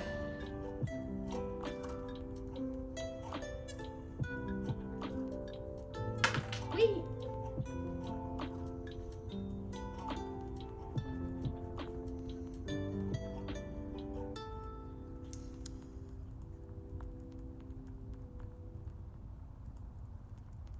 Okay.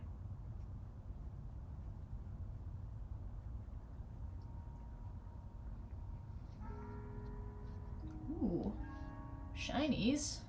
Ooh, oh yeah, man, labradorite. I used to love moonstone, and then I was like, I discovered labradorite, and I realized it was like the goth version of moonstone. Wow. So labradorite is one of my very favorites. Oh, dope. Oh, yeah. Damn, that agate. Pfft. What are you gonna do with those? Just kind of like gently jiggle them in your hands and listen to what they say?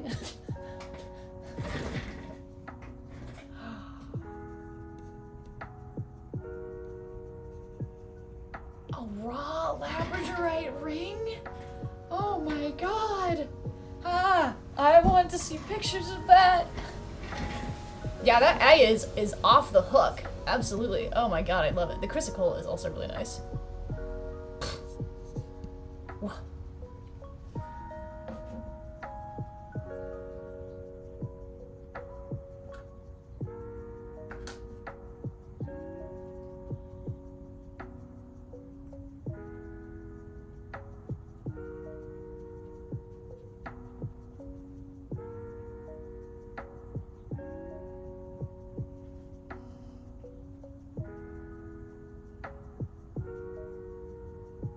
Yeah, I feel like that's how, I think that's a perfectly reasonable way to be about rocks, is like, why do you have them? I don't know, just so I can have them. You know, totally reasonable. Okay, look at it. Look, it's fucking beautiful. I mean, it's shiny anyway. So I'm going to see, I still have to fiddle with the hinge a bit, and I have to get the other side of the hinge back on there. But it is no longer run over. Hallelujah.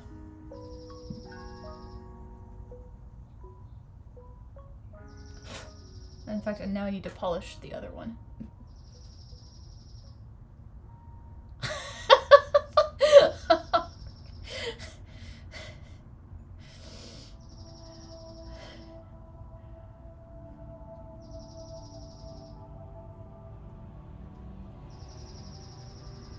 Alchemist. Hey, I'll take it.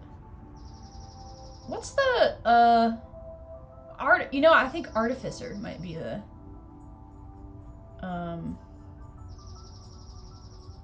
class. Or feature, I think. I don't remember if Artificer's a feature or a class, and my DM is probably asleep right now.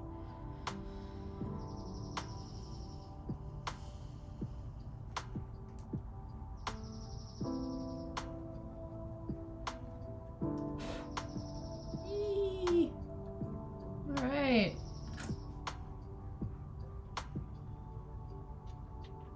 They shiny. There's a little bit more curve.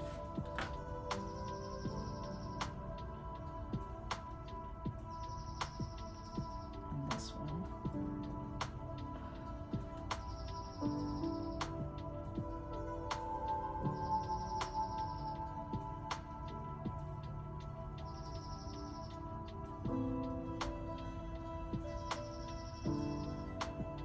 The ear wires are slightly off. This one's a touch longer. This one's also a little bit gnarly, so I'm gonna leave it where it is until I get everything else sorted.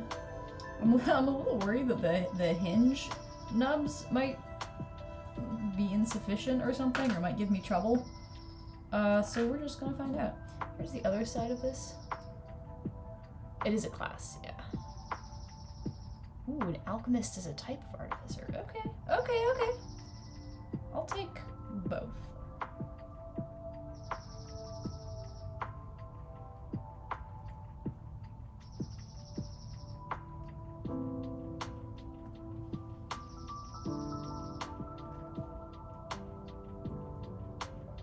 Okay, I have to not put this on backwards. That's the important part.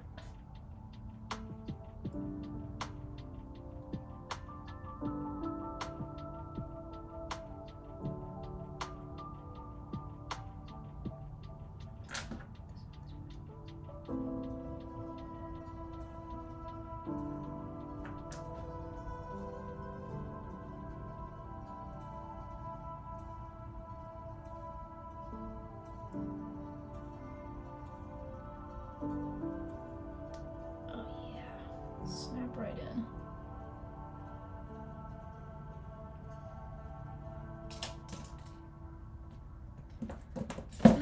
Where did I put just piles and piles of stuff? It's the entropy is really insistent.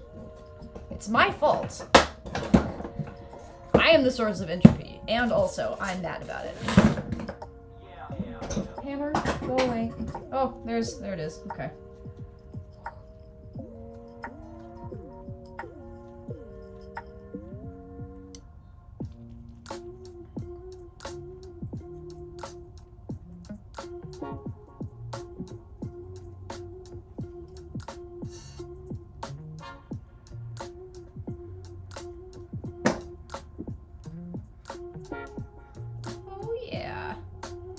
Check out that snap action. Ho-ho-ho! Wow, it's alive! So I'm gonna straighten this out just a little bit more.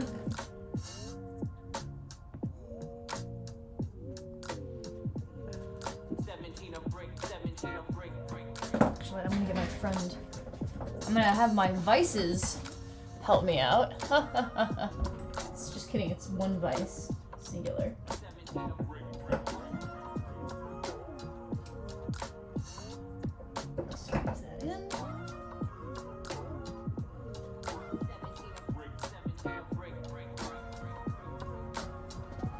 Sweet. Okay, so now I need to bend in the hinge so that this snaps to the right spot. I'm gonna compare it to this one. That's right.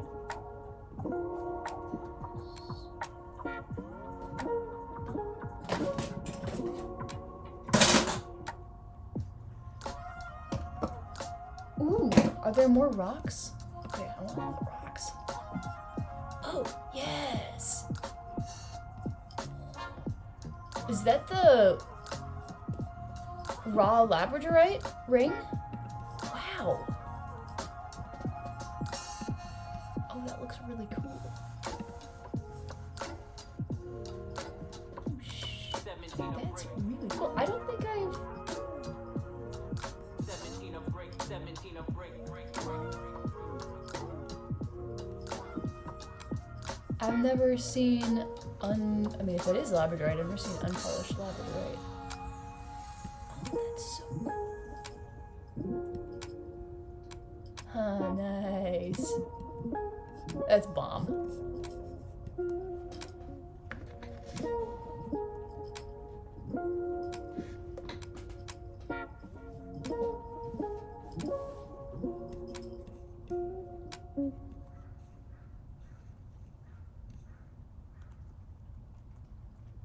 Damn. Yeah. Should have bought it. That's how it is, though.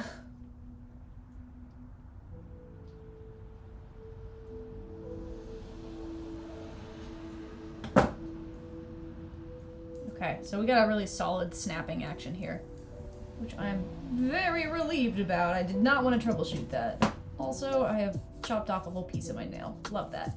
Good thing I have this emery board.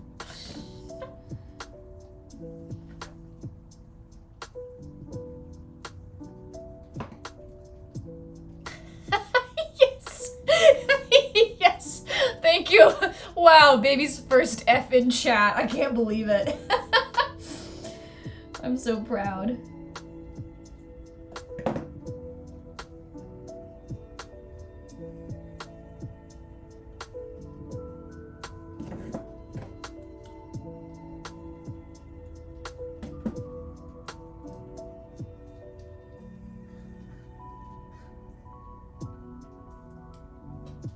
How far in does this go?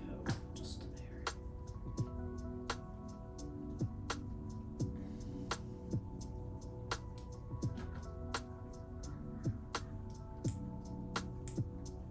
Slightly looser action than it could have, but it definitely gets the job done. I wonder if that just has to do with the... I don't know if it's because my spring steel is a little bit loose, or if it's the hinges. I bet it's the hinges. Maybe it's just that this one has a lot more crap in it.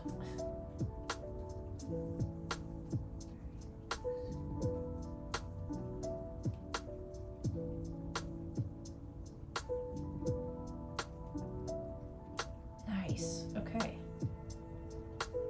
Well, that's fixed. Check it out. There's two of them. They both work.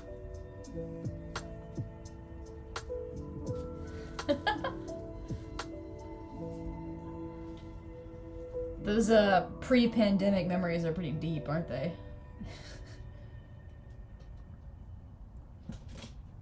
Every time I feel like I'm asked to recall something before the pandemic, I'm like, well, how dare you? How would you possibly expect me to know anything about that? That was in a whole entire other life. I've been resurrected several times since then. I've died and been resurrected.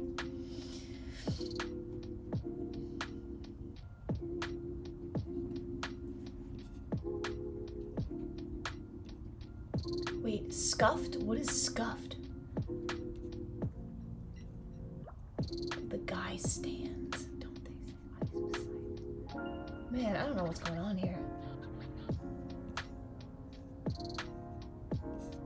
Yeah. Scuffed. Alright. I'll look that up on Urban Dictionary later, like an old person.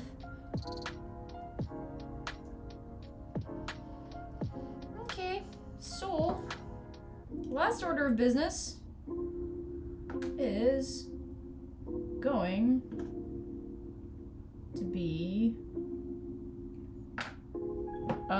gluing the other nubbin in, and that should, well, I have to reshape it a little bit, so that might take a moment. And then after that, it's gonna be dinner time. Okay, poor standards, low quality, referring to, thank you so much for this copy and paste definition. This is exactly what I needed. Oh, yeah. Okay, scuffed. I like that.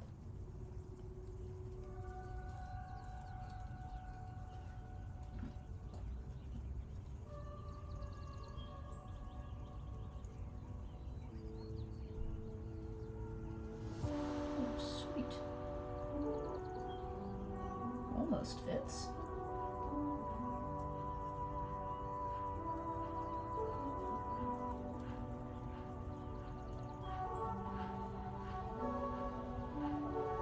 Get it to fit lengthwise. Yeah.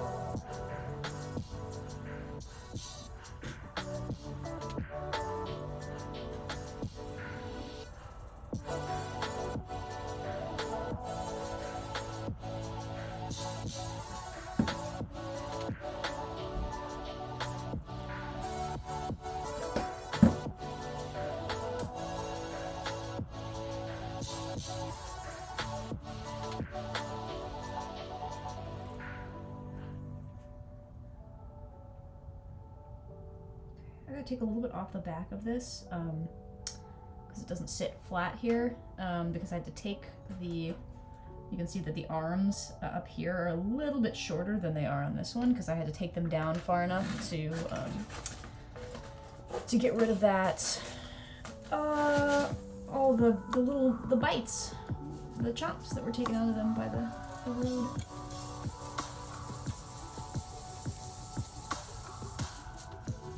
This one here.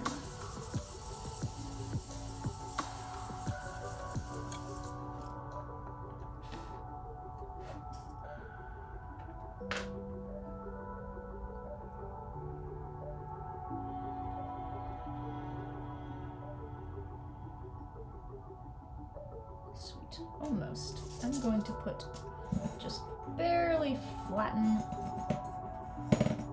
the seat here.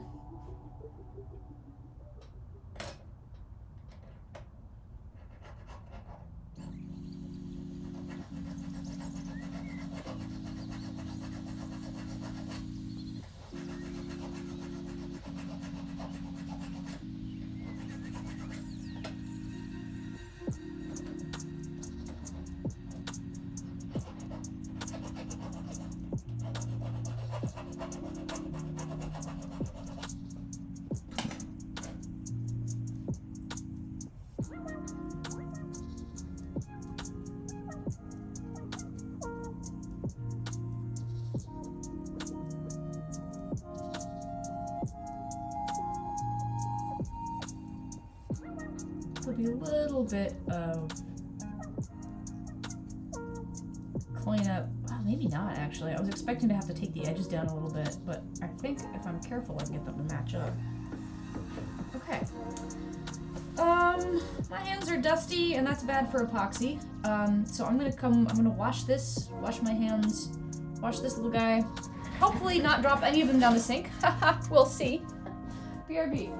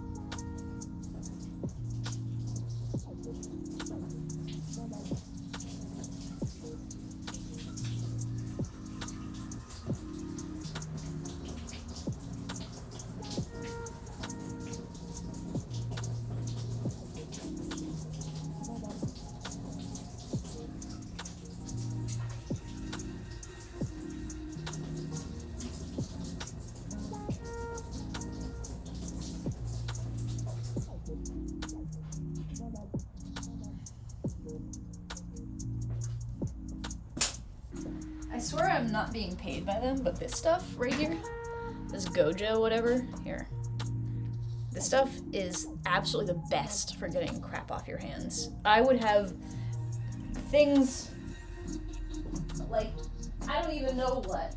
Some awful combination of like grease and chemicals and metal dust and other fun things just really caked into the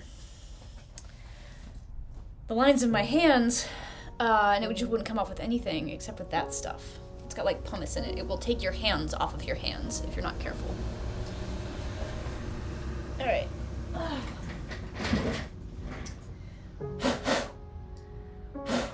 Ooh, that's so pretty.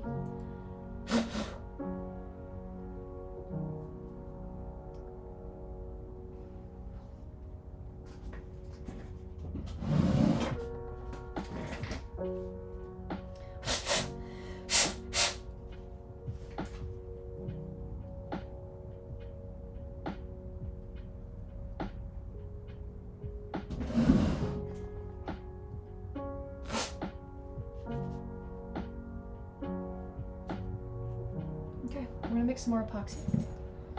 And the resin I had out there.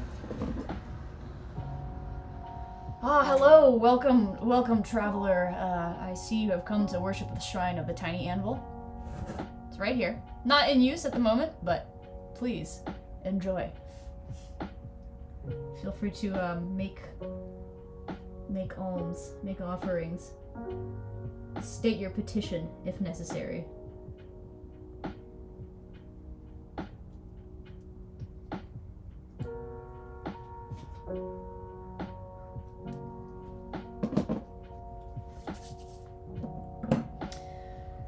If you just walked in, and I know you came here for the tiny anvil, but unfortunately you're gonna learn about what else has been going on.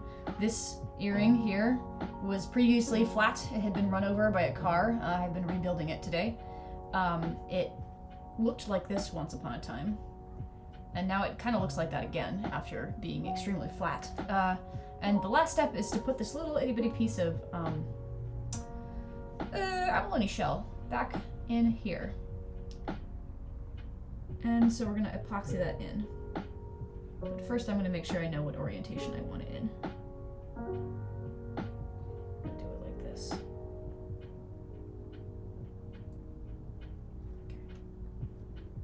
Okay. Alright. Go for my drawer that's full of nothing but toothpicks. And it looks like I have a little bit more resin than hardener, so I'm gonna take some of that out.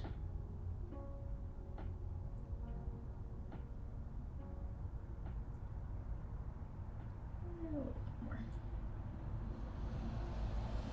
And mix these together.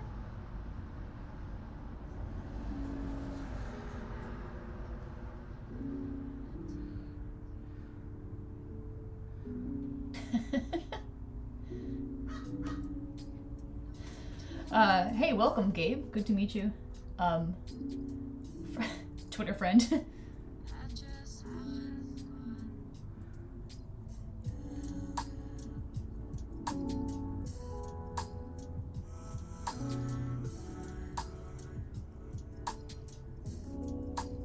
I went to all the trouble to put the orientation for this right, and then I flopped the ring around. Let's try that again.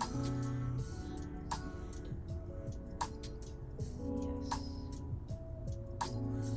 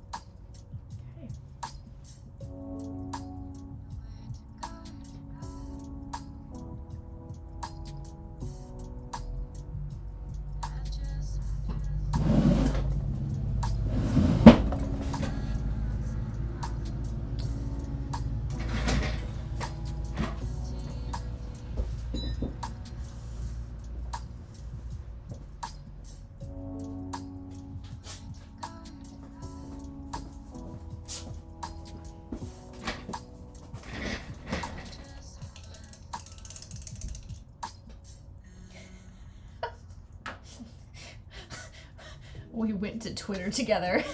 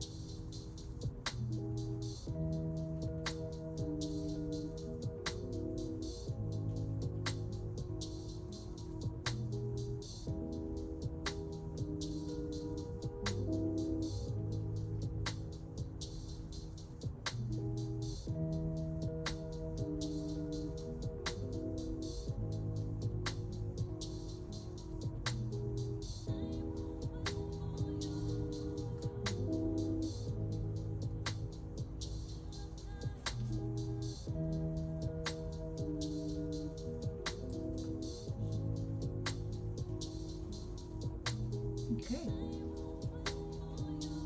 Now I gotta leave that alone.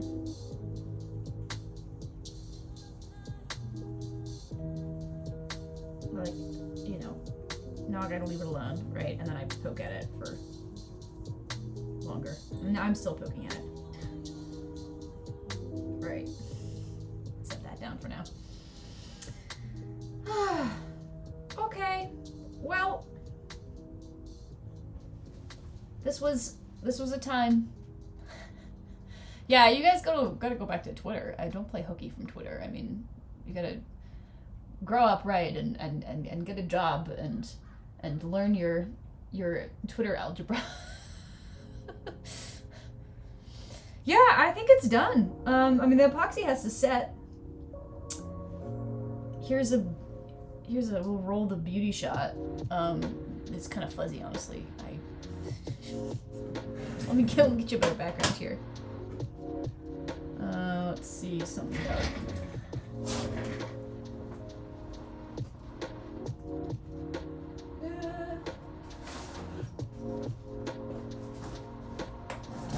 There you go. Maybe that'll make it a little easier to see.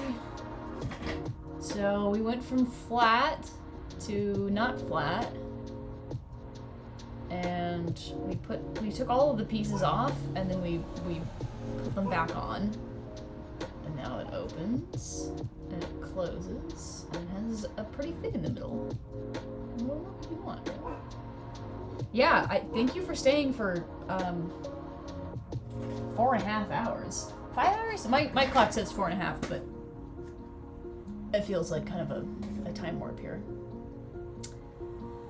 Yeah, the spring still springs. The spring goes, it's a slightly looser action than the other one, but it, boink, boink, it'll stay on, which is all that really matters. So, yeah, that's it. That was your jewelry repair stream. Thank you for coming. I was absolutely delighted to set things on fire.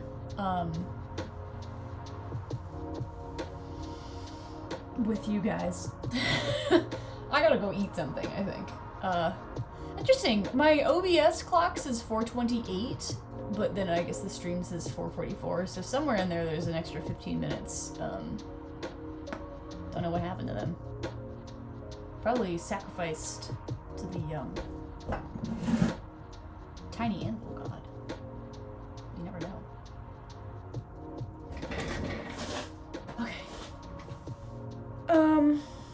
Gotta clean up here a little bit.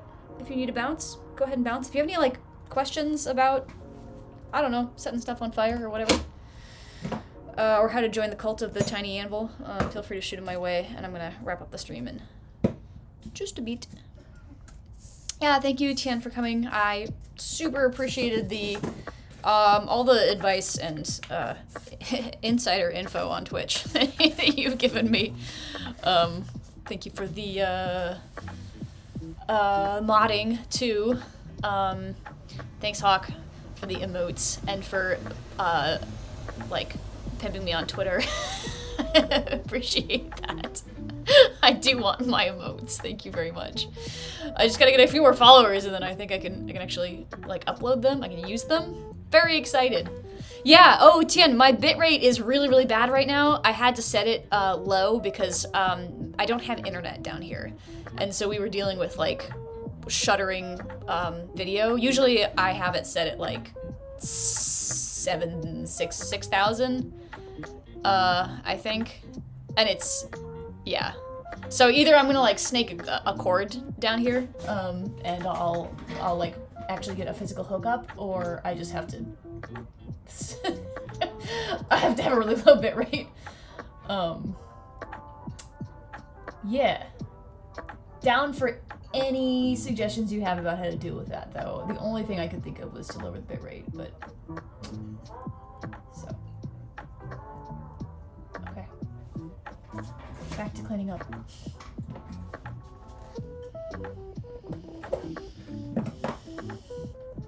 Thank you to any strangers on the streams, also.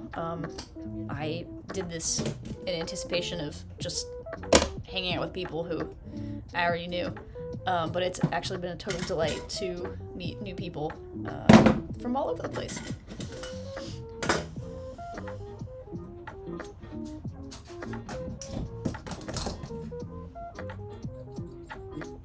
There you go.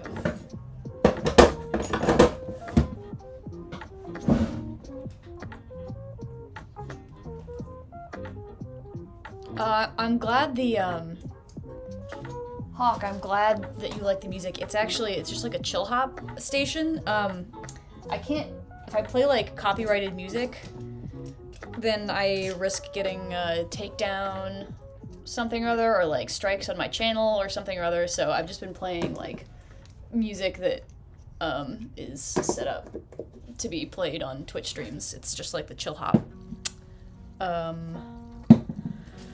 channel on YouTube. It's a live stream. Someone else is live streaming. They're live stream inside the live stream. This is the future. Okay, leave that alone. Doo-doo.